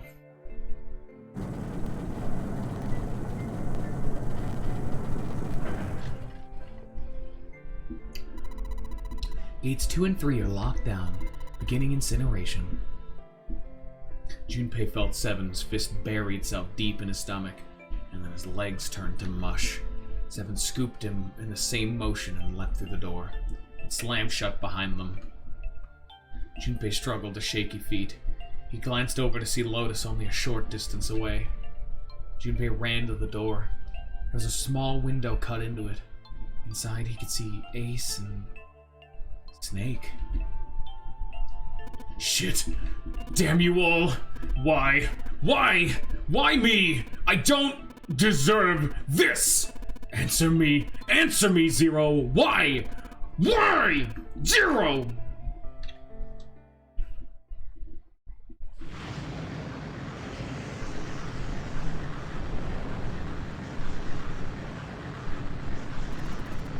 I can't scream.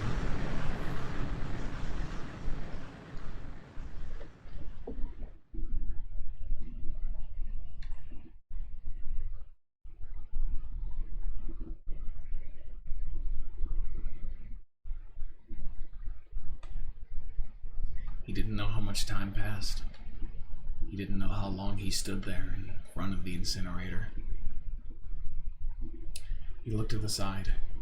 Lotus's face was ashen, and if not for the hand she'd put against the wall, Junpei didn't think she could have stood. Seven looked old and tired and used. His eyes stared at the floor, seeing nothing. Junpei said nothing. He simply began to walk toward the open door and the hallway they'd come down earlier. Hey, wait, Junpei! Junpei, where are you going? He blinked when their voices broke the silence. He stopped. You stay here. I'll go get Santa and June. But you're gonna bring them here? How? Don't worry about that. Just stay here and wait. Alright? Begin to walk again.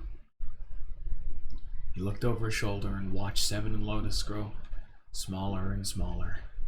He stared back, not moving. He wasn't sure if they could. He turned around again. He knew where he was going. When they'd walked through the hallway earlier, he'd noticed an elevator at the end of the side hallway. If it still worked, then maybe. Before long, Junpei found himself in front of the elevator. Next to the door was a button with a triangle on it. He pushed it and the door opened.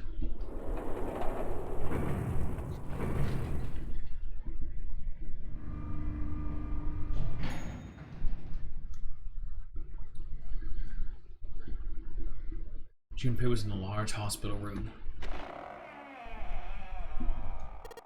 June! Santa! He kept calling and walked to the center of the room.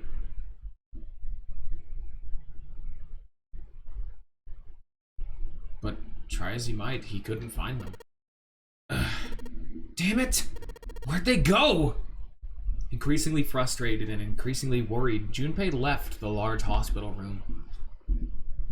He had no choice. He would have to go look for them. Junpei's heart was heavy. He couldn't shake the feeling, but there was a part of him that felt it would be wrong too, even if he could. With every step he took, his legs felt more and more like lead.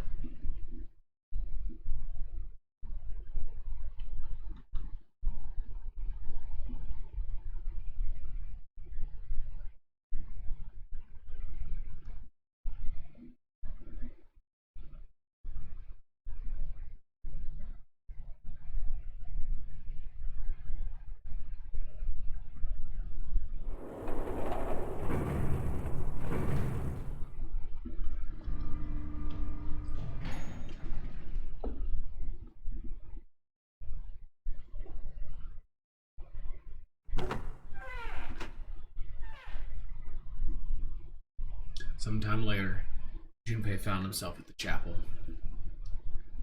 He stepped inside expecting to find nothing. But there, on the red carpet in the center of the room... June! No, codenames didn't matter any longer. She was Connie. Connie! Junpei cried her name and ran. Like lightning, he ran across the room toward her. Oh man, Connie! He stumbled to a stop. As he looked down at her body lying so still on the floor, he felt the icy grip of fear upon his heart. She was still. So very still. No, it couldn't be. It was impossible. Slowly, Junpei bent down toward her. His hands shook, and he felt very cold and very hot at the same time. He forced himself to look. Her back was moving. Slowly, it rose and fell. Relief washed over him. Connie! Junpei reached down and gently, very gently, lifted her up. Connie! Connie! Are you alright? Jumpy. Her face was pale. Her lips were dry and cracked. Her eyes were blank and cloudy. They stared straight at Junpei, but saw nothing. Trembling, Junpei wrapped his arms around her back. She was cold. Very cold. Junpei tried to convince himself that it was only his imagination, but she felt as though she were fading away. He could feel his heart pounding frantically in his chest. Oh man, Connie, what the hell happened to you? You feel jumpy. Sorry. Her voice was very faint. I might not make it. No way. No way am I gonna let you die. I'm gonna save you. I promise. Thank you, Jumpy. Thank you so much for everything. I was really happy to see you again, Jumpy. Really happy.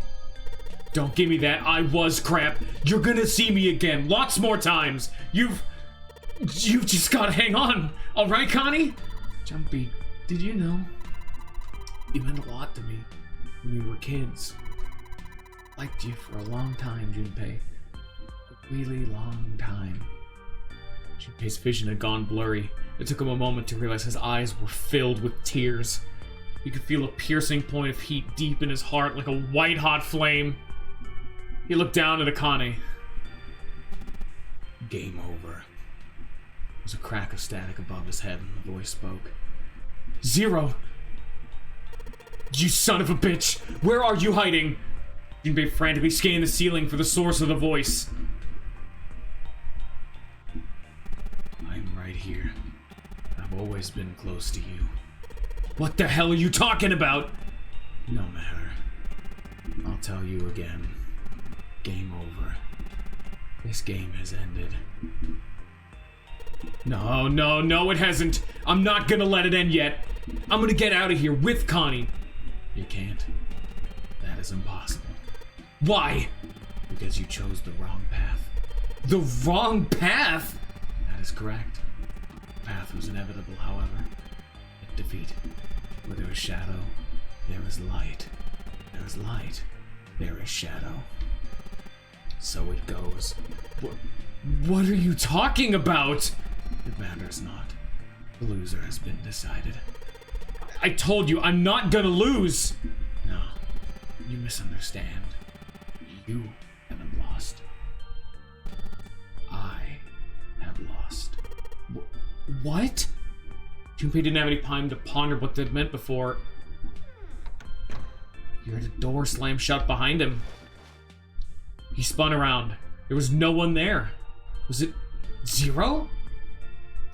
Connie, wait here. I'll be right back, I promise. She made a single nod. Junpei laid her back down gently and leapt for the door. He yanked it open and shot outside. No one. The hall was empty. There's nothing moving anywhere. Damn it! He didn't want to leave Connie alone any longer than he had to, so Junpei turned around and headed back to the chapel.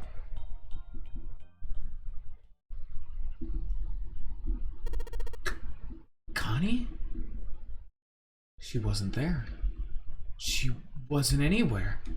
She'd been lying there on the floor just moments before, and now she's gone. Oh God, no, no. Where is she? Connie. Connie. Connie. His cry split the heavens themselves. He screamed until his voice gave out, and he screamed some more. But there was nothing. No answer.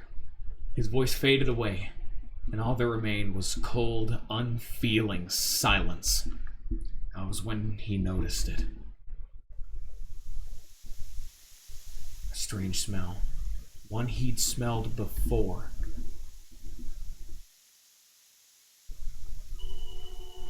Smell of a peculiar white smoke. 9 seconds later, Junpei's mind winked out.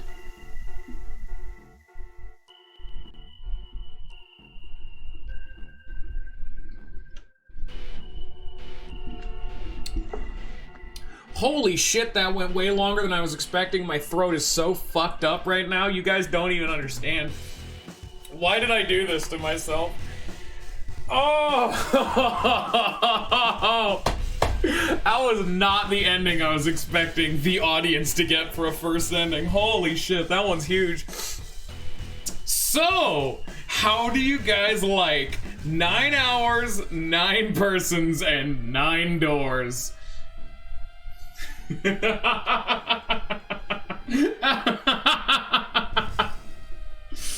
Oh man, that went like a full almost hour and a half to 2 hours longer than I was expecting. Woo! Man, I way underestimated how long that was gonna take. Jesus, this is why I normally have these go shorter, because my throat is fucked up right now. You guys don't. My voice acting chops are not the best. I would only call them average at best. And let me tell you right now, having to do all that shit, not fun. Not the most fun thing ever. But fun fact, that's only one ending. This game is absurd, and I adore it. I was not expecting this to be the first ending, like I said. Like, we got a lot of big plot reveals. Like, unironically, like, just not to spoil anything too much, but to give a little hint. Ninja, you were totally right about Ace the entire time, and I was totally expecting us to get an ending that doesn't reveal Ace's shit, and for you to be like, but Ace is fucking suspicious. What's going on here? Why is that not talked about? I'm like, oh shit, fucker, what about another ending? We just got that information anyway. Like, son of a bitch.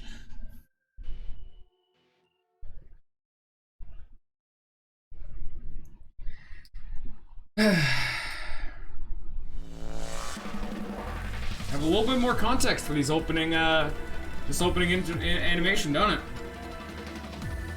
Ain't this all cool? Look at all these sick-ass CGs we've never seen before, because... Oh, we saw one of those. That was Ace looking through the incinerator. We've seen that one. Like, you are meant to clue in on Ace. Like, you've received one ending. The game has multiple endings.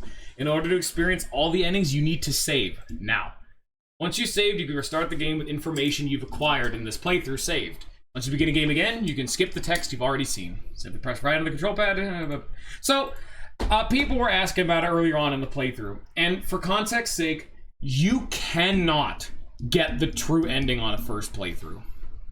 I hate to be the bearer of fucking bad news. You can do the steps to get there, but the ending will be arbitrarily cut short. You cannot get it on a first playthrough. Memory of Escape has been added to the title screen. Memory of Escape enables you to play the stage you've completed.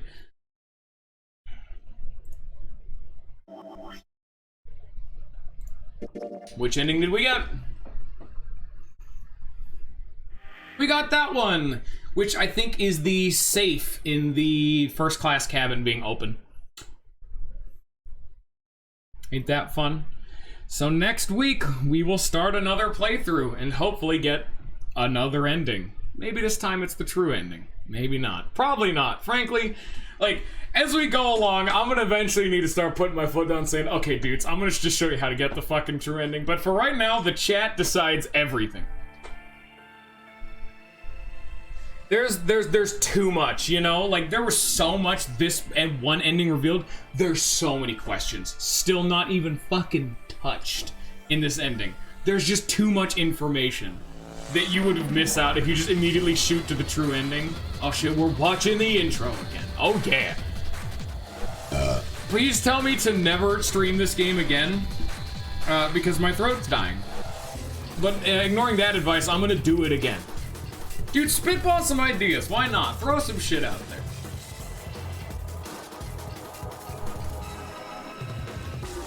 Look at that fucking key. Oh, we don't know who that is. We don't know where that CG comes from. That's a red. There's the ship. We don't know that. Don't know that. That. We've seen a few of those. I think you're actually right. We actually got the ending that unlocks the true ending, I believe. So now if you did the right steps, we can now get the true ending. Because we've seen all of that. Astounded you get that first. People normally get a very particular different ending, which is the default ending you get if you did not fulfill the requirements of all of the others, which is almost guaranteed the first ending people get. But fuck, dude, you guys just did it. Who knew randomly guessing doors is the right way to do it? But anyway, leave. Get out. It's been 4 hours and my throat hurts and I want to stop talking, so please get out of my house. Thank you. And clean up after yourself, you fucking pigs. Who comes over to a man's party and just makes a fucking mess of his living room, shits all over the place, and just leaves. That's you guys.